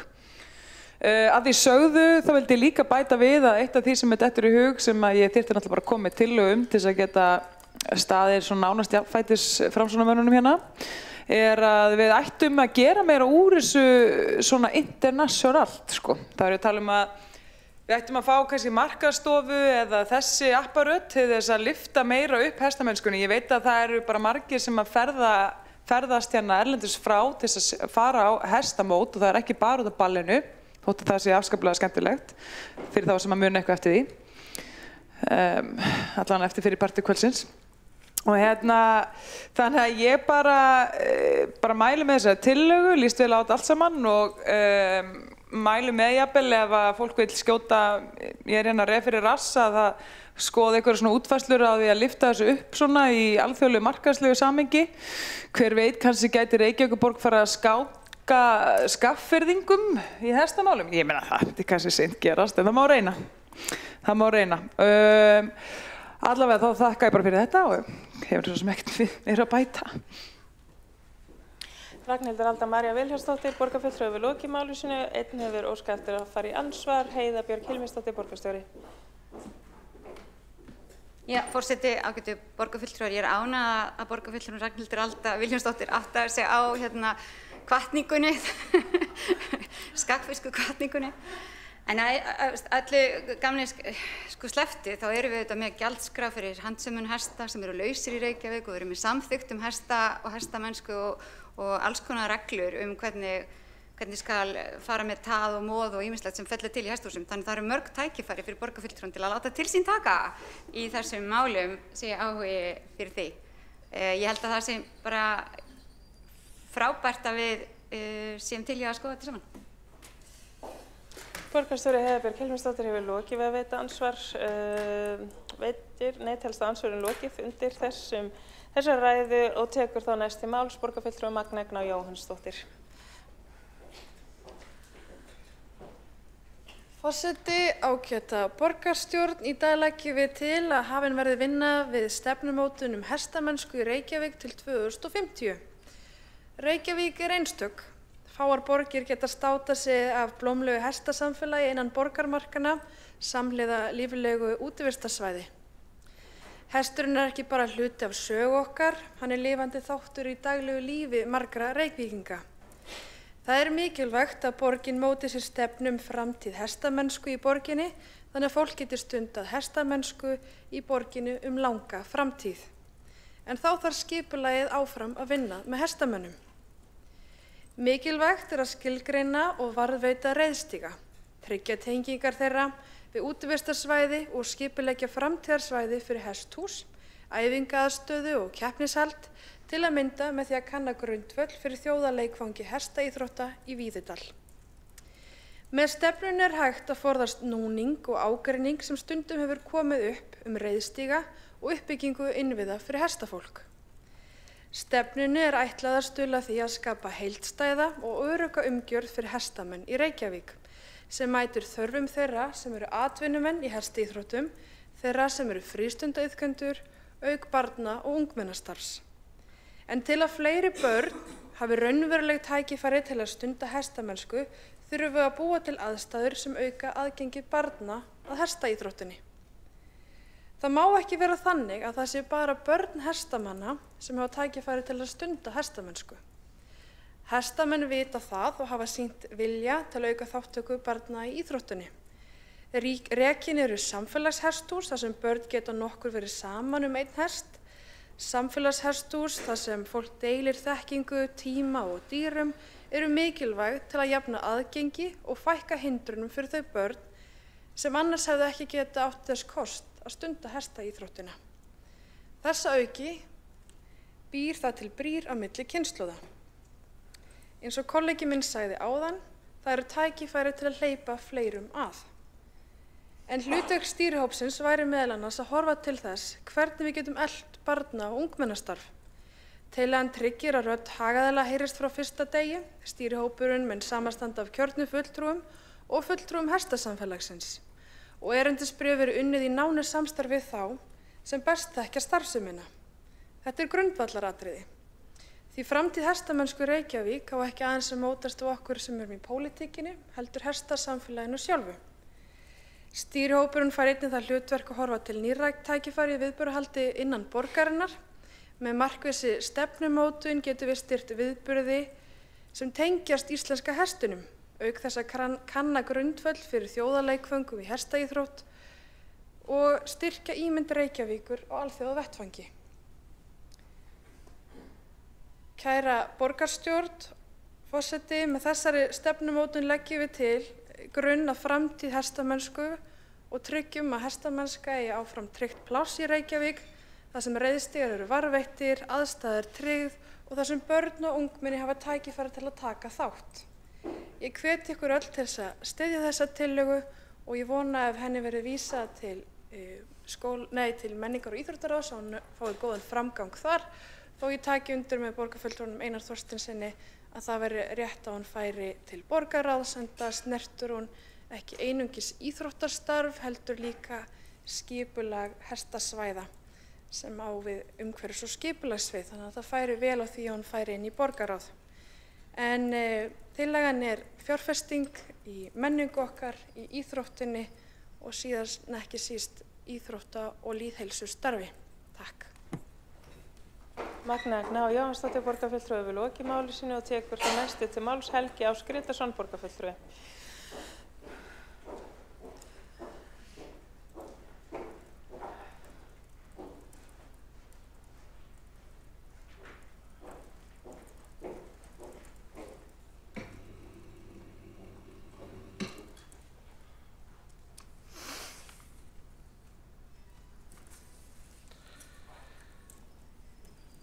Forseti, ágæta borgarstjórn. Þetta skemmtileg og skynsamleg tillaga frá borgarfulltrúum Framsóknarflokksins og til þess fallin að koma á umræðu stefnumótun á sviði hestamennsku hér í höfuðborginni. Og ég get alveg fallist á það að það væri æskilegt að þetta mál yrði unnið á vettvangi borgarráðs frekar en einstakra fagráða. Ástæðan fyrir því ég kem hérna upp núna sú að í aðdraganda síðustu borgarstjórnarkosninga þá var vakin athygli á því að aðstæðan í Víðidal varðandi hesthúsin allflókin. Við vorum nú að ræða hér í borgarstjórn daginn varðandi skýrslu bensínstöðvarlóðasamningana og þar heilmikil fræðileg umfjöllun lóðaleigusamninga sem að borgin hefur. En staðan í Víðidalnum óheppileg fyrir hagsmuni hestaíþróttarinnar að því leyti að af sögulegum ástæðum þá voru sumir eigendur sem fengu langa og trygga lóðaleigusamninga á meðan að aðrir voru með veikari kjör. Þetta gerir að verkum að þeir sem eru með trygga réttarstöðu, þeir fjárfesta í húsunum, halda þeim vel við, en þeir sem eru með lakari réttarstöðu hafa haft tilhneigingu til þess að láta á húsin sjá og svo framvegis. Það væri góður bragur að því að mínu mati varðandi þetta tiltekna viðfangsefni að það yrði sýnd pólitísk forysta og komið til móts við hagsmuni hestasamfélagsins hvað varðar þennan þátt. Ég minni á í þessu samhengi að í borgarráði 25. júní 2020 þá var lagt fram minnisblað og erindi fyrir hönd félags hesthúsaeigenda í Víðidal og sem og erindi hestamannafélagsins Fáks. Og þáverandi meirihluti hafnaði þeirri málaleitan en mér hefur fundist alla tíð það vera skynsamleg fjárfesting fyrir borgina að tryggja réttarstöðu þeirra sem hagsmuna eiga að gæta í hestaíþróttinni að þessu leyti og þannig í raun og veru skuldbinda sig að til dæmis þétting byggðar eða önnur atriði á þessu svæði muni ekki eiga sér stað og að umhverfið í Víðidalnum sé tryggt í þágu hestaíþróttarinnar. Eins og kemur fram í greinargerð með tillögunni þá hefur hesturinn verið órjúfanlegur hluti af sögu og menningu Reykjavíkur frá upphafi byggðar.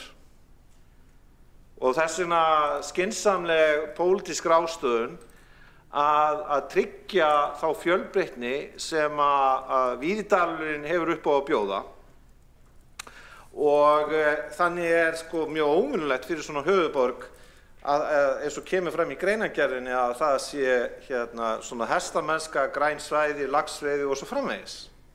En svo ég komið aftur að kjarna málsins varðandi lóðaleigusamningana í Víðidal þá þarf einfaldlega bara skýra sýn í því tiltekna viðfangsefni til þess að útlit byggðarinnar í heild til að aðilar sem að þar eiga hagsmuni hafi sömu hvata til þess að sjá vel sínar eignir og að borgin muni ekki hrófla við skipulaginu þar.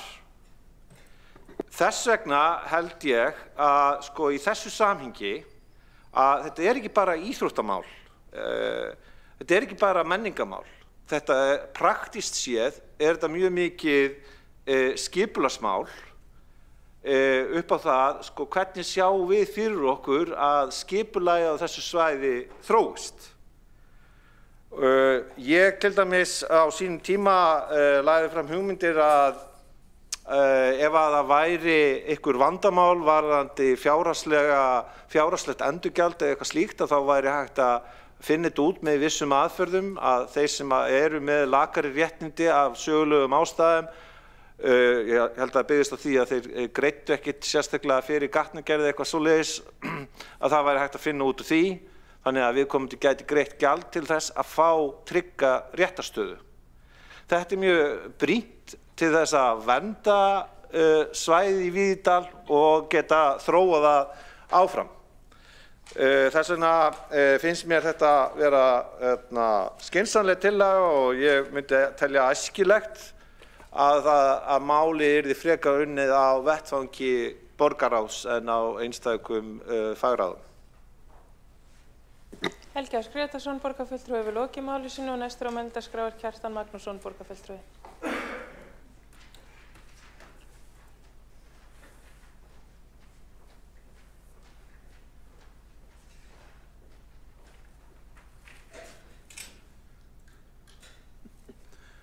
Forseti, góðir borgarfulltrúar, ég vil þakka framsóknarmönnum fyrir að setja þessa tillögu á dagskrá fundarins, þetta sjálfsagt að ræða þetta mál. Kannski hálfskrítið að taka þessa umræðu án þátttöku þess flokk sem hefur hestinn í merki sínu, en hver veit að það breytist og flest erum við nú flokkshestar að ég hygg, þannig að tengingarnar eru margar. En ég er viss að svona stefnumótun getur komið góðu til leiðar. Við erum í góðu sambandi við mörg íþróttafélög í borginni, ekki síst stóru hverfisíþróttafélögin sem var miklu hlutverki að gegna. Ég held að mér finnst bara mjög líklegt að ef við teldum þáttakendurna þá væri fákur eða minnstakosti íþróttafélögin eða hestamannafélögin samanlagt með jafnmarga iðkendur eða fleiri heldur en mörg af hverfisíþróttafélögunum okkar. Og það segir sig því sjálft að auðvitað hefur verið í samtali við það félag. Við höfum verið af og til og ýmsu hefur verið komið góðu til leiðar. Það varu tímamót þegar landsmót hestamanna var haldið í Reykjavík og það tókst í góðri samvinnu Fáks og borgarinnar og hefur tímalaust skilað sínu til borgarinnar. En ég myndi að lokum bara, þannig að ég myndi stila á þessa vinnu og myndi að lokum vilja leggja til að það yrði tekin upp aftur Fáksreið borgarfulltrúa sem var hér fastur þáttur í starfinu hjá okkur og eitt skemmtilegasti þátturinn. Fáksmenn buðu okkur að hestbak og lögðu sig fram að sýna okkur útmörkina og austurheiðarnar. Margir borgarfulltrúar eru aldrei komið á gáður og sjálfur viðurkenni það að ég myndi þekkja þetta svæði bara frekar lítið ef að mér hefði ekki nokkur sem verið boðið þarna á hestbak þar sem þeir lögðu sig fram að fara með okkur jafnvel langt inn á Austurheiði til að sýna okkur þetta og þarna fekk maður heilmikla vitneskju sem ég held að nýttist okkur í alls konar störfum, ekki síst í skipulagsmálunum, því nú erum við komið mjög nálægt þessum svæðum. Þannig að minnstakosti myndi ég vilja að við færum svona hestaferð í tengslum við þessa stefnumótun og vonandi að það aftur tekin upp svo siður að þetta yrði árlegur útreiðatúr okkar. Kjartan Magnússon, borgarfulltrúi, hefur lokið máli sínu og ekki hafa fleiri óska eftir að taka til máls undir þessum lið. Lokar þá umræðinni borgarfulltrúi Einar Þorsteinsson.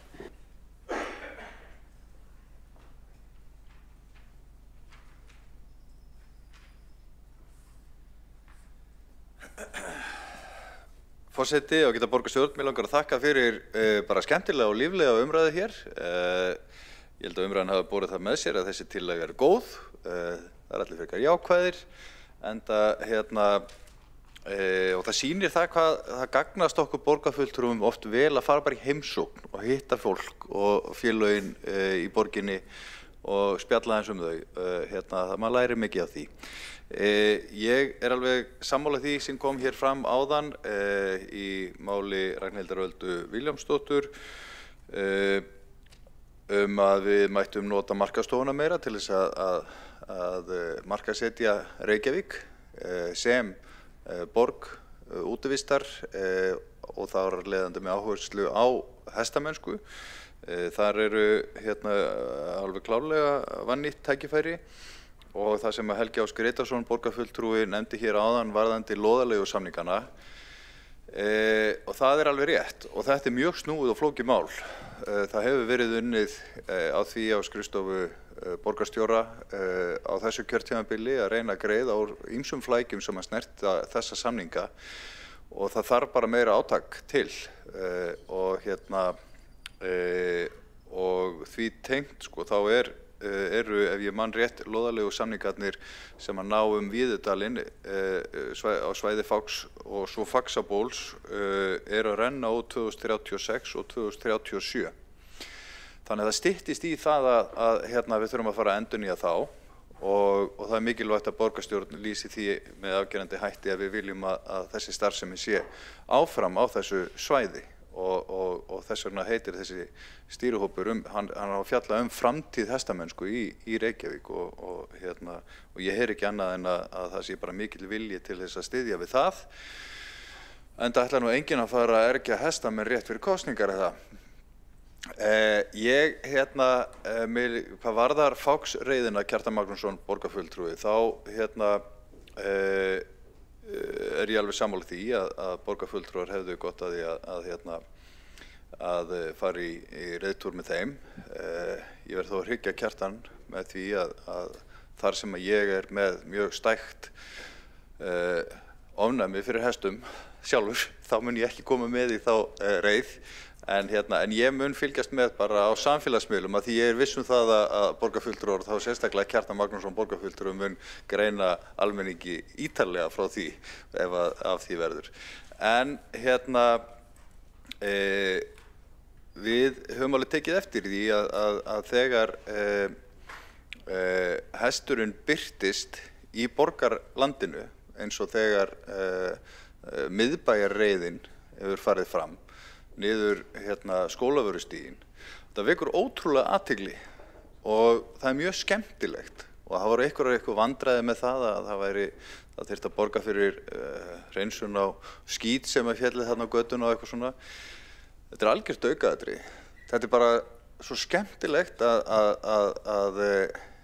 og mikilvægt fyrir okkur sem þjóð og sem Íslendinga að njóta þess að vera þau sem við erum. Að við eigum íslenska hestinn, þá hann engin annar. Hann er sérstakur og einstakur og hann býr í borginni og við höfum gaman að því. Og þess vegna eigum við að hafa svona reiðtúra hér í borginni bara sem oftast og minna okkur á hvað við eigum mikil gæði hér í þessu samfélagi. Ég heyri það að meirihlutinn ætlar að vísa þessu til menningar- og íþróttaráðs og við höfum svo sem fært einhver rök gegn því að það væri skynsamlegra sér í lagi vegna þessar umræðu lóðalegu samninganna fjárfestingu í nýjum þjóðarleikvangi fyrir hestaíþróttirnar að þetta ætti betur heima í borgarráði, gott og vel, en það er kannski það bara önnur tillaga og sem við komum kannski bara með inn síðar. Hvað varðar þessari fjárfestingaáform sem ég held að við þurfum að taka afstöðu til fyrir en síðar og helst sem fyrst en varðandi stefnumótun aðgengi barna og ungmenna, almennings og að þessari íþrótt og þessu samfélagi þá er ágætt að það fari til menningar- og íþróttaráðs og svo eftir atvikum flækist hér borgarkerfið og fái vonandi snertingu sem víðast að því þetta snertir mjög svið, meðal annars velferðarsvið. Það eru börn sem að hafa verið svona í erfiðleikum með sína tilveru sem hafa farið þarna upp eftir og fengið að njóta þess að sjá hesta og mikið virði fyrir þau, svona hálfgert virkniúrræði að fá að fara upp í hesthús og mörg tækifæri til þess að nýta okkur þetta góða samfélag. En ég þakka fyrir góð viðbrögð. Takk. Einar Þorsteinsson, borgarfulltrúi, hefur lokið máli sínu og borgarstjóri Heiðbjörg Hilminsdóttir hefur óskað eftir að veita ansvar. Kæri forseti og kæri borgarfulltrúar, þetta er nú bara stutt ansvar. Mér langaði nú að hrósa borgarfulltrúanum fyrir falleg orð Reykjavík, af því mér finnst stundum ekki tala nógu fallega Reykjavík og við erum náttúrulega einstök borg með miklum lífsgæðum, ekki það sé eitthvað nýtt, en bara mér finnst það fallegt. Og kannski vekja athygli á því að í aðalskipulaginu sem gildir til 2040 þá hestamennskunni helgað ansi stórt svæði. Þannig að þó einhver einstakar leigusamningar sem vissulega má eflaust hraða endurskoðun á, að þá aðalskipulagið skýrt og þetta heilmikið svæði og meira segja framtíðarsvæði líka. Þannig að ég held að við stöndum alveg með hestinum og hestafólki og við bara hlökkum til þessari vinnu. Heiða Björg Hilmisdóttir, borgarstjóri, hefur lokið við að veita ansvar. Ekki hafa fleiri óska eftir að taka til máls og þá gengið til atkvæðagreiðslu.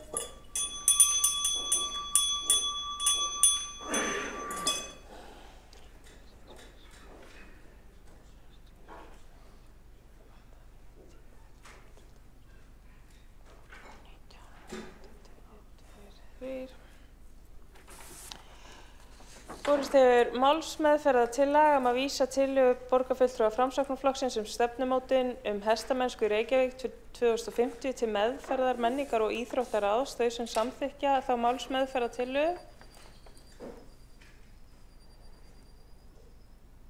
Og þá eru 23 borgarfulltrúar sem samþykkja þá málsmeðferðartillögu og forseta skilst að leggja þurfi til að tillagan verði samþykkt svo breytt. Forseti að fara með rangt mál og samþykkt að vísa tillöguna til meðferðar menningar- og íþróttaráðs. Það gengið til 5. liðar á dagskrá sem tillaga borgarfulltrúa Viðreisnar fjárfestingaátak í endurgerð og viðhaldi á gangstéttum í Breiðholti, Árbæ og Grafarvogi og tekur til máls Jóhanna Dýrun Jónsdóttir, borgarfulltrúi.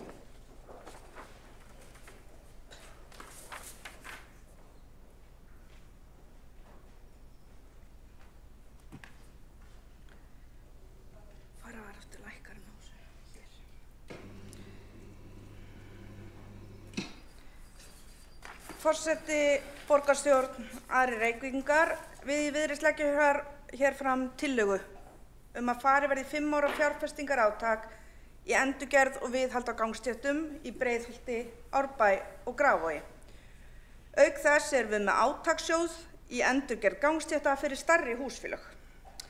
Í fyrrnefndum hverfum voru gangstéttar lagðar á árunum 1972 til 1980 en töluvert magn þeirra enn í sinnri upprunalegu mynd. Við fögnum að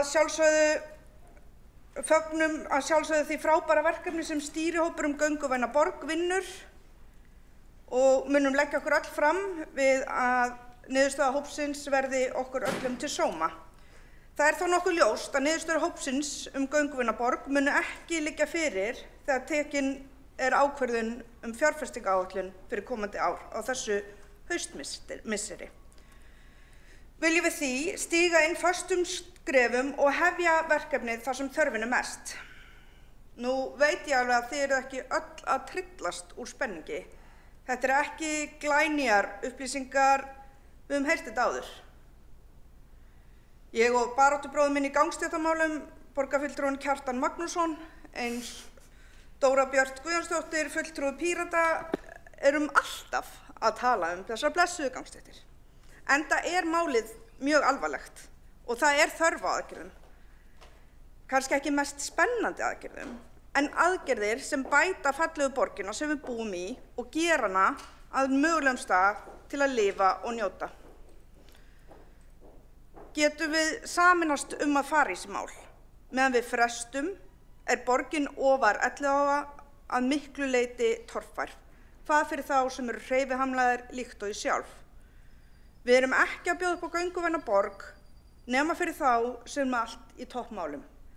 Ekki fyrir börn, ekki fyrir aldraða, ekki fyrir þá sem hjóla, að því þeir þurfa að komast öruggir á stofnbrautir hjólreiða. Hluti af gönguvænni borg aðgengi fyrir öll. Og legg ég til að við byrjum vinnuna og hættum að safna skuldum í formi ónothæfra gangstétta. Ef við hugsum til væntra andmæla sem koma hérna beint á eftir mér, þá staðan klárlega sú að það eru ónýttar stéttir líka í 107 108, 104, 101, halda áfram. Við þurfum að greina þetta, við þurfum að meta stöðuna. Trúið mér, ég nú manneskja sem elskar góðar greiningar, en það í alvörinu það sem best í stöðinu núna? Að setja peningar í að greina enn frekar þegar við vitum hversu slæmt ástandið Það eru til greiningar sem eru unnar síðan 2012 og fleira og myndin þar bara mjög skýr. Fyrir þá sem ekki þekkja og hafa séð þessar greiningar þá eru þær merktar með litaröðum. Rautt þýðir gangstéttir sem eru minna en 90% í lagi. 10% nothæfi. Þar Breiðholtið og Árbær eldrautt en aftur á móti Grafavogur grænn og fínn. Það af því að þar eru allar stéttir fínar og góðar? Það ekki neinu samræmi við þær myndir sem mér hafa borist og kannaði ég enn frekar. En það sem veldur þar máli að gangstéttirnar eru ekki orðnar 50 ára og því ekki kominn tími á að meta þær. Þegar horft til hæð yfir sjávarmál og fleira þá eru ýmsir stærri þættir heldur en aldur gangstétta sem þarf að horfa til. Ég hef sjálf ekki náð 50 árum en samt þurfti að fara í gegnum hinar og þessar endurbætur og mér sýnist það nú með flesta hérna því miður. Líkt og borgarfulltrúinn Ragnhildur Alda Vilhjálmsdóttir ég auðvitað búin að vera í stöðugum samræðum, notendum gangstétta sem eru gríðarlega stór hópur. Við þurfum auðvitað ekki að fá sögur allar ferðirnar á slysó með börn og eldri borgara sem hafa slasað sig vegna óhappa í misföllum í gangstéttum. Við þekkjum þetta öll. Það sem alltaf að koma aftur á móti upp í umræðum gangstéttir hver á þessa gangstétt. Og hefur oftar en ekki komið í ljós þegar ég reyni að aðstoða fólk í eignarhaldsfrumskógi gangstétta sem jú vandlega birtur á borgarvefsjá að gangstéttin oftar í raun í eign stærri húsfélaga, ekki borgarinnar. Þó svo að þessar gönguleiðir séu mikilvægur liður í göngukerfi borgarinnar, ekki sé hægt að komast til leikskóla, grunnskóla eða annað án þess að vera þær. Því leggjum við til inn í tillögunni að settur verði upp sérstakur átakssjóður til að styðja þessi húsfélög til að hefjast handa við viðgerða á stéttum sígunum og stíga. Með það leiðarljósi að þetta eru heildarhagsmunir í hlekk gangstígakeðju borgarinnar og tengi saman hverfin öll. Svo kom inn einhver skemmtileg orðasöfnun. Stígum saman skrefin, göngum saman betri leið, áfram gakk, sitjum ekki og greinum, frestum ekki þessu þarfa verkefni, byrjum að vinna og setjum fjármuni í þessi verkefni strax. Þetta ekki óvænt fjárfesting. Fjárfesting í gönguvæni borg fjárfesting fyrir alla borgarbúa. Takk. Jóhanna Dýrun Jónsdóttir, borgarfulltrúi hefur lokið máli sínu og tekur þá næstu til máls borgarfulltrúinn Kjartan Magnússon.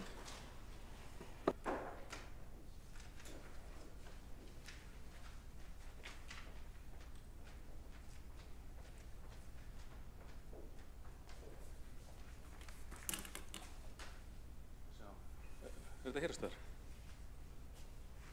Hér, já. Takk. Forseti, góðir borgarfulltrúar. Ég hérna með glærukynningu, með 80 glæru, með svona 2 mínútur á hverja glæru, eða svo. En ég ætla bara að þakka fulltrúum Viðreisnar fyrir að hafa komið þessar tillögu hingað. Það ekki það, við sjálfstæðismenn höfum svo sem flutt svipaða tillögu á vettvangi umhverfis- og skipulagsráðs en sjaldan verður góð vísa óvart kveðin og þetta þetta mál, þetta grunnþjónusta sem allir borgarfulltrúar eiga að setja sig inn í. Sama hvort þó sé að bíla alla daga, þetta bara mál sem inni, þetta eins og gatnalýsingin sem við stundum fjallaðum, þetta grunnþjónusta. Og þetta bara því miður til skammar. Þessi málaflokkur hefur verið vanræktur mörg undanfarin ár. Árið 2006 var farið í smá átak í þessum málum, ég held að það hefur aðalega verið bundið við Breiðholtið sem var þá mjög illa farið. En framlögin í þetta, ég held að séu 160 milljónir í ár sama upphæð á næsta, aðeins skert upphæð á næsta ári, það er þá raunlækkun og embættismennirnir þeir viðurkenna fúslega að þeir ná ekki að halda í horfinu með svo lágum upphæðum. Og það komið þegar ég fekk magtöluna, það komið raun aðeins að óvart hvað þetta var ódýrt. Mér sýndist að ekkur hagræðing hefði átt sér stað þarna miðað við gamlar tölur sem ég hafði, kannski 4 ára gamlar tölur. Þannig að þarna virðist þó vera ráðdeild, en það skiptir ekki máli þegar upphæðirnar eru frekar lágar og þeir ná ekki að halda í horfinu. Ég er sammála Jóhönnu Dýrunni Jónsdóttur borgarfulltrúa að þýðir ekki að bíða og lengi.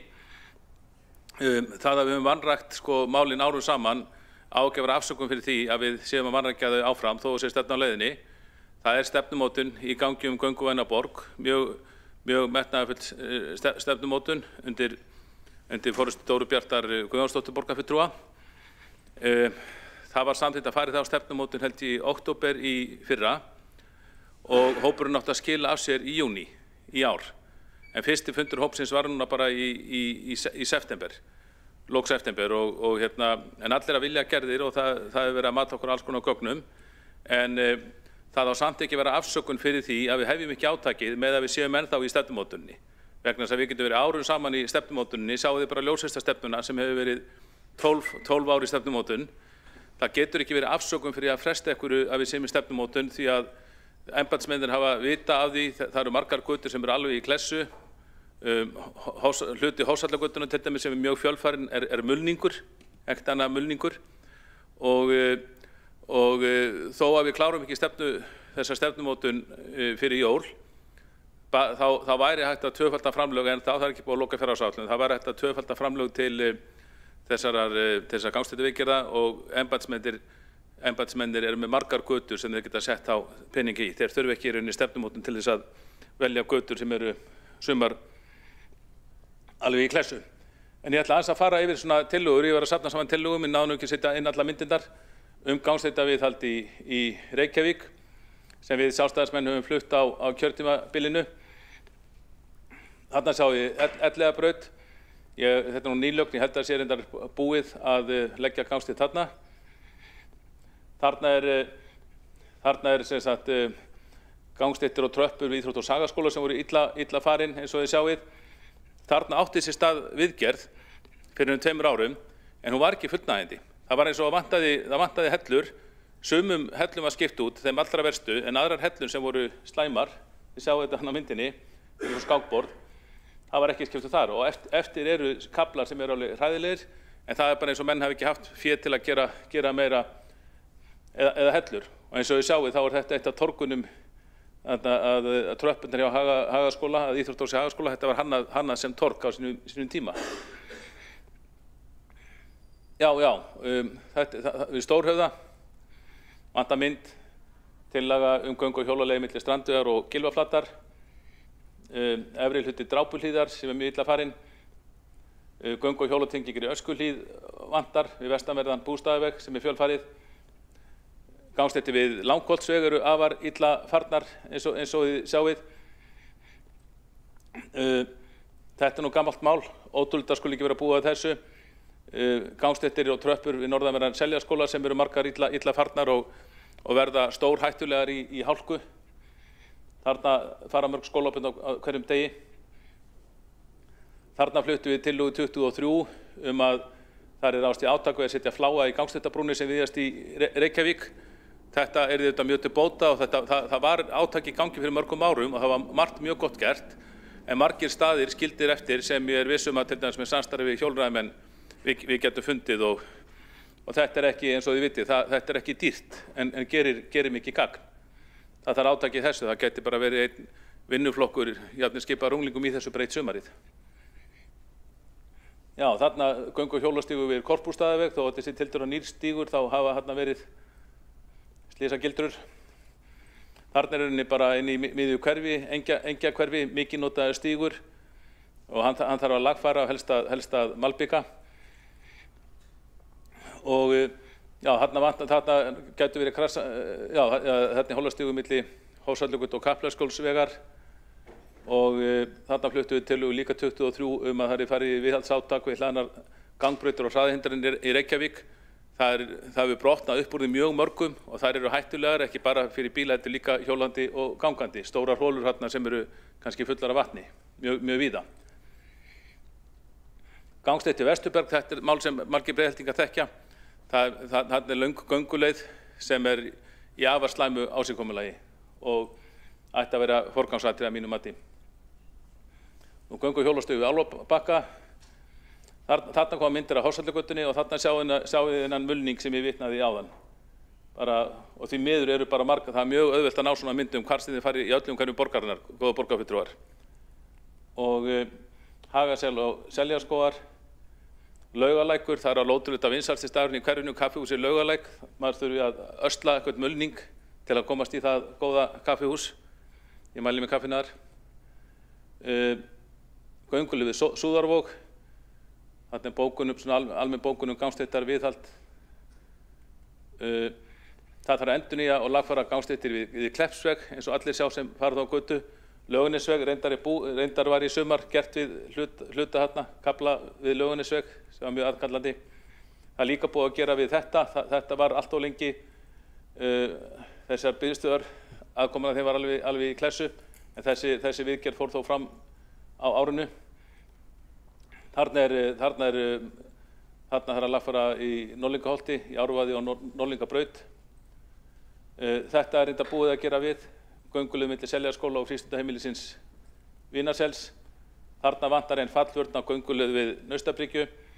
Þarna í 20, síðan 2008 hefur vantað að gera við þennan göng- og hjólastíg frá Úlfarsbraut upp Urðarbrunni 100. Það er náttúrulega fáránlegt að senda þarna fara börn hverjum degi í skólan sem er ótrúlegt. Það er Hallsvegur. Ingólfsstræti var þarna gangstétt sem var löguð í sumar.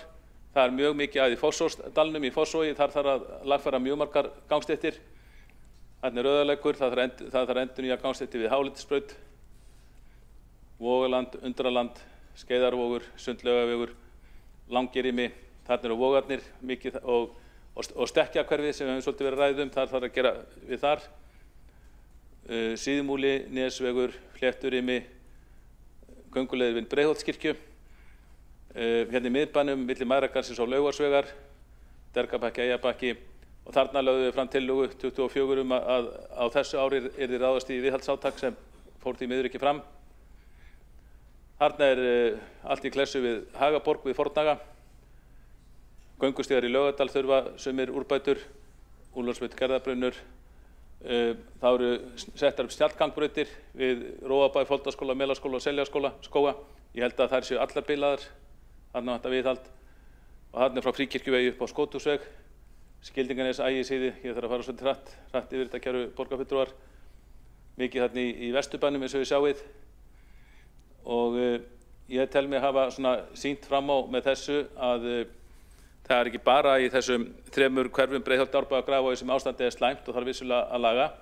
Það er þannig víð í borginni og mér langar því til að kynna eftirfarandi breytingartillögu. Við tillögu Viðreisnar þetta sem er tvímælalaust verið til bóta. Við leggjum til að í upphafssetningu tillögunar komi orðin í öllum hverfum borgarinnar í stað orðanna Breiðholti, Árbæ og Grafarvogi. Þannig að það felur þá í sér að það hafi verið farið í átökum alla borgina, ekki bara þessum þremur hverfum, þó að þau verðskuldi að sjálfsögðu alveg viðgerð. Ég tel mig að hafa sýnt fram á að ástandið er mjög slæmt í öllum hverfum borgarinnar, ekki síst elstu hverfunum. Kjartan Magnússon, borgarfulltrúi, hefur lokið máli sínu og næsta mælendaskrá Dóra Björk Guðjónsdóttir, borgarfulltrúi.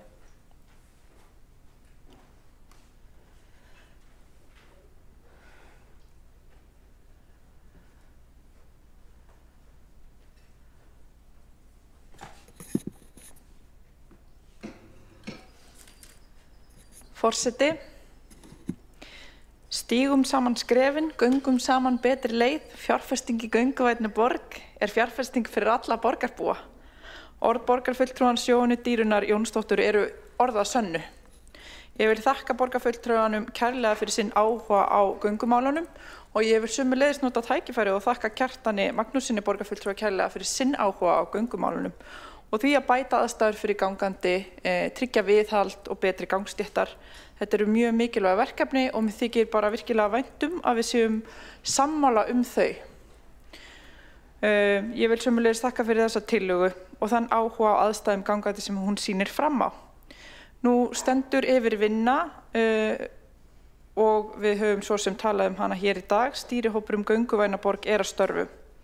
Ákveðið var að fara af stað með vinnuna þegar systurstefnan borgarhönnunar stefna væri að klárast, enda sama fólk sem ber báðastefnur uppi. Á meðan var unnið að undirbúningi eins og ástandsmati gangstétta sem á undirbúningi Evrópuverkefna að styðja við aðstæður gangandi barna á leið til skóla og þeirra öryggi. Þannig að við sátum nú ekki auðum höndum. Í fjárfestingaáætlun næsta árs gert ráð fyrir 400 milljónum til að styðja við Gönguvæna borg, þar af 300 milljónum í endurgerð og 100 milljónir í viðhald og þetta auk þeirra fjármuna sem eru í viðhaldi í fjárhagsáætlun. Og við munum þá setja ramma í kringum þau verkefni sem þessir fjármunir fyrir Gönguvæna borg fara í strax á þessu ári fyrir þá næsta ár og við munum byggja á þessu ástandsmati gangstétta sem hefur verið vitnað í hér í dag. Og það hefur verið unnið í samhengi við þessa vinnu og þó að tala hefur verið hér í dag að greiningar séu góðra gjaldaverðar og það þurfa að ráðast í framkvæmdir, þá þurfum við auðvitað að byggja á greiningum hvað þurfum við að gera á skipulegu mati á því sem þarf að gera og þannig vinnum við faglega. Og ég veit að Jóhanna Dýrun Jónsdóttir borgarfulltrúi mér hjartanlega sammála mikilvægi þess. Það á nefnilega að vinna þessa stefnu Gönguvæna borg en leið skýra fjárfestingaáætlun til næstu ára, beinhart fjárfestingaplan til að bæta aðstæður og öryggi fyrir gangandi vegfarendur, fyrir börnin okkar á leið í skóla. Og við byggjum á fyrirmynd hjólreiðaáætlunar og við vitum að svona innviðafjárfestingar virka. Árið 2010 þegar fyrsta hjólreiðaáætlun var samþykkt undir stjórn Gísla Marteins Baldurssonar þáverandi borgarfulltrúa var hlutdeild hjólreiða 2% en 7–8% í dag.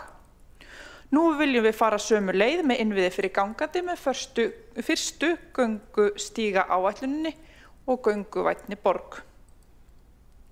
Helstu verkefni stýrihópsins eru nefnilega ýmiss konar, þau eru að gera tillögu að stefna á áætlun Gönguvæna borg og hvernig hægt að auka aðgengi, öryggistilfinningu, vellíðan og hlutdeild gangandi vegfarenda í ferðum innan borgarinnar og stytta og einfalda ferðir þeirra.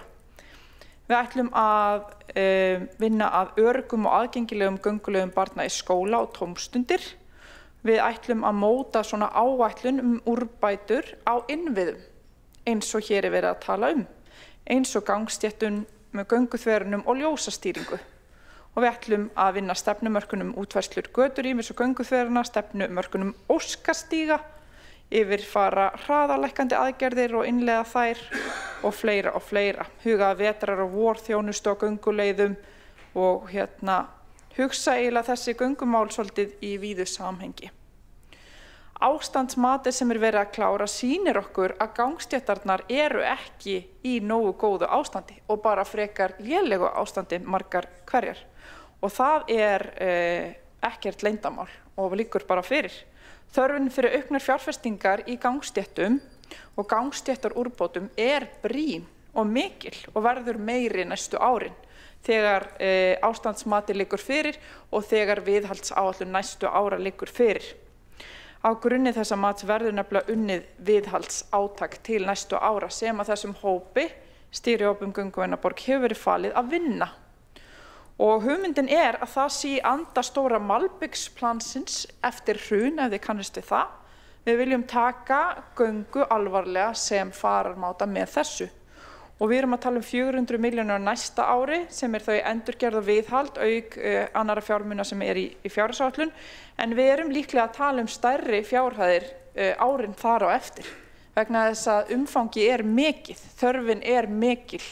Þannig að við þurfum bara að undirbúa okkur undir það að setja enn stærri upphæðir í bara þá viðhaldið og í leiðinu hægt að endurgera, bæta aðstæður, breikka gangstéttar þar sem við á og hægt á sama tíma af því að við viljum líka nýta ferðina og fara vel með peninga. Við viljum bæta lýsingu, gera aðstæður öruggari og vinna í þessu öllu saman á sama tíma. Og við viljum að foreldrar í öllum hverfum geti verið rólegir yfir því að börnin gangi í skóla vegna þess að öryggið eykst með því að skutlið í skólan minnki. og það styður líka við lýðheilsu barnanna og það dregur úr mengun. Og þessi tillaga og sú forgangsröðun sem hún ávarpar í góðum takti við störf þess að mæta stýrihóps gönguvæna borg og undirbúnings þeirrar viðhaldsvinnu sem stendur yfir. Ég ætla því að gera það að tillögu minni að vísa tillögunni til borgarráðs sem fer með fjárfestinga og viðhaldsáætlanir borgarinnar sem myndir svo vísa tillögunni áfram til stýrihópsins sem getur tekið mið af henni í vinnu við viðhaldsáætlunina. Takk fyrir. Þóra Björk Guðjónsdóttir, borgarfulltrúi, hefur lokið máli sínu og tekur þá til máls Einar Sveinbjörn Guðmundsson, borgarfulltrúi.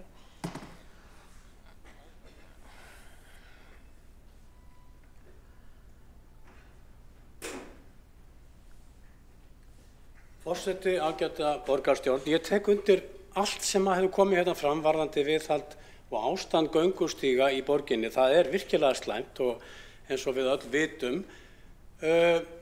Borgarfulltrúi Dóra Björt Guðjónsdóttir kom ítarlega inn á það sem svona framundan í þessum málum og það bara lítur allt saman vel út og talandi hliðar stefnu borgarhönnuna stefnuna okkar nýju að þá þetta næsta dagskrá.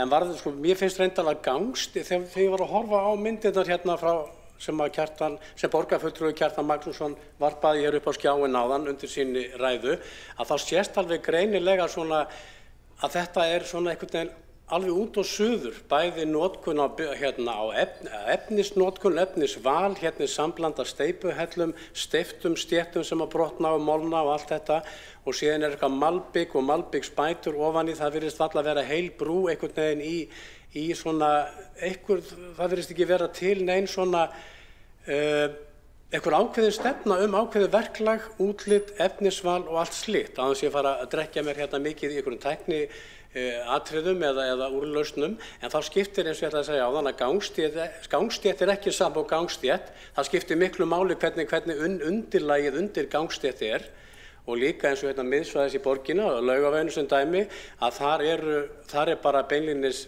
þar hafa orðið bara mjög slys á fólki. Ég þekki persónulega til eldri mann sem bara datt þar á höfuðið með því að reka tanna í einum af mörgum uppistandandi gangstéttarhellum sem ganga einhvern veginn að þetta er bara hættulegt, þetta er hættusvæði yfirferðar fyrir gamalt fólk og börn og hvert sem Þannig að þetta er löngu þarft að fara að horfa á þessu mál og taka til í þessu. Á Laugaveginu reyndar þá skiptir líka máli að þegar við erum að leggja hellur þar og þarna eru aspir sem að eins og flestir vita þá er mikið og sterkt rótarkerfi þar sem að lyfta þessu upp og íta undir hættu göngusvæðisins og það eru svona hlutir sem þarf að hafa í huga þegar verið að vinna í þessum málum. En þetta verður náttúrulega tekið fyrir af okkar sérfræðingum þegar þar að kemur, varðandi þá stefnu sem að fyrirliggur eða mun fyrirliggja. En svo það líka varðandi bara það að velja, mér finnst persónulega að okkur eru ekki að malbika miklu fleiri gangstéttir, það er miklu ódýrara, miklu hraðvirkara og malbik er miklu mýkra undir fæti, það er miklu mýkra að hlaupa á því, það er örugglega skárra að detta á malbik heldur en á steinstöftar hellur eða stíga, þannig að það eru alls konar þættir sem að mæla með því. Ég heyrði reyndar rök því ég spurði þetta innan sviðsins að það væri svo erfitt að fyrir ökumenn að greina á milli malbikara götu og malbikars göngustígs. Það var fólk að leggja upp á einhvern veginn. Mér finnst það reyndar svona rök sem að hljóma ekki alveg, þó ég sé nú ekki að fullyrða eitt eða neitt, en þá koma til sektir og merkingar og svona, en bara ég veit til þess að margir að í borgunum í kringum okkur, þá er mikið malbikaða göngustíga inn í hverfum af þessum ástæðum sem ég nefndi hérna áðan. Svo eru líka aðrar önnur dæmi, eins og í Lissabon, þar sem að samkvæmt árhundraða gömlum hefðum að þá eru allir göngustígar lagðir með granítsteinum, kubbasteini eins og í tjörnina fyrir utan. Og það er alveg skelfilegt að ferðast á slíku á rafskutlum og það jaðrar við heila þrýsting að skoppast eftir því. Þannig að það er líka dæmi eitthvað sem að byggir á hefðum en er ekki greinilega lausna með að varðandi heilbrigði eða annað. eða tíma í lagningu. Þannig að ég held að við þurfum að fara að skoða alvarlega hvernig við notum efnin og hvað við ætlum að fara að velja hér til framtíðar til þess að hafa þessa göngustíga í sem bestu lagi og sem hættuminnsta, og líka verðum við að horfa í fjárhagsliðina að þetta kostar peninga og það skiptir miklu máli að gera þetta, og þá skiptir líka enn meira máli að gera þetta eins vel og hægt er. Einar Sveinbjörn Guðmundsson, borgarfulltrúi, hefur lokið máli sínu og tekur til máls. Helgi Ás Grétarsson, borgarfulltrúi.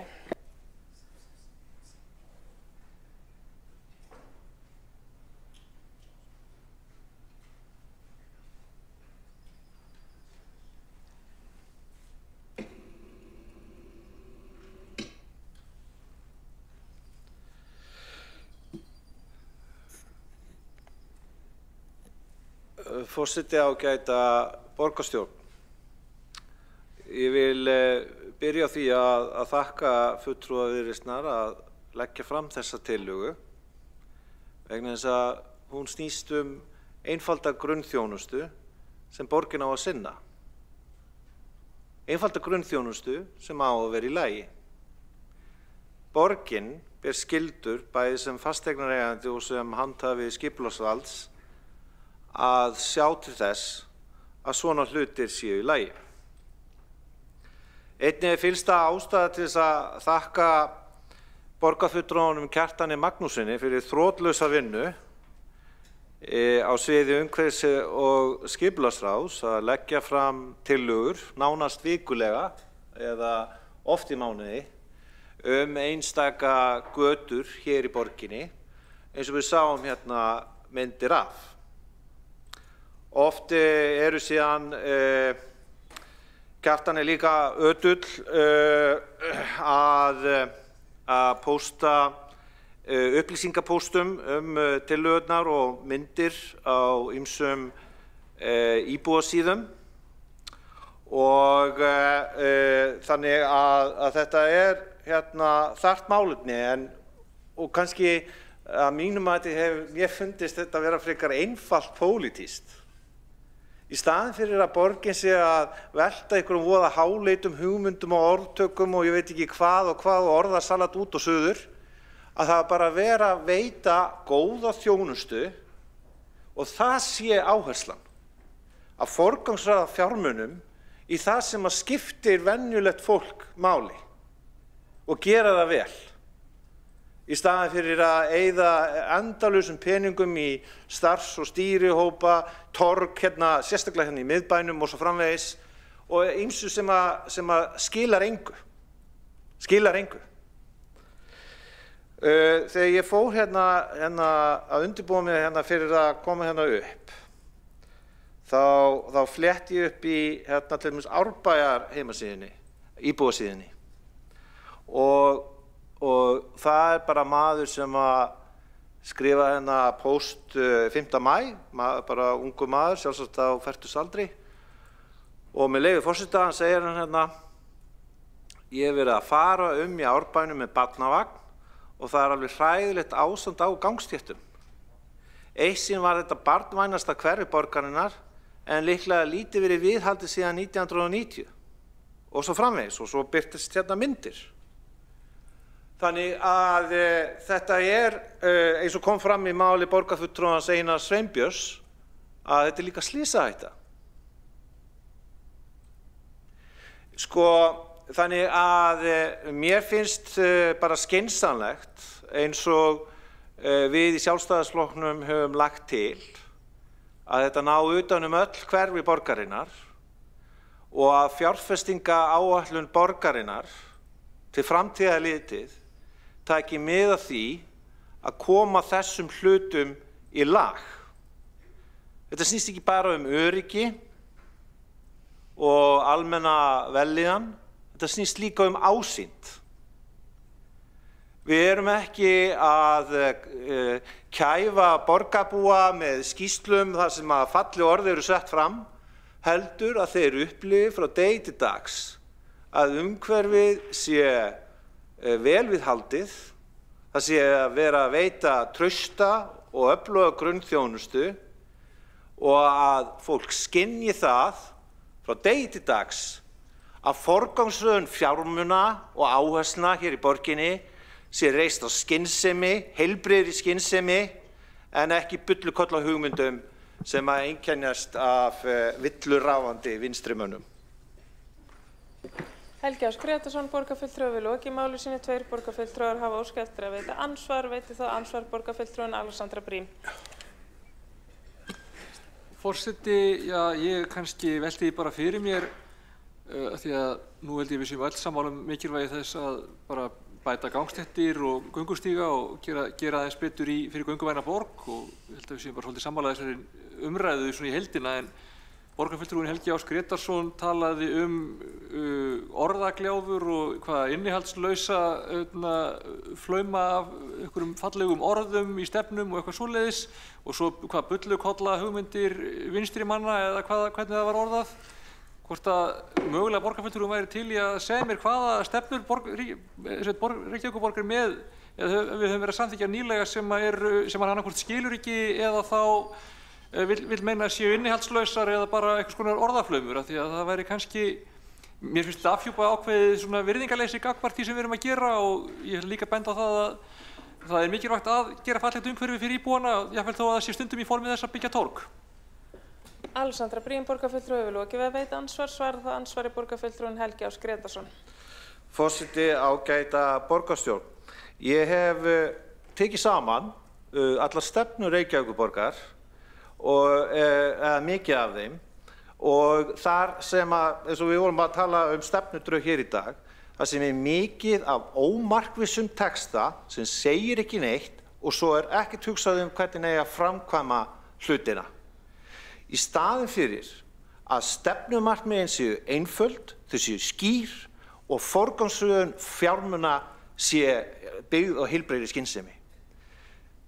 Ég hef tekið til dæmis fyrir líka torgagerð sem að Reykjavíkurborg hefur staðið fyrir undanfarin áratug eða svo, sem hefur kostað skattgreiðendur hér í Reykjavík meira en 10 milljarða, 20 milljarða.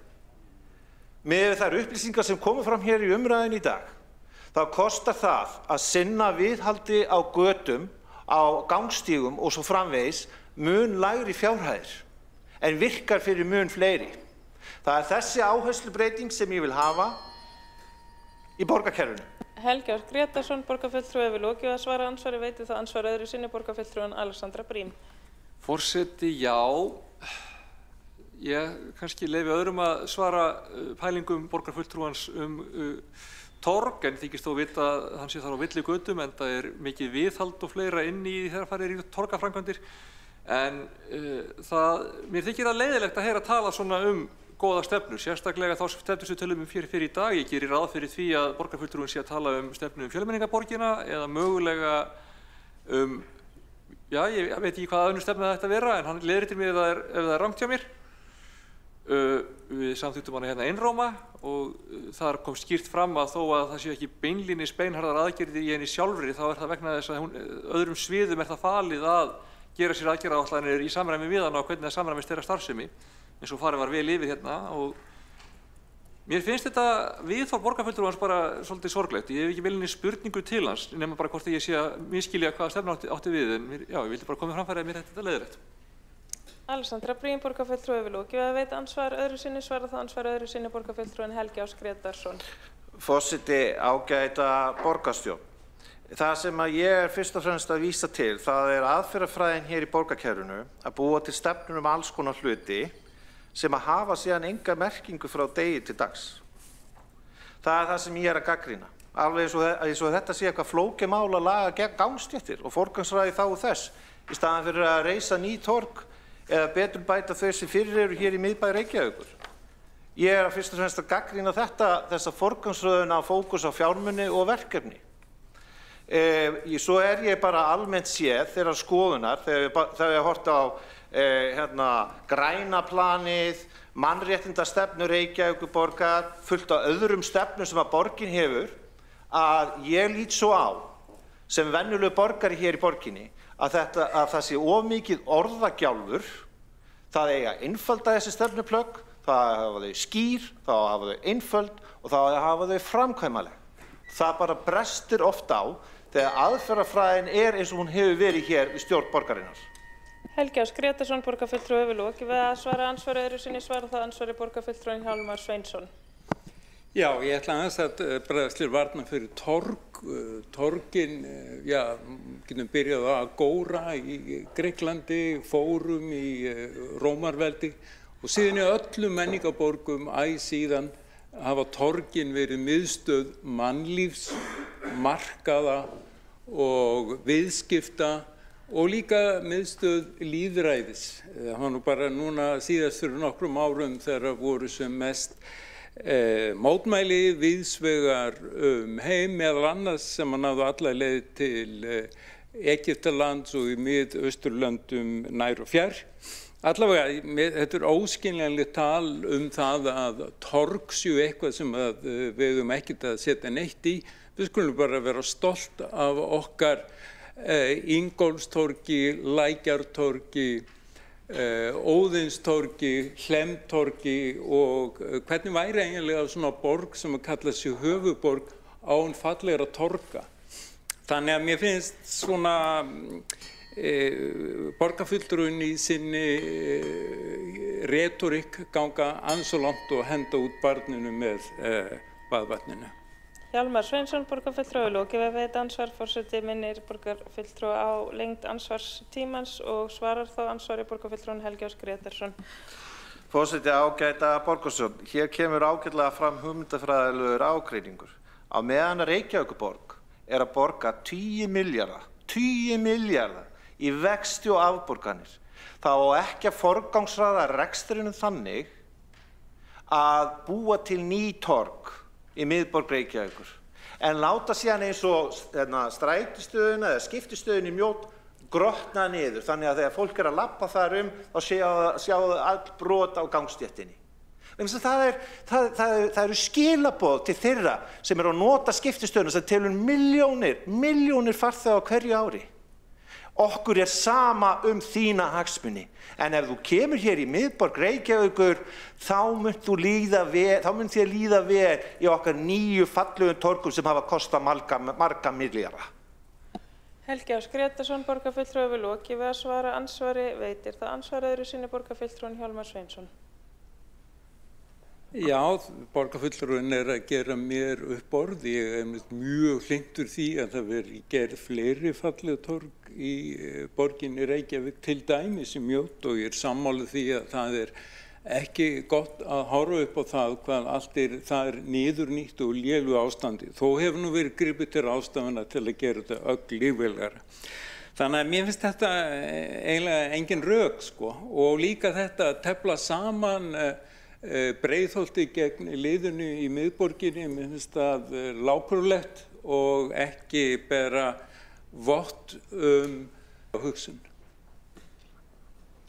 Hjálmar Sveinsson, borgarfulltrúi, hefur lokið við að veita ansvar öðru sinni, svarar það ansvar öðru sinni borgarfulltrúin Helgi Ás Grétarsson. Forseti, ágæta borgarstjórn. Þetta snýst í hvað viljum við eyða peningunum og á hvaða tíma. Almennt séð þá styð ég fegrunaraðgerðir á borð við torgagerð þegar ég hef efni á því. Vegna þess að torgagerð getur oft verið mjög skynsamleg og bara gert borgina fallegri. En þegar borgin illa rekin og að borga mjög há gjöld til fjármagnseiganda, þá vil ég að forgangsröðunin sé að grunnþjónustunni. Að það sé ekki verið að láta grunnþjónustuna grotna niður að borð við gangstíga og allar hellunar og allt það sem við erum búin að tala hér í dag. Það það sem ég að gagnrýna. Það ekki lágkúra þegar verk meirihlutans hér ár eftir ár hefur verið, við erum tilbúin að eyða peningum hér í þessum hluta bæjarins,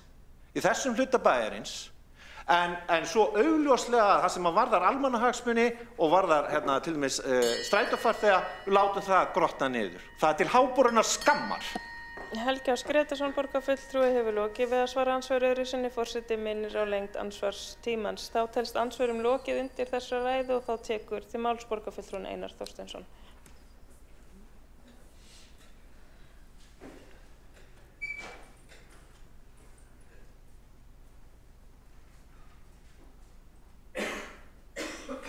Forseti, ágæta borgarstjórn, ég bara ætla að koma hérna örstutt upp til þess að fagna þessari tillögu og hrósa Jóhannu Dýrunni, borgarfulltrúa og Kjartani Magnúsinni sem reyndar hefur verið með svipaða tillögur hér áður og umræðum þessi mál á kjörtímabilinu. Þetta bara mjög mikilvægt. Borgarfulltrúi Helgi Ásgeir Riddarsson var hér að lýsa bréfi frá foreldri sem var að keyra barnavagn eftir hverfinu sínu og ég þekki það bara af eigin reynslu undanfarna mánuði og bý í Seljahverfinu og þar ástandið á göngustígunum eiginlega alveg fáránlegt. Þetta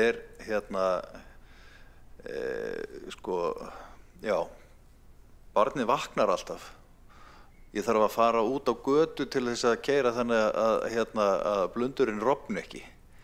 Og þetta hættulegt. Við viljum að eldra fólk sé út í göngutúrum og við viljum að komast bara fallega borgina og það bara alls ekki gott ástand á göngustígunum. Þannig að ég bara held að það sé vel til fundið að færa til fjármagn í þetta verkefni. Og ég man það þegar við vorum hér í samstarfi fyrir á kjörtímabilinu þá vorum við borgarfulltrúi Dóra Björt Guðjónsdóttir að ræða áherslur í fjárfestingu varðandi hjólastígana og hún hafði mikinn áhuga á því að bæta gönguleiðir í borginni og hefja stefnumótunina gönguvæna borg og mér fannst það góð hugmynd og við færðum til fjármagn í síðustu fjárfestingaáætlun af hjólastígum sem var fullt tilefni til vegna þess að það að koma fjármagn inn í þann verklið í gegnum samgöngusáttmálann og það var kannski hægt að færa aðeins fjármagn úr þeim lið yfir í gönguvæna borg og nú man ég ekki alveg hvað voru miklu fjármunir settir í það á þeim tíma en ég held að það væri gaman að sjá útfærslu á þessu inn í það að segja breytingatillögu við fjárfestingaáætlunina núna við seinni umræðu fjárhagsáætlunar og ég vona og mér heyrist nú meirihlutin taka vel í tillöguna en það þarf að einfallega þetta snýst krónur og aura og fara bara í það strax.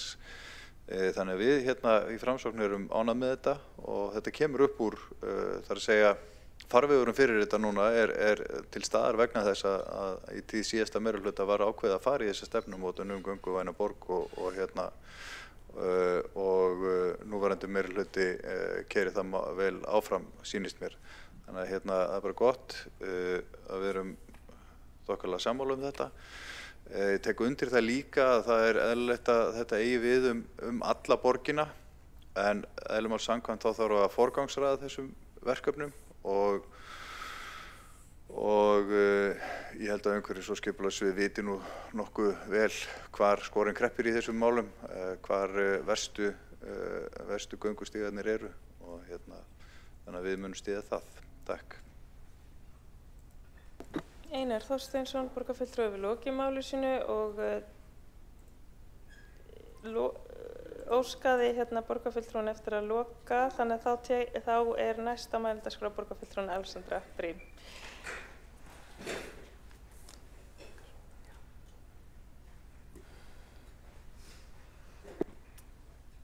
Forseti, borgarstjórn og áheyrendur, ég get nú eiginlega ekki orða bundist út af því hvernig var talað hér í andsvörum áðan, sérstaklega þá hvernig borgarfulltrúin Helgi Ásgeir Riddarsson var að tala forgangsraðun og viðhald í borginni í gegnum tíðina og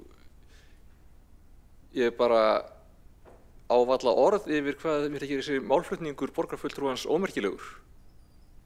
En fyrsta lagi þá ekki þannig að á fjárhagsáætlun eða fjárfestingaáætlun núna eða síðast eða minnum við þar síðast sé einhver brjálæðislega mikið áhersla á torgauppbyggingu í miðsvæðis eða annar staðar. Ég veit að við höfum til dæmis látið Lækjartorgs uppbygginguna bíða heil lengi vegna þess einmitt að það bara búið að vera hart í ári og við höfum viljað forgangsraða öðruvísi. Það alls konar uppbygging sem við höfum þurft að gera það með, bara af því að við erum að reyna að fara skynsamlega með peningana. Það alveg rétt að það þarf að gera betur upp í efri byggðum, það alveg rétt að það þarf að gera betur í Mjóddinni og við erum núna í vinnu í stýrihóp framtíð Mjóddarinnar, en fyrir utan þá vinnu, því hún ekki til, svo vinna verður örugglega mjög spennandi, en það fyrir utan hana, þá eru nú bara samt aðgerðir í farvatninu til þess að bæta allavega svona mest aðkallandi vandamálin í nærumhverfi Mjóddarinnar. Það sem strætóstoppistöðinni þá bæði gangstéttirnar og ytra byrðið þar og svo eru í bara allra nánustu framtíð enn meiri breytingar von á hvernig sem sagt strætóstæðin þar verða og þetta bara mjög mikilvægt og það margt þannig að það þarf að gera bæði til að bæta öryggi og bara fegurð umhverfisins fyrir gangandi og þá sem að koma þarna. Það hafa verið ákveðin vandamál bæði bara með að fá inn rekstraraðila og hvernig því hagað og bara með að finna peninga fyrir þessu og líka bara það að það ákveðin vandamál í hvernig deiliskipulagið á bílastæðunum í Mjóddinni hefur verið og það hefur gert svolítið erfitt að nálgast ákveðnar breytingar þarna sem við höfum viljað fara í. Þannig að það allavega eitthvað sem við erum með í vinnslu bæði til mjög skamstíma bráðaaðgerðir og svo lengri tíma aðgerðir. Þannig ég frábið mér þetta sé eitthvað sem okkur sé bara alveg samum og við séum það sé verið að setja okkur einhver orð í munnum að okkur varði ekki neitt fólk sem býr ekki í miðbænum. Ég sjálf nýflutt í miðbæinn og ég tek alveg eftir því þegar ég er á ferðinni að það mætti vera betra viðhald á gangsettum niður í bæ líka, bara svo það sé sagt. Það bara við þurfum að gera þetta aðeins betur. Ég bjó upp í Seljakverfi í mörg ár og í Hólakverfi þegar ég var krakki og mér finnst ekki að það sé eitthvað sérstaklega til að skamma sín fyrir þó að það séu vissulegt að finna svæði allstaðar. En við erum hérna með stefnu gönguvæna borg. Ég styð það að þessi ágæta tillaga Viðreisnar fari í borgarráð og verði þar skoðað með hvaða hætti best að vinna þetta áfram. Ég held að það sé bara mjög góðra ekki alltaf verðt að gera þetta betur, en bara getum við reynt að halda umræðinni hérna á aðeins hærra plani heldur hún fór. Ég yfirleitt læt ekki svona draga mig upp ef ég kemst hjá því, en mér blöskraði. Ég hélt bara, og ég veit að ég og borgarfulltrúinn Helgi Á. Skreytarsson höfum verið ósammála hjartanlega ítrekað ótrúlegustu hluti, en ég bara í alvörinni átti ekki von á, ég hélt að hann væri betri en þetta, ég verð bara að segja það. Alexandra Briem, borgarfulltrúi hefur lokið máli sinni, einn borgarfulltrúi hefur óskað eftir að veita ansvar, borgarfulltrúin Sara Björk Sigurðardóttir. Forseti, ágæta borgarstjórn, mér langaði bara að fagna þessari umræðu og fagna umræðinu Mjóddina og vill bara upplýsa borgarfulltrúana það við erum að vinna í stýrihópnum heilsugar að þessu verkefni og þetta kemur bara allt í ljós innan tíðar von bráðar, en mér langaði ávarpa það sérstaklega við borgarfulltrúa Helga Á. Skreytarsson að upplyfting Mjóddar átti sér stað á síðasta kjörtímabili þegar að 3 torg fengu upplyftingu hvert þeirra fyrir sirka 250 milljónir. Á núverði dagsins í dag það kannski kringum 800 milljónir. Þannig að ég tel að Mjóddin og borgin hafi staðið sig mjög vel allavega á þeim tíma og betur má duga skal og nú bara restin af Mjóddinni tekin fyrir, þannig að þetta bara spennandi verkefni. Takk.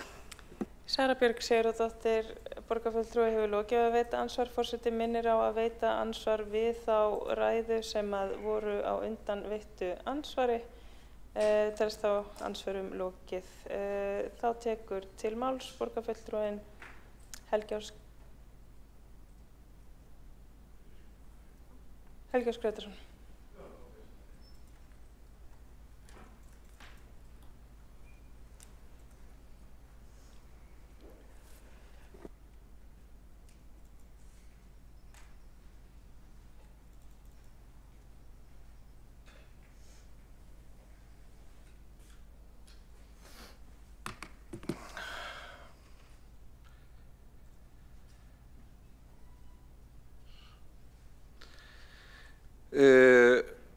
Forseti, ágæta borgarstjórn.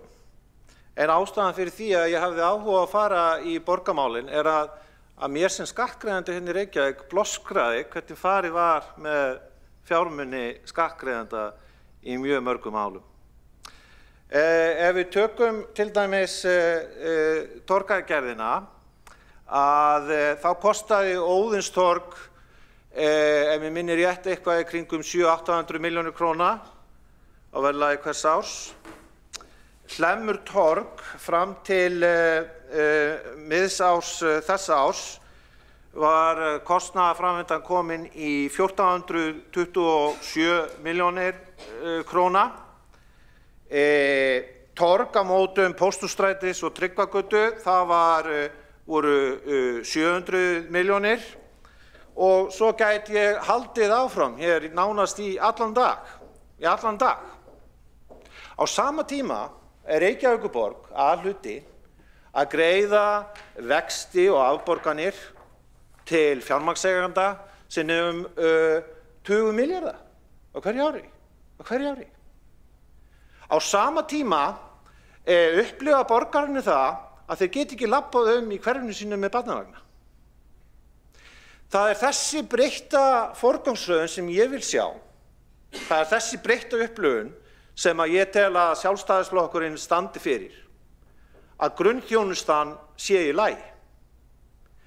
Og ef að þetta talin vera lágkúruleg orðræða og umræða í einhverjum vistarverum í hausum einhverja hér inni, þá verður svo að vera. Ég tel það hafi til dæmis verið augljóst með við ár eftir ár, alveg síðan 2016, hafa komið fram tillögur af hálfu sjálfstæðismanna varðandi skiptistöðin í Mjódd og sú eining skiptir með fullri virðingu fyrir þeim torgum sem að borgarfulltrúin Sara Björg Sigurðardóttir var að minnast á, að hagsmunirnir varðandi strætófarþega, varðandi notkunina og svo framvegis varði miklu meiri hagsmunum.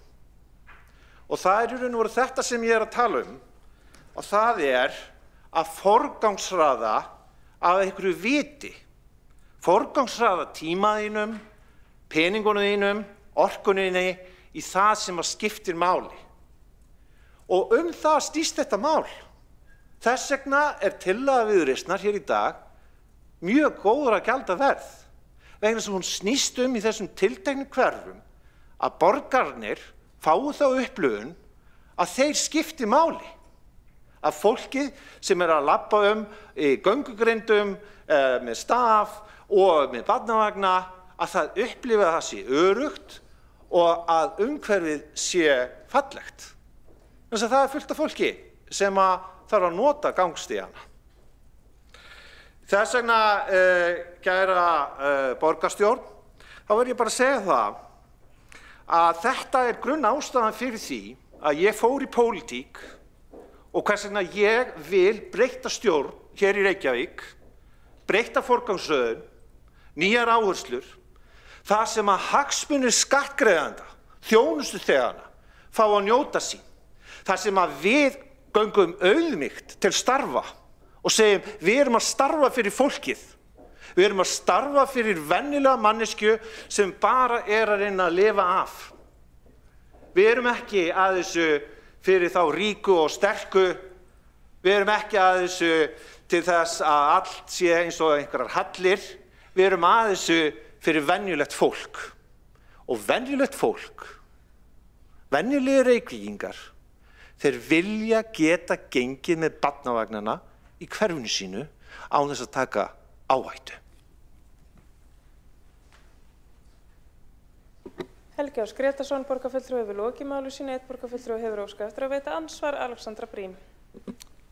Forseti, já, ég vil kannski byrja á að benda borgarfulltrúanum Helga Ás Grétarssyni á það að stór hluti af kostnaði við Óðinstorg sem hann nefnir var í viðgerðum og lagnavinnu sem þurfti að fara í þarna og sjálft torgið ekki eins dýrt og fulltrúar Sjálfstæðisflokksins og skoðanarsystkini þeirra í miðflokknum og síðasta kjörtímabili héldu fram. Það á við mikið af þessum framkvæmdum að þær eru gerðar í samhengi við viðhald og aðrar aðgerðir sem þarf að fara í. Svo vil ég líka minna á það sem að Sara Björk sagði hér áðan, borgarfulltrúi, torgauppbyggingu í Mjóddinni sem að rímar ekki alveg við þessa sviðsmynd sem borgarfulltrúin að grafa upp. Ég vil líka benda borgarfulltrúinum Helga á svo það að svona tilgerðarleg klifun getur verið frekar þreytandi. Klifun er þreytandi. Klifun er þreytandi. Klifun er þreytandi. Heyriði það? Og svo kannski bara frábið ég mér það að fulltrúar íhaldssamra auðvaldsflokka komi hérna upp og þykist vera málsvarar almennings gagnvart mér. Bara gjöra svo vel. Alexandra Brím, borgarfulltrúi, vil lokið að veita andsvar það ansvari borgarfulltrúin Helgi Ás Grétarsson. Forseti, ágæta borgarstjórn, það er virkilega ánægilegt og skemmtilegt að eiga í orðaskiptum við borgarfulltrúin Alexandru Brím. Og hún hefur greinilega mjög mikla reynslu af því að ala annað fólk upp. Eins og hún hefur tekið það að sér að reyna að ala mig hér upp í borgarstjórnarsalnum. En kjarni málsins er einfaldur. Viðkomandi borgarfulltrúi er tilbúin að eyða peningum skattgreiðenda endalaust í tóm dellumál, svo notum sé íslenska, í tóm pírata borgarlýðræðismál og út og suður, í staðinn fyrir að segja grundvallar atrið er að venjulegt fólk, venjulegir íbúar sem eru að fara jafnvel að nota barnavagna, göngugrindina, stafina, þau geti gengið frá A til B í sínu hverfi. Og við þurfum ekki að horfa upp á það að grunninnviðir eins og leikskólabyggingar séu látnir grotna niður í mörg ári í röð. Þetta snýst þetta mál. Helgi Ás Grétarsson, borgarfulltrúi, vil lokið við að svara ansvari. Telst að ansvörum lokið undir þessari ræðu og þá tekur næstu til máls borgarfulltrúin Kjartan Magnússon.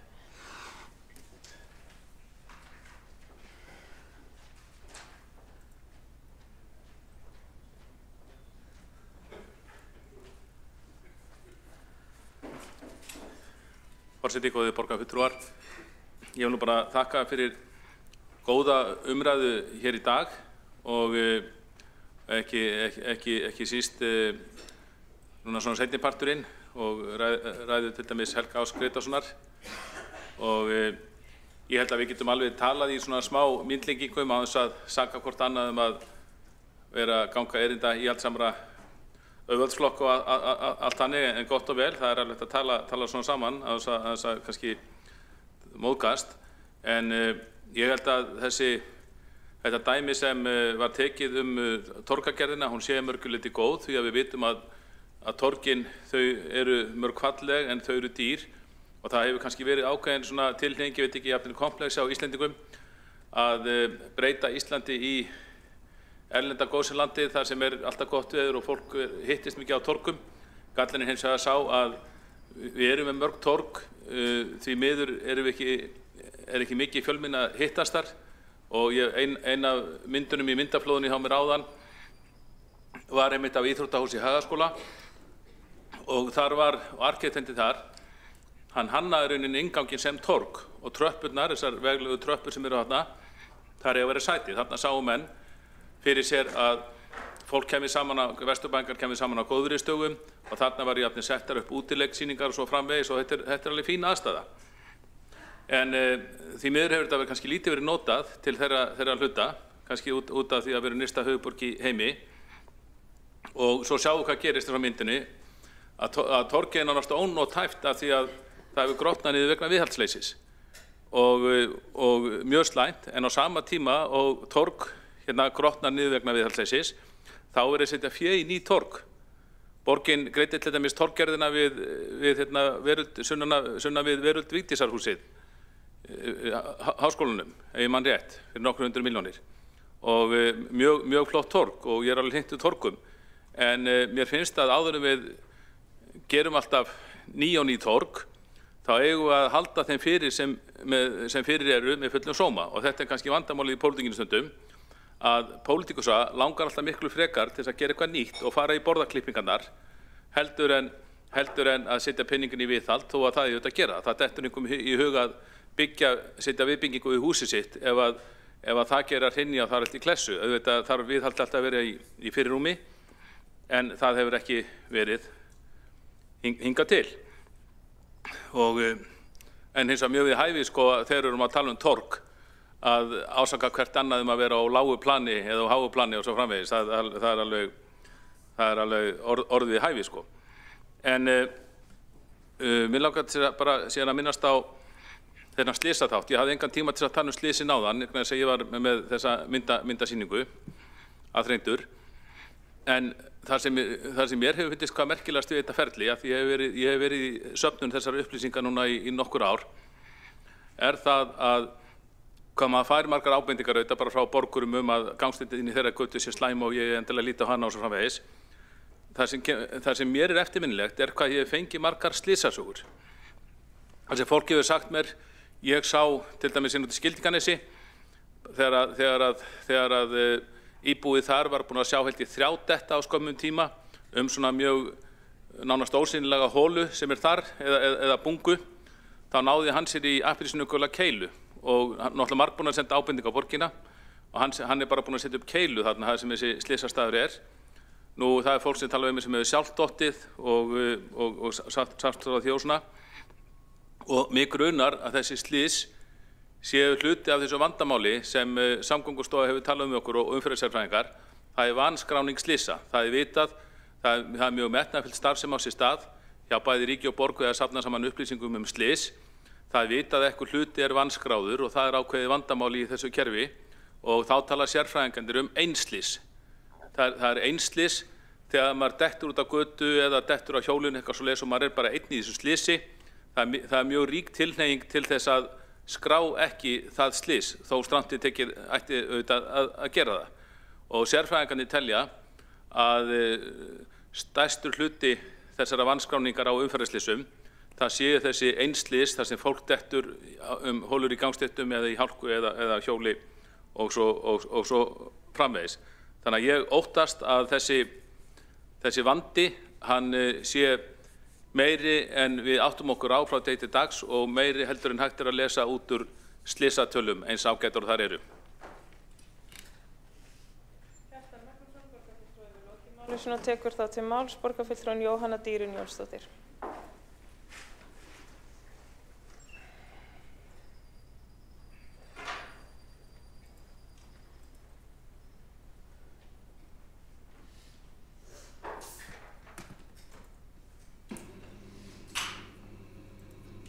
Kæru félagar, mikið er ég ykkur þakklátt fyrir að taka hérna til máls með mér. Ég er farin að líðast svolítið eins og rispuplata. Ég er búin að skrifa óhóflega margar greinar ónýtar gangstéttar.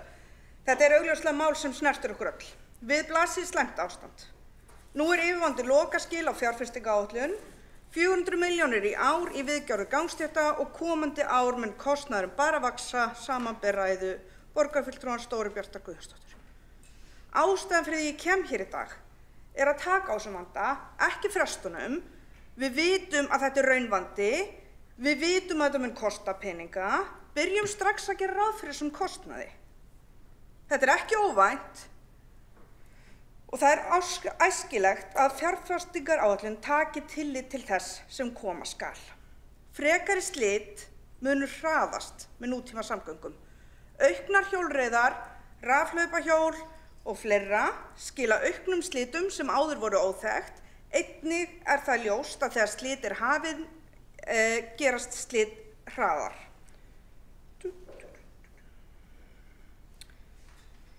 Hvers vegna tók ég þessi hverfi út fyrir sviga?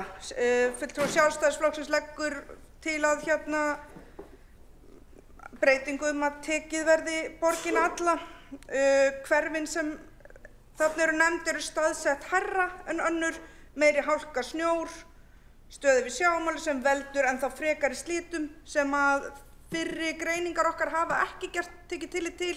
Það er aðeins tekið tillit til aldurslögu og kannski líka bara taldi ég það óþarfa bjartsýni að fá hljómgrunn fyrir viðhaldsáætlun þvert yfir borgina. Viðhald og viðgerðir gangstétta eru ekki valkvæmt verkefni. Þetta er viðhald á grunnstöðum þess samfélag sem borgin byggir.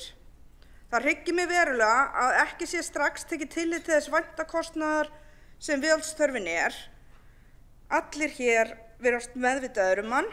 Það liggja fyrir aðgerðir sem þarf að fara í. Þær eru ekki sýnilegar í áætlunum. Ábyrg áætlanagerð er hornsteinn þessara tillögu.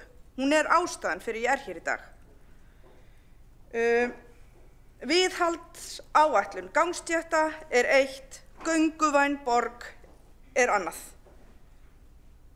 Áætlun gönguvæna borg er ekki grunnforsenda fyrir því að við höldum við gangstéttum. Við höldum við götum, við höldum við ýmsum hlutum. Þetta er bara grunnhlutur í rekstri okkar samfélags. Óska ég þess að við höldum áfram inn í vinnuna, förum vel með peningana okkar og leyfum borgarbúum okkar að ganga öruggum Takk fyrir. Jóhanna Dýrun Jónsdóttir, borgarfulltrúi, hefur lokið máli sínu og ekki hafa fleiri óskað eftir að taka til máls undir þessum dagskrárlið og þá er gengið til atkvæðagreiðslu.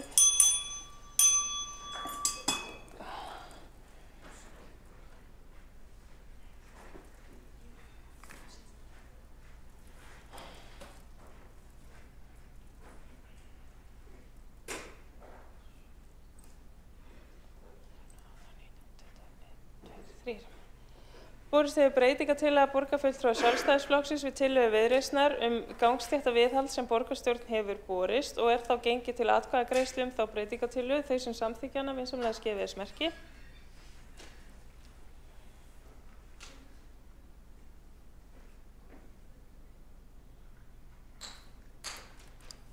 Þeir sem á móti kunna vera. Það var breytingartillagan felld með 12 atkvæðum borgarfulltrúa samstarfsflokka gegn 10 atkvæðum borgarfulltrúa Sjálfstæðisflokksins og borgarfulltrúa Framsóknar. Borgarfulltrúi Viðreisnar situr hjá við afgreiðslu breytingartillögunnar. Er þá breytingartillagan felld og þá gengið til atkvæðagreiðslu málsmeðferðartillögu að vísa tillögu borgarfulltrúa Viðreisnar til meðferðar borgarráðs og þau sem samþykkja það vinsamlegast. Fundarsköp, Alexandra Brím gerir stutta athugasemd. Ég vil bara spyrja, heyrði ég rétt að tillöguflytjandi hafi ekki tekið afstöðu til þess hvort þetta breyta tillögunni sinni? Bara, já, ok, sorry, ég bara vildi vera sem ég hefði verið þetta rétt, sorry. Alexandra Brím, borgarfulltrúi, hefur lokið við að gera stutta athugasemd fundarstjórn og forseti endurtekur hvernig atkvæðagreiðslan fór breytingartillöguna. Þar sem að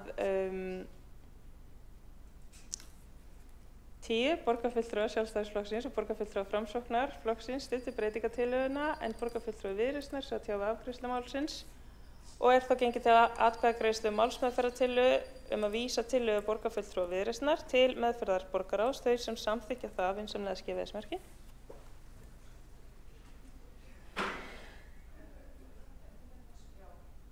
Þá tillagan samþykkt með öllum greiddum 23 atkvæðum borgarstjórnar. Þá er gengið til næsta liðar á útsendri dagskrá sem er borgarhönnunarstefna Reykjavíkur, síðari umræða, samanber fyrsta lið fundargerðar borgarstjórnar frá 21. október og fyrsta lið fundargerðar borgarráðs frá 13. nóvember að beiðni borgarfulltrúa Samfylkingarinnar, Pírata, Sósíalistaflokks Íslands, Flokks fólksins, Viðreisnar og Vinstri grænna og tekur til máls borgarfulltrúan Dóru Björk Guðjónsdóttir.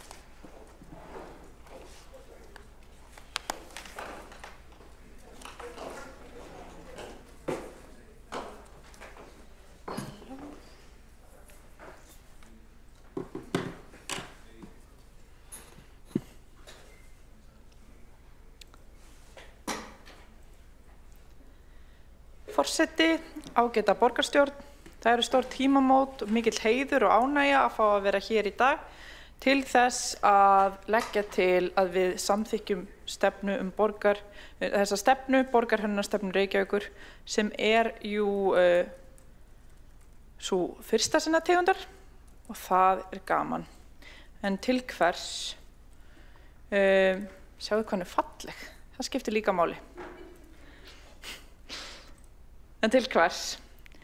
Stefnan er sett fram til að huga betur að gæðum í uppbyggingu og þróun borgarinnar, til að efla hér enn frekar lifandi græna og gefandi borg, þar sem við höldum utanum hvort annað, þar sem borgin býður upp á menningu, stuðlar að félagslegum töfrum, tengir okkur saman, þar sem við hvetjum fólk til að ferðast á vistvænan hátt, bjóðum öll velkomin, þar sem við innleiðum stóra sýn aðalskipulagsins grænt og manneskjuvænt umhverfi í hinu smáa og það skiptir svo ótrúlega miklu máli. Þar sem við nýtum innviði vel, við þéttum byggð, við tryggjum hagkvæma nýtingu lands í takti við alþjóðlegar áherslur sjálfbæra borgarþróun, en það er ekki sama hvernig það gert og það svolítið punkturinn hér. Það verður að vera á forsendum íbúana, á forsendum hamingju þeirra og velferðar. Og við viljum læra af því sem hefur heppnast vel en líka af því sem betur hefði mátt fara og út á það gengur þessi stefna. Við viljum líka vera skýr og að borgin vinni vel með uppbyggingaraðilum og að farsælli borg í þá íbúa og þannig snýst hún líka að bæta gæðin og auka skýrleika á sama tíma. Styðja við skilvirkni skipulagsgerðar og þannig getur hún þjónað okkur öllum. Því það ekki sama hvernig við byggjum upp borgina, við verðum að tryggja gæðin. Í stýrihópnum sitja ásamt mér Hjálmar Sveinsson, borgarfulltrúi, Aðalsteinn Haukur Sverrisson, Líf Magnúsdóttir og Kjartan Magnússon og ég vil enn og aftur þakka þeim kærlega fyrir samstarfið. Það hefur verið skemmtilegt og uppbyggilegt. Ég líka þakklát frábæru fagfólki sem hefur í gegnum þessa vinnu veitt okkur mikinn og góðan stuðning, glætt hugmyndirnar lífi og ber að nefna borgarhönnuðina Rebekku Guðmundsdóttur og Eddu Ívarsdóttur sem hafa haldið utan vinnuna af miklu myndarskap og sömuleiðis Hrönn Valdimarsdóttir, Salome Rósa Þorkelsdóttir og Margrét Lára Baldursdóttir sem hafa einnig starfað með stýrihópnum og veitt honum dyggan stuðning auk frábæra ráðgjafa. Ljósmyndir í stefnunni voru teknar af Birni Pálssyni ljósmyndara og Reykjavíkurborg. Allar teikningar og umbrot stefnunar eru frá Herborgu Árnadóttur, arkitekt og myndskreiti. Ég vil þakka Félagi íslenskra landslagsarkitekta, Arkitektafélagi Íslands og Híbýlaauði kærlega fyrir rýnina og aðstoðina með að gera stefnuna enn betri. Svo fór stefnan í samráðsgátt, var þar frá 3. október til 23. október og allir þeir aðilar sem upplistaðir eru hér fengu auka hnipp og stefnunni fagnað, talin metnaðarfull og jákvæð en í einhverjum tilfellum óskað eftir að lögð verði áhersla á mælanlega framkvæmd og ábyrgð á innleiðingu stefnunnar að hún skili sér í verkefninu. Og stýrihópurinn tók afstöðu til álita þó að mörg álita væru nú þegar ávarpuð í stefnunni. En það vantaði kannski meiri skýrleika og það reyndist auðvelt að skerpa nokkrum atriðum í því samhengi. Nú svo komið að innleiðingu stefnunar og í undirbúningi fyrir innleiðingu stefnunar verið að vinna að gátlista og hann dregur upp öll mælanleg markmið stefnunar og skerpir á þeim og í þessum gátlista verður matskvarði þannig að hvert mælanlegt markmið fái ákveðið vægi við skipulagsgerðina til þess að gera þessa stefnu ennþá aðgengilegri og ennþá gagnlegri í praxis. Kynning fyrir starfsfólk skipulagsmála verður notkun stefnunar fyrir skipulagsgerð. Hún verður þá innleidd og prófuð við þá vinnu. Og við næstu uppfærslu aðalskipulags Reykjavíkur þá stefnt á því að borgarhönnunarstefna verði innleidd sem ein af grundvallarstefnum aðalskipulagsins. Fyrir hvern þessi stefna? Hún fyrir öll þau sem vinna að skipulagi og hönnun, hvort sem það eru lóðarhafar, uppbyggingaraðilar, hönnuðir eða starfsmenn. En hún einnig mikilvæg sem loforð til íbúa þá þætti sem þarf að tryggja þeim við þróun borgarinnar. Á þeirra forsendum, hún fræðir þau mikilvæg atriði sem þarf að huga að við hönnun og skipulag farsælla borgar. Hún fjallar mikilvægi mannlegra hlutfalla og hvernig borgin virkar í augnæð. Mannlegur mælikvarði eða hlutföll vísa til þess að byggingar, götur og opin rými séu hönnuð með líkama og skynjun manneskjunnar sem viðmið. Og þannig hvernig byggt umhverfi hannað með þarfir, upplifun og stærð manneskjunnar í huga því þetta snýst jú allt saman þig, elsku borgarbúi, þínar þarfir, þína drauma, þína velferð og vellíðan. Við erum hérna fyrir þig, það hlutverk borgarinnar. Borgarhönnun fræði og fag vegna þess að upplifun okkar af umhverfi okkar ekki tilviljunum háð. Það eru til viðmið og reglur sem við þekkjum og sem virka til að gera borgina meira aðlaðandi og betri. Svo einfalt það. Hlutföll skipta máli, svo og uppbrot, formin skipta máli, svo og jarðhæðar og kantsvæði. Gróðurinn skiptir líka máli. Til að tryggja að gróður verði órjúfanlegur hluti byggðar ætlum við að styðjast við 300 regluna. Samkvæmt reglunni ættu allir íbúar borgarinnar geta séð 3 stór tré frá heimili sínu, vinnustað, skóla eða dvalarstað. Það ætti að vera minnst kosti 30% græn þekja í hverju hverfi og ekki lengra en 300 metrar í næsta græna almenningsrými. Við viljum líka vernda eldri tré. Ef fella þarf eldra tré skal gróðursetja 3 í staðinn. Allt þetta valið af nærgætni og meðvitund getur svo skapað skjól, sól og góð rými, góða borg. Við viljum ekki dauða veggi og við viljum ekki of mikinn skugga. Við viljum ekki of djúpa kroppa vegna þess að það getur takmarkað birtumagnið. Við viljum ekki bílakjallara þar sem jarðvegsþyktin gleymist ofan á vegna þess að þar þrífst ekki stingandi strá. Við viljum ekki bara flötök og ekki bara eina tegund af álklæðningu. Við þurfum að vita hvað við viljum ekki, en fyrst og fremst hvað við viljum, sem fjölbreytni, veggir sem faðma almenningsrýmin og uppbygging sem gefur út í samfélagið, hús sem verða góð heimili, gróður sem gefur okkur gott loft og skjól og nærir andan. Við erum að skapa borg og ég sannfærð að með þessari stefnu verður borgin okkar enn betri fyrir fólk. Því þetta snýst ekki bara hvernig borgin lítur út heldur fyrst og fremst hvernig hún lætur okkur líða. Takk.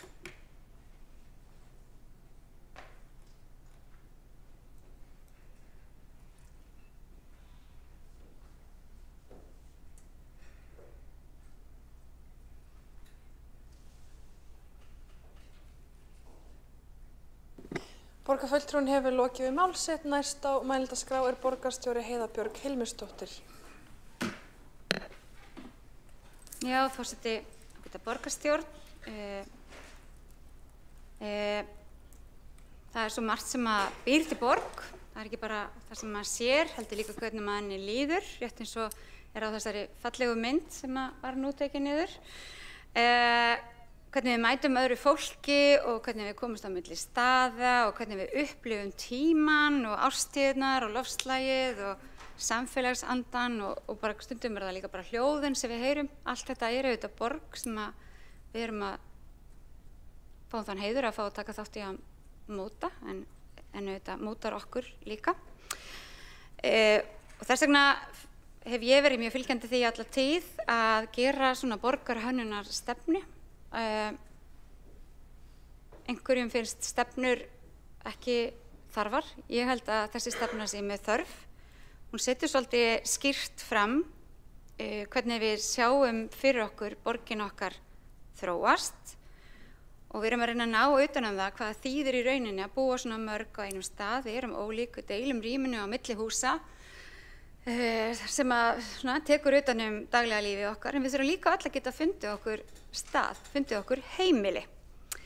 Og í okkar einstöku borg, því Reykjavík þetta einstök, hún á alveg sérstakann karakter sem okkur þykir öllum vænt um. Hún ekki stór, hún ekki risavaxin, hún heldur ekkert rosalega lítil, svona við horfum á margar borgir, en hún mjög fjölbreytt og með mjög margar svona ólíka raddir og ólíka þarfir og við þurfum einhvern veginn að geta mætt þessu öllu saman.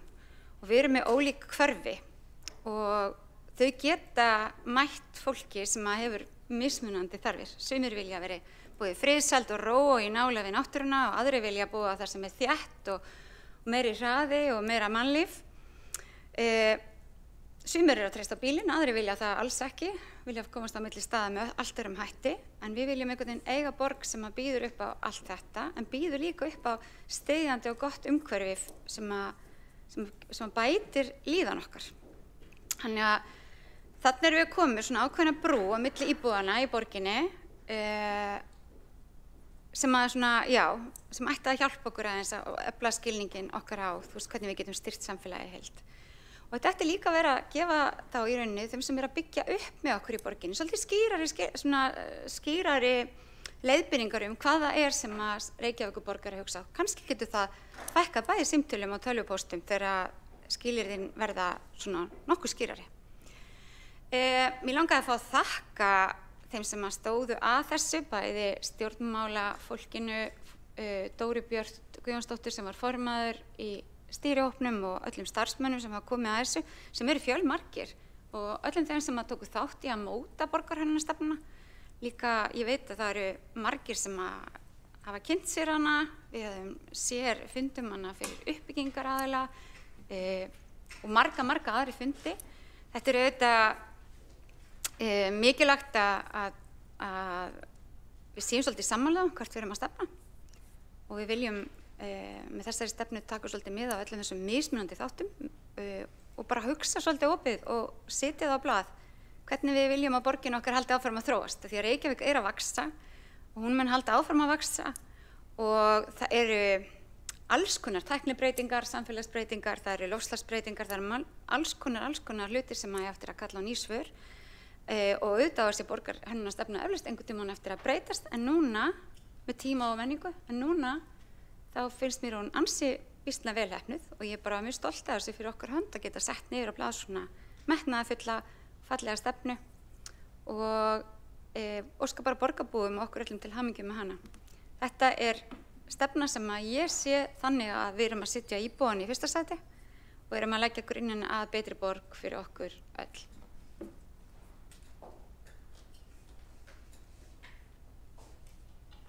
Borgarstjóri hefur lokið við mál sitt. Næst á mælendaskrá er borgarfulltrúin Alessandra Brím.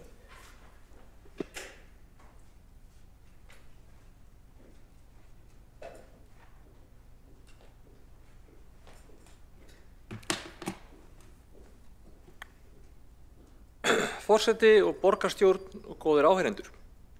Ég hef áður rætt hér í þessu samhengi þá ábyrgð sem þeim forréttindum að taka þátt í að móta framtíð Reykjavíkur fylgir. Og það gerist með ýmsum hætti. Allt sem við gerum í lífinu hefur einhver áhrif á framtíðina, en við í þessum sal getum haft mjög bein og afdráttarlaus áhrif á það hvernig framtíðin í Reykjavík kemur til með að líta út. Og það er ábyrgð sem við þurfum að taka alvarlega.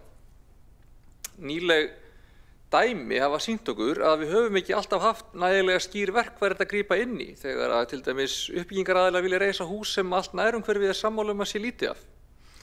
Við getum vissulega samþykkt eða synjað deiliskipulagi og við getum haft áhrif á útgáfu byggingarheimilda sem þarf að vera í samræmi við deiliskipulag, en stundum eru til eldri deiliskipulög sem eru einhverjar glufur í eða einhverjum yfirsést eitthvað, og þá er ekki gott að hafa ekkert til þess að benda á það hvernig borgin eigi að vera. Ég held að þetta sé mikilvægt verkfæri í þá vegferð. Stundum, og þetta er ákveðin þumalputtaregla, er talað það þegar maður er í innkaupum eða framkvæmdum að þá sé til ákveðið val milli þriggja mismunandi áherslna. Það er hraði, gæði og verð. Í sinni einföldustu mynd þá má segja að yfirleitt sé hægt að velja að forgangsraða tveimur af þessum atriðum. Ef þú vilt fá eitthvað hratt og ódýrt, þá er það sennilega ekki mjög gott. Ef þú vilt eitthvað gott og ódýrt, það er kannski hægt, en þú getur þurft að bíða lengi eftir góðu tilboði eða fara og smíða það sjálfur eða sjálf. Og ef þú vilt eitthvað hratt og í miklum gæðum, þá er sennilegt að það muni kosta þig. Það er bara svona þumalputtaregla. Þetta er ekki alfarið svoleiðis. Það var ekki alltaf af eða á. En við sjáum að á síðustu árum í Reykjavík hefur þörfin fyrir meira húsnæði verið mikil. Það kallar á að byggt verði hratt, en húsnæðisverði líka of hátt. Það kallar á að við viljum finna leiðir til að gera þetta með ódýrari hætti. Og þessir þættir skapa töluverða hættu á því að gæðin gefi eftir á móti. Ef þetta á að vera hratt og þetta á að vera ódýrt, þá er sennilegt að það séu gæðin sem séu látin gefa sig. Ljótar kassalaga byggingar, lítið ekkert gert fyrir útlit eða mannvist á lóðum eða græna þekju, lítið gert til að koma öllum og til skuggavarp og bara alls konar sjónarmið sem að þarf að taka tillit til að undirbyggja það að fólki líði vel þar sem það býr. Klassíska dæmið þetta eru stórar blokkir í massavís í austantjaldslöndum, svokallaðar sovjetblokkir, og þær leysa vissulega vandann sem skortur á húsnæði, en þær eru ekki fallegar, hvorki fyrir íbúan né fyrir fólk sem á þessar blokkir sem umhverfi sitt. Tillagan sem við erum að ræða hérna í dag snýst að tryggja það að við missum ekki gæðin í borginni alveg frá okkur. Að passa upp á það að þó við byggjum meira og þó við byggjum hratt og reynum að halda veðrinu í skefjum, þá gefur það ekki heimild til þess að gæðin hrynji niður í gólf. Það þarf ekkert endilega í þessu tilfelli að kosta hærra verð eða meiri tíma. Þetta er nefnilega bara þumalputtaregla, hún er ekki algild. Það er ákveðin slaki í kerfinu sem hægt að sækja í. Til dæmis það þannig í dag að hugmyndir geta farið fram og tilbaka í deiliskipulagsferlinu þar sem uppbyggingaraðilar reyna að koma sínum hugmyndum áfram í gegnum samþykkt hjá sérfræðingum og hjá stjórnmálamönnum og því hafnað og nei, gerir meira svona og þeir standa tilbaka, hvað með þetta og kannski ekki fólk að tala í kross og þetta getur farið margar umferðir. Og þetta eyðir tíma, þetta eyðir peningum. Væntingar eru mismunandi og það getur skipt máli bara hver að afgreiða eða hver í meirihluta eða bara jafnvel hver mætir á hvaða fund. Það er ekki gott. Þess vegna viljum við að væntingin sé alveg skýr fyrirfram. Að það sé bara vita til hvers ætlast. Aðilar á markaði geta bara byggt sína tillögur á því fyrirfram og velkjast ekki neinum vafa það hvað þau þurfa að passa upp á. Þá sparar þetta þeim bæði tíma og erfiði og þar með peninga.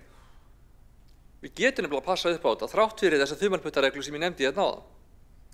Okkur fjölgar hratt, hraðar en áhorfðist og það mun vera þörf á töluverðri uppbyggingu þó nokkurt skeiði viðbót. Jafnvel þó að það hægi á skyndilega þá bara uppsöfnuð þörf töluverð ennþá. Það skiptir máli að við klárum að afgreiða þetta sem fyrst til þess að girða okkur gegn því að þessi mikla uppbygging sem að eiga sér stað og mun eiga sér stað geti farið út af sporinu með þeim hætti að við þurfum að skammast okkar fyrir hana.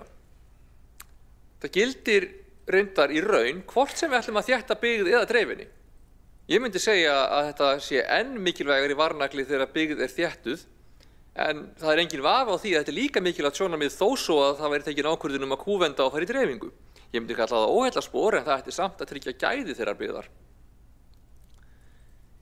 Ef við höfum borgarhönnunarstefnu, þá er það líka skýr staður þar sem hægt að uppfæra þessa sýn. Ef hún breytist með breyttum tímum eða breyttum pólitískum aðstæðum. Þetta er ekki auka skriffinnska sem að flækir. Þvert á móti er þetta dæmi það sem við getum dregið fram undirliggjandi kröfur og flækjustig, komið því upp á yfirborðið og gert samskiptin skýrari og einfaldari í stað þess að menn séu einhvern veginn að takast á við það fram og tilbaka eftir á. Það dregur úr því að það séu mismunandi svör eftir hver sé að afgreiða eða hvað er í gangi og þó að það sé kannski ekki mjög algengt, þá kemur það fyrir og það á ekki að vera þannig. Það er líka mikilvægt, eins og ég segi, að hafa skýrt tól til að grípa inn í þegar það er ljóst að það stefni í eitthvað slæmt. Til dæmis bara þegar það gerist að tæknilega er hægt að byggja eitthvað miklu stærra og groddaralega og grænna heldur en fyrir sig var þegar deiliskipulagið var samþykkt. Þá hefði kannski stundum verið gott að hafa borgarhönnunarstefnu til þess að vísa í. Þetta snýst ekki það að handstýra hönnunir í smáatriði. Bara að tryggja ákveðin lágmarksgæði í allri uppbyggingu. Ákveðin gátlisti af atriðum sem geta gleymst ef það er unnið upp á nýtt í hverju samtali. Sem þá líka hægt að uppfæra þegar það kemur eitthvað nýtt í ljós sem það þarf að hafa í huga.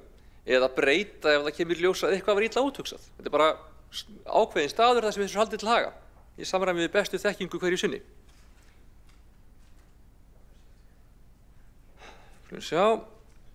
Uppbyggingin á síðustu áratugum, því okkur hefur verið að fjölga hratt, hún hefur verið mikil og þó svo uppbyggingin á síðustu áratugum hafi oft bara gengið mjög vel, þá hafa líka verið gerð mistök. Til dæmis í því hvernig ekki var hugað nægilega vel að félagslegri dreifingu í sumum af eldri hverfum eða efri byggðum. Og það eru önnur dæmi nær okkur í tíma þar sem að voru hlutir sem að gleymdust eða hefði þetta að hugsa betur út í. Það er nefnilega ekki svo gífurlega langt síðan Reykjavík varð í alvörunni borg og hætti að vera ofvaxinn bær. Og þetta hluti af því, þessi borgarhönnunarstefna bara hluti af okkar ferli að læra hvernig við pössum upp á það að við séum alvöru borg, að við pössum upp á það sem að borg þarf að passa upp á þegar hún vex. Með þessum hætti þá gefum við bæði okkar sérfræðingum og uppbyggingaraðilum skýr skilaboð það hverjar væntingar okkar séu til uppbyggingar. Þess vegna þessi stefna tímamót í framtíðar uppbyggingu Reykjavíkur. Hún gífurlega vel unnin af góðum hóp borgarfulltrúa með góðri ráðgjöf frá sérfræðingum, bæði okkar eigin og utanaðkomandi, og ég vil bara hrósa ykkur öllum fyrir þessa vinnu sem að henni komu. Þetta til fyrirmyndar. Hrósa ykkur innilega, og svo vil ég bara óska Reykvíkingum öllum til hamingju með það að hafa fengið þessa borgarhönnunarstefnu. Það svona sem við tryggjum það að framtíð borgarinnar sé mannleg. Það svona sem við tryggjum að Reykjavík framtíðarinnar sé falleg, og það svona sem við tryggjum að það verði áfram gott að búa hérna.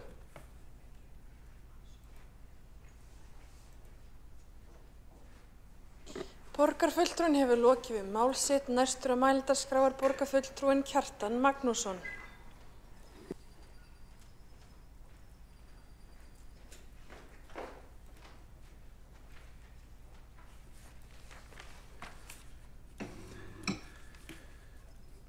Forseti, góðir borgarfulltrúar, ég vil þakka fyrir gott samstarf í stýrihópnum borgarhönnunarstefnuna og verð að segja, ég taldi mig nú í eitthvað skipulagsmál en ég lærði mjög mikið á þessari vinnu og við ætlum að samþykkja þessa stefnu og það alveg rétt sem hefur verið sagt hér, þetta eru svona mjög kannski almennar leiðbeiningar það hvernig á að hanna hverfi og það ekki síst byggt á þeim mistökum sem gerð hafa verið og þegar maður lítur þessa stefnu og fyrir við nýjustu hverfi borgarinnar þá sér maður að það hefur við hönnun þeirra verið vikið í allt og mörgum tilvikum og mikið frá þessu sem menn kalla best practice og menn hafa lagt sér fram við að skrifa þessa stefnu að safna þarna saman svona bestu aðferðinum eins og hvernig þetta hafa en maður þarf ekki að virða lengi fyrir sér til dæmis byggingar í Vogabyggð eða Hlíðarenda þó að það séu góð hverfi þá sér maður að það ýmislegt sem kom ekki alveg heim og saman við andan í stefnunni en margt í þessu bara það sem mjög æskilegt að hafa í öllum hverfum og eins og Dóra Björt Guðjónsdóttir borgarfulltrúi benti á til dæmis þessa 300 stefna alþjóðleg mjög skemmtileg og ég bara bind vonir við að það verði hægt að nýta þessa stefnu til þess að gera byggðina skemmtilegri. Það má jafnvel hafa hann til hliðsjónar þegar það er verið að gera upp gömul hverfi og endur hana þau. Mér dettur til dæmis í hug mál sem í gangi núna og ég hef aðeins vitnað til þá í þessa stefnu. Það eru hugmyndir að byggja, að þétta byggð og vera með uppbyggingu á svokölluðu Gunnarstúni við Laugarásveg. Túni fyrir neðan Gunnarshús sem tilheyrði einu sinni Gunnarshúsi og erfingjar afkomendur Gunnars Gunnarssonar og Gunnars Stofnun lítur svo á að það hafi verið samkomulagi gildum að það erði aldrei byggt á þessu túni og þar teljum við að það væri gott að halda í túni enda það vinsælt leiksvæði barna og skíðabrekka en það eru áform uppbyggingu en í þessari stefnu þá meðal annars fjallað það að það sé æskilegt að hafa svo kallaða inngarða eða garði í hverfum. Það er að segja lítil græn svæði í hverfum og þannig svæði hafa vaxandi skilning og viðurkenningu. Það er náttúrulega mörg svona græn svæði í borgin sem hafa verið tekin til byggingar en nú erlendis til dæmis í Kaupmannahöfn reynt að halda þessi svæði því að þau eru talin gefa viðkomandi hverfi mikið gildi, lítið grænt svæði inn í hverfinu. Jafnvel þó að almenningsgarður sé ekki langt undan eins og í Laugardalnum. Nú, auðvitað getur maður ekki verið alveg sammála öllu sem þarna stendur en þetta er ekki regla, þetta svona viðmiðanir, bara eins og setningin samsíða bílastæði í götum.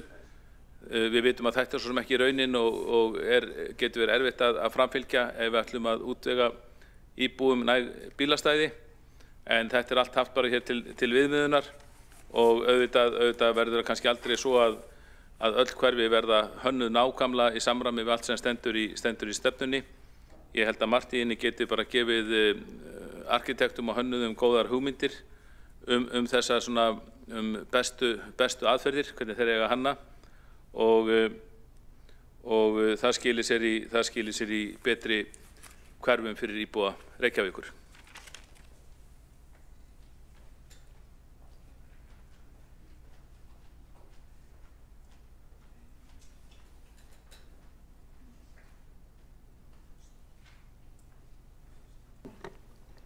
Borgarfulltrúinn hefur lokið við mál sitt, ekki á fleiri óska eftir að taka til máls í þessari umræðu.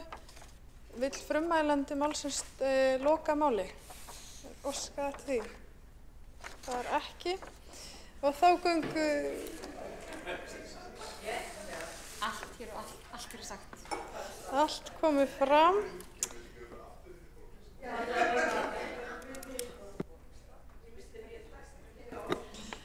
Þá göngum við til atkvæðagreiðslu og það vantar fólk í salinn.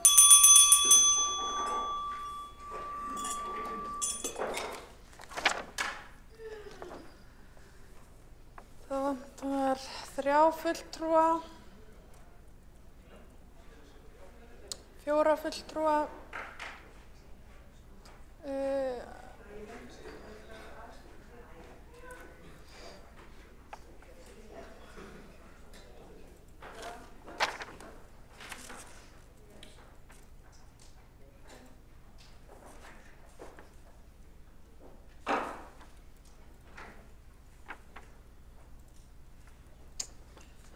og þá er salurinn fullmannaður og við göngum til atkvæðagreiðslu lið 6 á útsendri dagskrá.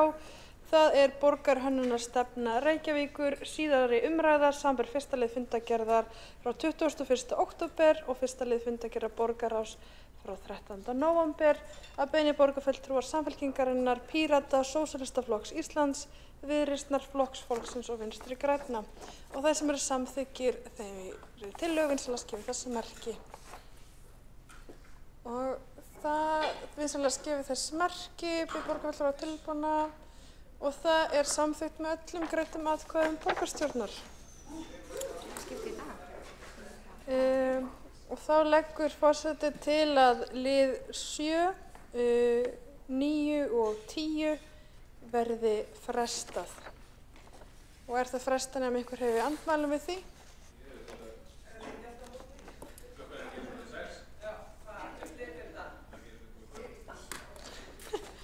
Er það óska eftir atkvæðagreiðslu frestun?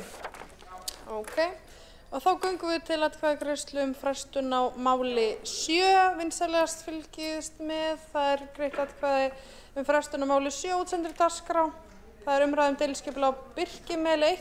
Ég bið borgarfulltrúa að tjá sig ekki í þessum sal nema með leyfi forseta. Já, takk fyrir. Og við göngum til atkvæðagreiðslu frestun á lið 7 á útsendri dagskrá. Það er umræða deiliskipulag Birkimels að beiðni borgarfulltrúa Sjálfstæðisflokksins. Þeir sem eru samþykkir þeirri frestun vinsamlegast gefi þessi merki. Og það eru fulltrúar meirihlutans, þeir sem að móti kunna að vera, og það eru fulltrúar Sjálfstæðisflokksins og Viðreisn og Framsókn sitja hjá. Þá göngum við til atkvæðagreiðslu frestun á lið 9 á útsendri dagskrá. Það er umræða stöðu húsnæðismála, skóla- og frístundasviðs og velferðarsviðs að beiðni borgarfulltrúa Sjálfstæðisflokksins. Þeir sem eru samþykkir þeirri frestun vinsamlegast gefi þessi merki. Og það eru borgarfulltrúar meirihlutans, þeir sem að móti kunna að vera, það eru borgarfulltrúar Sjálfstæðisflokksins og hjáseta hjá Viðreisn og Framsókn. Og þá göngum við til atkvæðagreiðslu frestun lið nr. 10 á útsendri dagskrá. Það er tillaga borgarfulltrúa Sjálfstæðisflokksins hverfis lögreglustöð í Breiðholti og þeir sem eru samþykkir því að fresta því máli vinsamlegast gefi þess merki. Og það eru borgarfulltrúar meirihlutans og þeir sem að móti kunna að vera, og það eru fulltrúar Viðreisnar og Sjálfstæðisflokksins og Framsókn situr hjá. Og þá ætlum við að fara í forsetaskipti. Hún var með, já.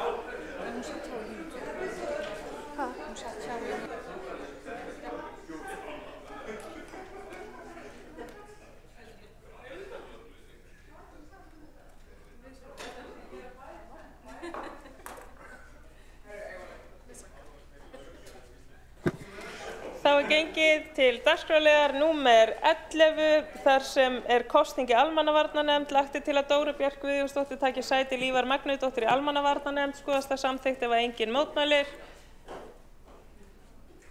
Þá það samþykkt. Þá gengið til atkvæðagreiðslu kosningu í forsætisnefnd og það lagt til að Líf Magnúsdóttir taki sæti varamanns í forsætisnefnd. Skoðast það samþykkt ef enginn hreyfir við andmælum.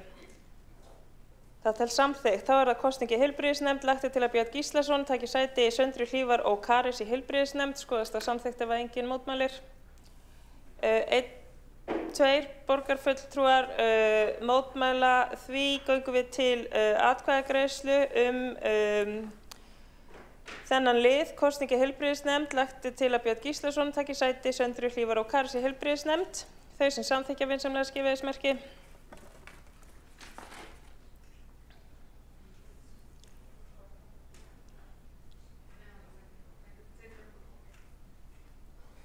Þeir sem á móti kunna vera.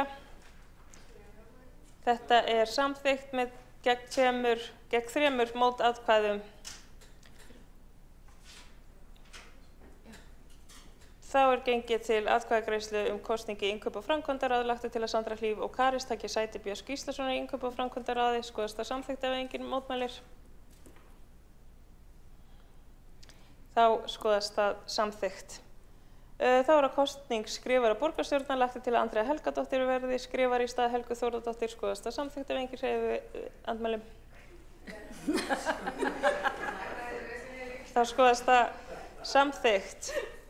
Þá gengið til 16. liðar á útsendri dagskrá sem fundargerð borgarráðs frá 6. nóvember og þar undir þarf að samþykkja sérstaklega 13. lið sem heimild til að hefja verkefni framþróun og fjölbreytni á Reykjavík en ræða leiðrétt fundargögn og þar undir einnig fundargerð borgarráðs frá 13. nóvember og ef að borgarfulltrúar óska eftir að taka til máls þá óska eftir að þeir taki skýrt til kynna undir hvaða fundargerð verið að ræða og undir hvaða lið fundargerðarinnar. Orðið laust ef að borgarfulltrúar vilja tjá sig. Svo ekki gengið til atkvæðagreiðslu 13. lið heimild til að hefja verkefnið framþróun og fjölbreytni á Reykjavík.is. Þau sem samþykkja vantar einhvern í salnum. Augnablik. Þau sem samþykkja 13. lið heimild til að hefja verkefni framþróun og fjölbreytni á Reykjavík.is. Vinsamlega skrifið smmerki. Þau sem á móti kunna vera. Tillagan samþykkt með 12 greiddum atkvæðum samstarfsflokkanna gegn 6 atkvæðum borgarfulltrúa Sjálfstæðisflokksins. Aðrir borgarfulltrúar sitja hjá við afgreiðslu málsins.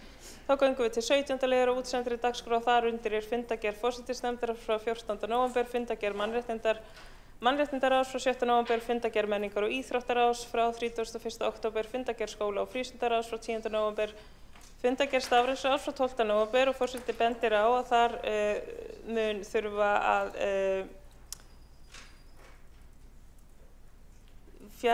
fresta framlagningu fundargerðar þar sem lagfæringar þurfa að eiga sér stað á fundargerð og þar undir 17. liðir einnig fundargerð umhverfis- og skipulagsráðs frá 5. og 12. nóvember og fundargerð velferðarráðs frá 5. nóvember. Athygli vakin á því að fundargerð stafræns ráðs frá 12. nóvember mun ekki vera til umfjöllunar hér og lítur svo á borgarfulltrúa forseti á að það sé samþykkt. Þá gengið til umræðu fundargerðir forsætisnefndar og forseti þarf að sjá hver óskaði fyrstur eftir orðinu. Tekur þá til máls borgarfulltrúinn Kjartan Magnússon.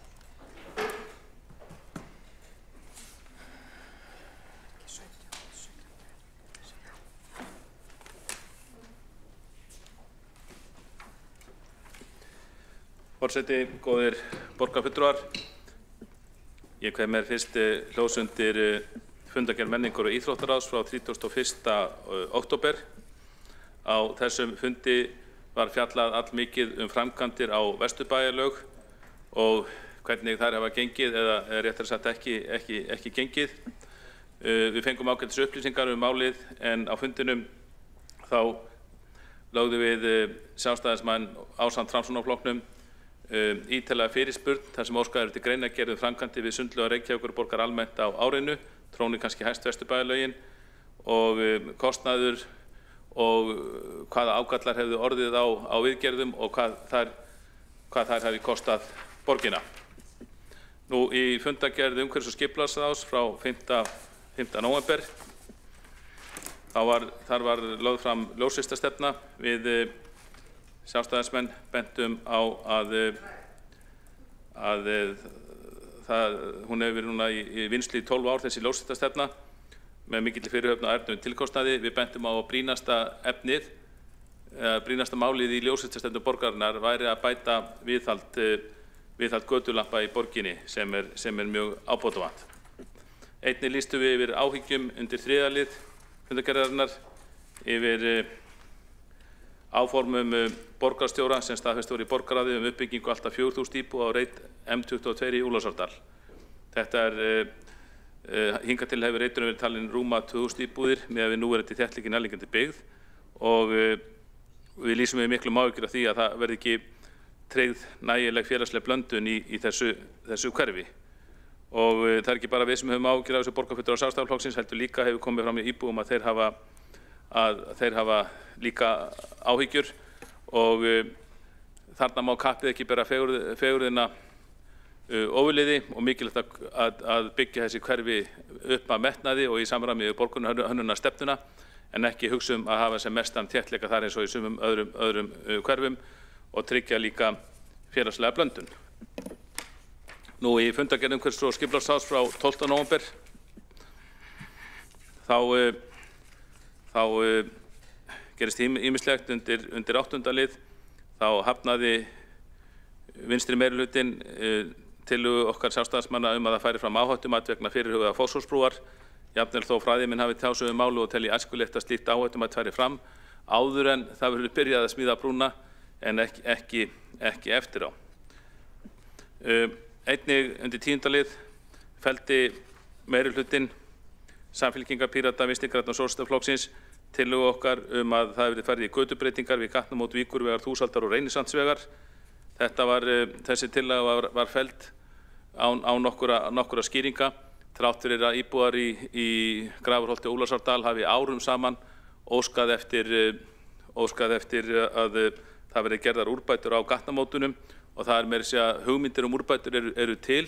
Þau voru upphaflega hönnuð með það að þau eru öðruvísi og árum saman hefur verið sagt að málið sé í skoðun hjá Vegagerðinni Reykjavíkurborg en það engin sýnileg framvinda og það að meirihlutinn skuli fella þessa tillögu frá okkur án skýringa það sýnir að hann hefur engan áhuga á að bæta þessi gatnamót eða almennt aðkomu að Grafarholti og Úlfarsárdal. Líka undir 12. lið felldi meirihlutinn tillögu okkar að fara í úrbætur við gönguþverjun við Hamrastekki í Breiðholti. Þessi tillaga var líka bara felld án skýringa og sem slæmt því að þetta slysastæður, þarna var slys í sumar og þarna hefur áður orðið slys og því þarf að fara í úrbætur á þessum gatnamótum og tillaga okkar fól í sér að það er skoðað en eins og ég segi, vinstri meirihlutinn felldi þá tillögu. Einnig tillögu varðandi að bæta umferðarskipulag við Dalhús sem núverandi skipulag veldur nágrönnum eða íbúum þarna ónæði. Sú tillaga var líka felld. Líka tillaga að laga mjög litla og einfalda slysagildru við Skeljanes þar sem hafa orðið slys. Lítið mál að bæta úr því, það getur ekki verið kostnaður sem ástæða fyrir því að þessi tillaga var ekki samþykkt. Þessi tillaga var líka felld með 4 atkvæðum fulltrúa Samfylkingar, Pírata, Vinstri grænna og Sósíalistaflokksins. Allt sjálfsagðar tillögur sem kostaði lítið að bæta. Og svo var að lokum þarna lögðu við fram tillögu undir 18. lið að það er ráðist í víðtækar viðgerðir á götulömpum í miðbænum til að tryggja viðunandi götulýsingu. Henni hefur verið mjög ábótavant og ég hvet borgarfulltrúa til að kynna sér málið. En ég verð þó að segja það að samdægurs var brugðist við því að eftir hádegi þennan dag eftir fundinn þá var mér sagt að það hefði verið kallaður út viðgerðarflokkur sem ætti að hefja vinnu við þetta strax sama dag, það er að segja miðvikudaginn, og ætti að vera í gangi út vikuna. Og ég hef aðeins, þegar ég átt leiðin í miðbæ núna, hef ég aðeins skoðað þetta og ég vil þakka fyrir snörp viðbrögð vegna þess að ástandið orðið miklu betra. Það er búið að gera við marga götulampa sem voru úti. Og þetta er fáránlegt að borgarfulltrúar skuli þurfa að flytja tillögur að það þurfa að laga götulampan og skoða nýja perur í, en svona það og borgarfulltrúar góðir. Horfið hérna út á hornið sem næst okkur, hornu Tjarnargötu og Vonarstrætis. Þar eru 2 ljósastaurar á horninu. Þeir eru báðir óvirkir. Við horfum bara á þetta hérna út um gluggann. Og annar ljósastaurinn, hann hefur verið óvirkur árum saman.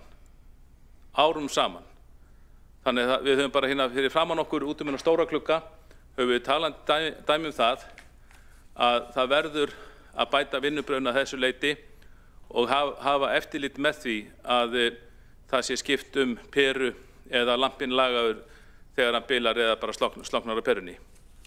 Borgarfulltrúar góðir, kveikjum á perunni. Kjartan Magnússon, borgarfulltrúi, hefur lokið máli sinni. Einn borgarfulltrúi hefur óskað eftir að veita ansvar. Skúli Helgason.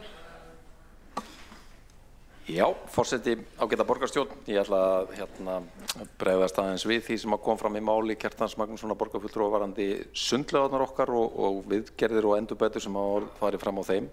Sannarlega tilefni til að rýna vel það sem ekki hefur gengið vel á árinu í þeim framkvæmdum. Vesturbæjarlaugin líklega og örugglega versta dæmið það sem til viðbótar við óvenju langa lokun, þar sem var ráðist í ýmiss konar endurbætur og viðhald, þá þurfti að loka laugin í 3 gang þar á eftir til þess að endurtaka hluta af þeim framkvæmdur sem hafi verið farið í, aðallega málningaverkefni en reynda fleira líka. Og við lögðum fram tillögu það í samstarfsflokkunum í borgarráði 16. október að það færi fram sérstök úttekt á þessum framkvæmdum við Vesturbæjarlaugin og hún var samþykkt samhljóða og komin í sitt ferli. Við lögðum áherslu, við fengum fulltrúa frá deild viðhaldsfasteirna á Eskinu til þess að útskýra fyrir okkur þetta ferli í menningar- og íþróttaráði á umræddum fundi og skerptum sérstaklega á því að mikilvægt væri að skerpa á eftirliti með slíkum framkvæmdum, gæðastjórnun og ekki síst hvort gera þurfi breytingar á innkaupareglum til að koma í veg fyrir endurteknar atburðarásir af þessu tagi. Skúli Þór Helgason, borgarfulltrúi, hefur lokið við að veita ansvar. Svarar það ansvari borgarfulltrúin Kjartan Magnússon. Forseti góðir borgarfulltrúar, ég þakka ansvarið og tek undir með Skúla Þór Helgasyni að það þurfi að skoða þessi mál mjög vel og það gerðum við svo sannarlega á þessum fundi sem vitnað í og það bara mikilvægt að við fylgjum þessu máli vel eftir og svolítið vandamálstundum í borgarkerfinu, það bera svo margir ábyrgð að á endanum ber engin ábyrgð og það þarf að skilgreina hver ber ábyrgðina og auðvitað á endanum berum við náttúrulega borgarfulltrúar ábyrgð og stundu þegar það gengur illa þá vill meirihlutin koma ábyrgðin yfir á minnihlutann sem ég skil mjög vel. Þannig að ég skal bara taka á mig ábyrgðin í þessu málu á endanum og vera þá á launum kaffarður eins og Núris konungur forðum þegar hann klúðraði. Kjartan Magnússon, borgarfulltrúi, hefur lokið við að svara ansvari. Veitir það ansvar öðru sinni, borgarfulltrúin Skúli Helgason. Já, forseti ágæta borgarstjórn, ég bara þakka fyrir mjög áhugaverða hugmynd frá Kjartani Magnússinu og biðja hann endilega að bjóða kollegum sínum í borgarstjórn að vera viðstaddir þennan viðburð. Skúli Þór Helgason, borgarfulltrúi, hefur lokið við að veita ansvar öðru sinni. Telst það ansvarum lokið undir þessar ræðu og þá ekki fleiri sem hafa óskað eftir að taka til máls og þá gengið til atkvæða.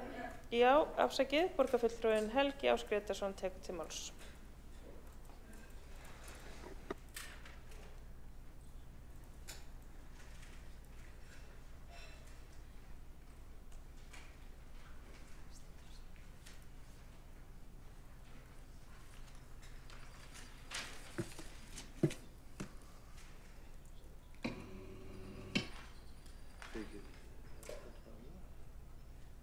Þessi klukka rétt.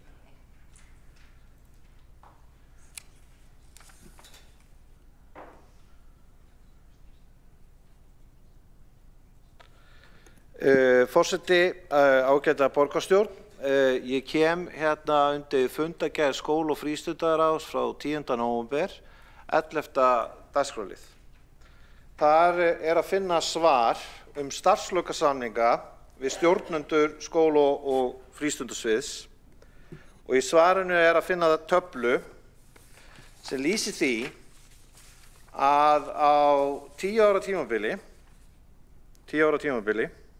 eða rétt rúmlega svo, hafi borgin greitt 370 milljónir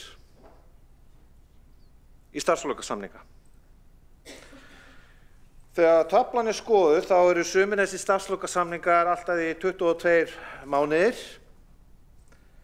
Einn nýlegur bara á síðasta ári var 19 mánuðir, annar 15 mánuðir. Þetta viðbótarsvar við svar sem barst eftir eins árs bið í maí 2025. Þá fengum við svar við fyrirspurn og þetta svar sem liggur núna fyrir frá því á fundunum 10. nóvember, þá hafa bæst við 2 starfslokasamningar og hafa þeir kosta borgina næstu því 50 milljónir króna. Í þessu samhengi, þegar þessar tölur eru settar í eitthvað samhengi, þá var sambærileg fyrirspurn borin fram í velferðarráði í vor og svarið var birt í fundargerð 1. október og mannauðsstjóri velferðarsviðs kom þar fram og að mínu mati eru bæði skýringar við þá starfslokasamninga, fjárhæðirnar og lengd samningana mun eðlilegri en hefur tíðkast á skóla- og frístundasviði. Þar hafa samningarnir verið 8 talsins og kostað 75 milljónir og 2 samningar hafa verið 12 mánuðir. Þessar tölur gefa til kynna að í sögulegu samhengi hafi verið til staðar stjórnunarvandi á skóla- og frístundasviði. Þar sem of oft hefur verið gripið til þessa úrræðis að semja starfslok við stjórnendur og gera við á dýra starfslokasamninga miðað við hvað gengur og gerist bæði á hinum almenna vinnumarkaði og hjá hinu opinbera. Það eru svona hlutir sem eru mjög mikilvægir í rekstri allra fyrirtækja og meðal annars borgarinnar og það ekki hægt að sætta sig við að úrræði af þessu tagi sé notað svona ótæpilega. Þetta kostar.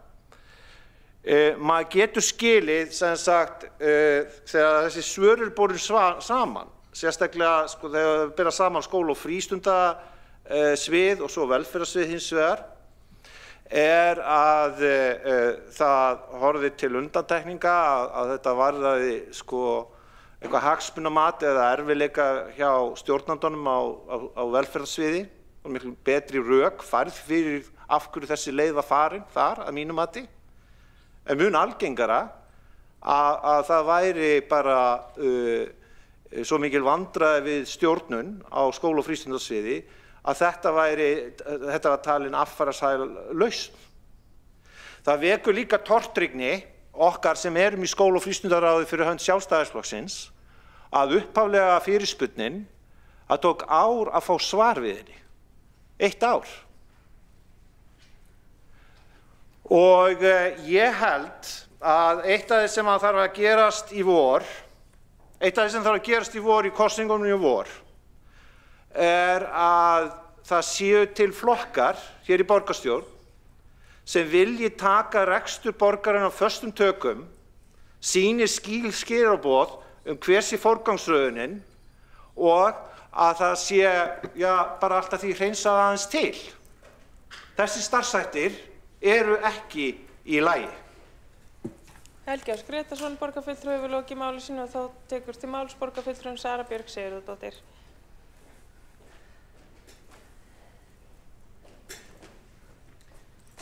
Forseti, ágæta borgarstjórn. Mér langaði að taka til máls undir fundargerð velferðarráðs frá 5. nóvember síðastliðnum og vekja athygli borgarfulltrúa á kynningu sem ráðið fékk á niðurstöðum rannsóknar Félagsvísindastofnunar Háskóla Íslands á reynslu og aðstæðum kvenna á örorkulífeyri. Hvet fulltrúana til þess að kynna sér þessa kynningu og þessa skýrslu, því hún er sláandi. Mér langar að lesa bókun meirihlutans ásamt Framsóknarflokknum og bókunin gefur til kynna umfang og eðli þessara rannsóknar. Fulltrúar þakka fyrir kynningu og niðurstöðum rannsóknar Félagsvísindastofnunar reynslu og aðstæður kvenna sem fá greiddan örorkulífeyri. Skýrslan var unnin að beiðni Tryggingastofnunar ríkisins en að rannsókninni standa auk TR, Félags- og húsnæðismálaráðuneytið, Velferðarvaktin og Vinnueftirlitið. Niðurstöðurnar varpa skýru ljósi á félagslegar, efnahagslegar og heilsutengdar aðstæður þess hóps sem hefur langa hríð verið meirihluta þeirra sem eru með örorku á Íslandi. Vakin athygli á að aðstæður kvenna á örorku eru mótaðar af samverkandi þáttum en þær eru líklegri til þess að sinna líkamlega slítandi störfum, bera oftar ábyrgð á ólaunuðum umönnunarstörfum barna og annarra, detta oftar út af vinnumarkaði vegna veikinda, hafa áfallasögu og eru líklegri til þess að hafa verið beittar ofbeldi. Það er mikilvægt að vanmeta ekki afleiðingar ofbeldis og áfalla sem álagsorsök í lífi kvenna með örorku. Það er samfélagslegt verkefni hins opinbera, atvinnulífsins, menntastofnana og heilbrigðiskerfisins að reyna eftir mætti að ná utan orsakir örorku, grípa inn fyrr með fyrirbyggjandi hætti með aðgerðum til að taka mið af félagslegum, efnahagslegum aðstöðum og stöðu kynja. Ég hvet borgarfulltrúa til þess að kynna sér þessa skýrslu því að þetta á við okkur öll. Takk. Sara Björk Sigurðardóttir borgarfulltrúi hefur verið lokið máli sínu. Ekki eru fleiri sem hafa óskað eftir að taka til máls og forseti minnir á að lesa þær bókanir sem eftir á að lesa. Tekur þá til máls Ragnhildur Alda María Vilhjálmsdóttir og les bókun.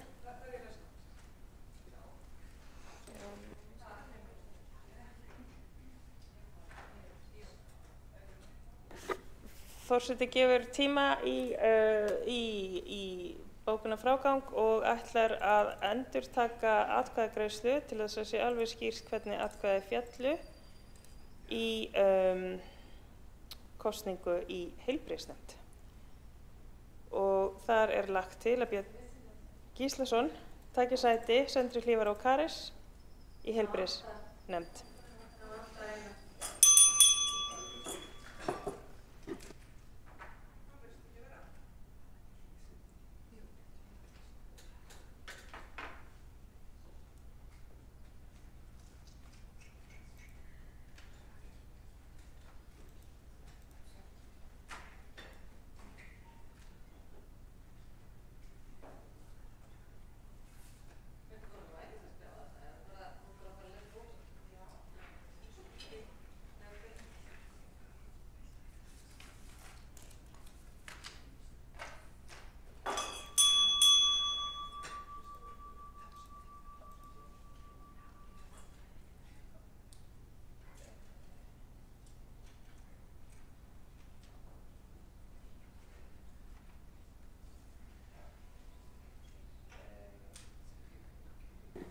Lagt er til að Björn Gíslason taki sæti Söndru Hlífar og Karis í heilbrigðisnefnd. Er einhver mótfallinn því?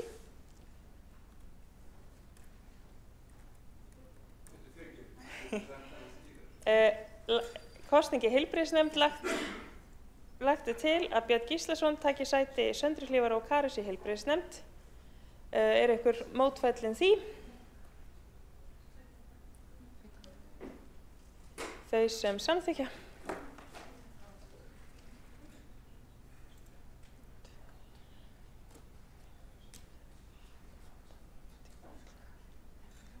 Þau sem sitja hjá.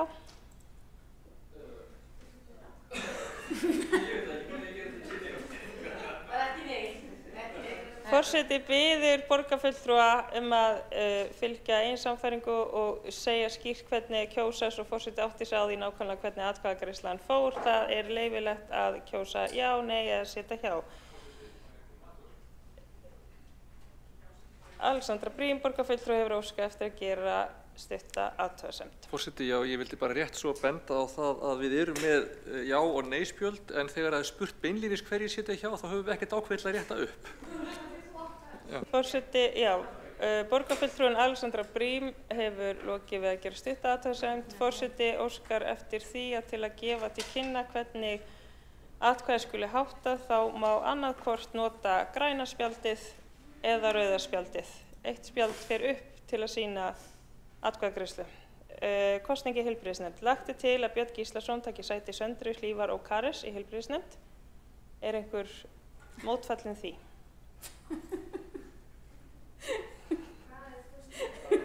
Já, þau sem samþykkja.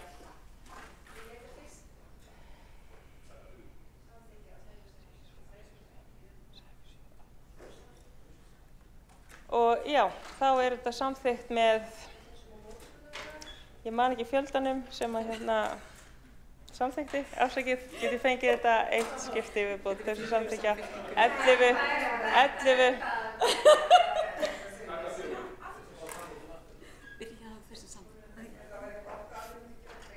Forseta skilst að 11 borgarfulltrúar styðji þessa atkvæðagreiðslu. Það rétt skilið hjá forseta? Já,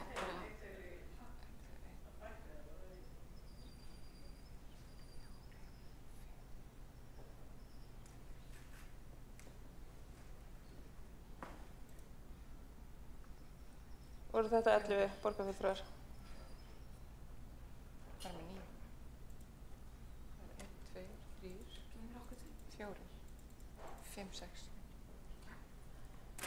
Telst forseta að 11 borgarfulltrúar greiða já, 2 greiða á móti, aðrir borgarfulltrúar sitja hjá. Þá gengið til liðar og dagskrá sem heitir Lestur bókana, Ragnhildur Alda, María Vilhelmsdóttir.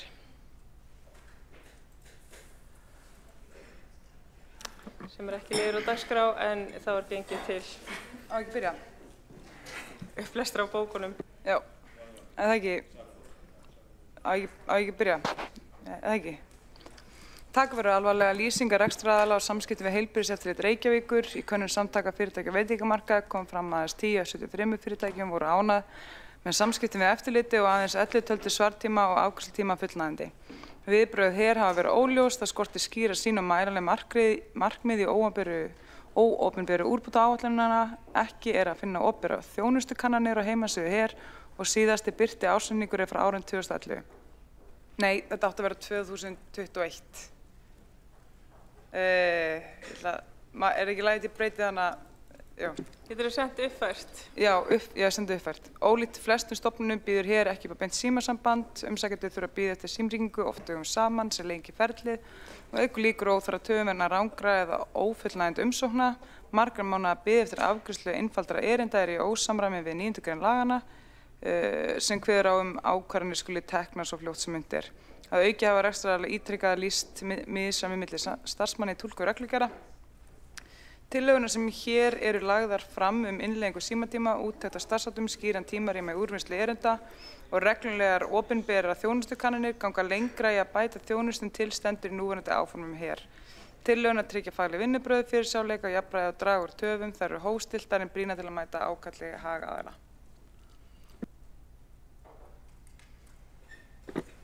Forseta telst að allar bókanir hafi skilað sér. Svo rétt og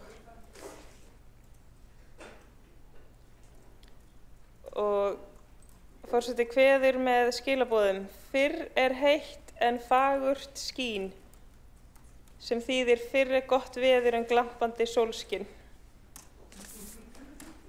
Fundi slitið 18:29.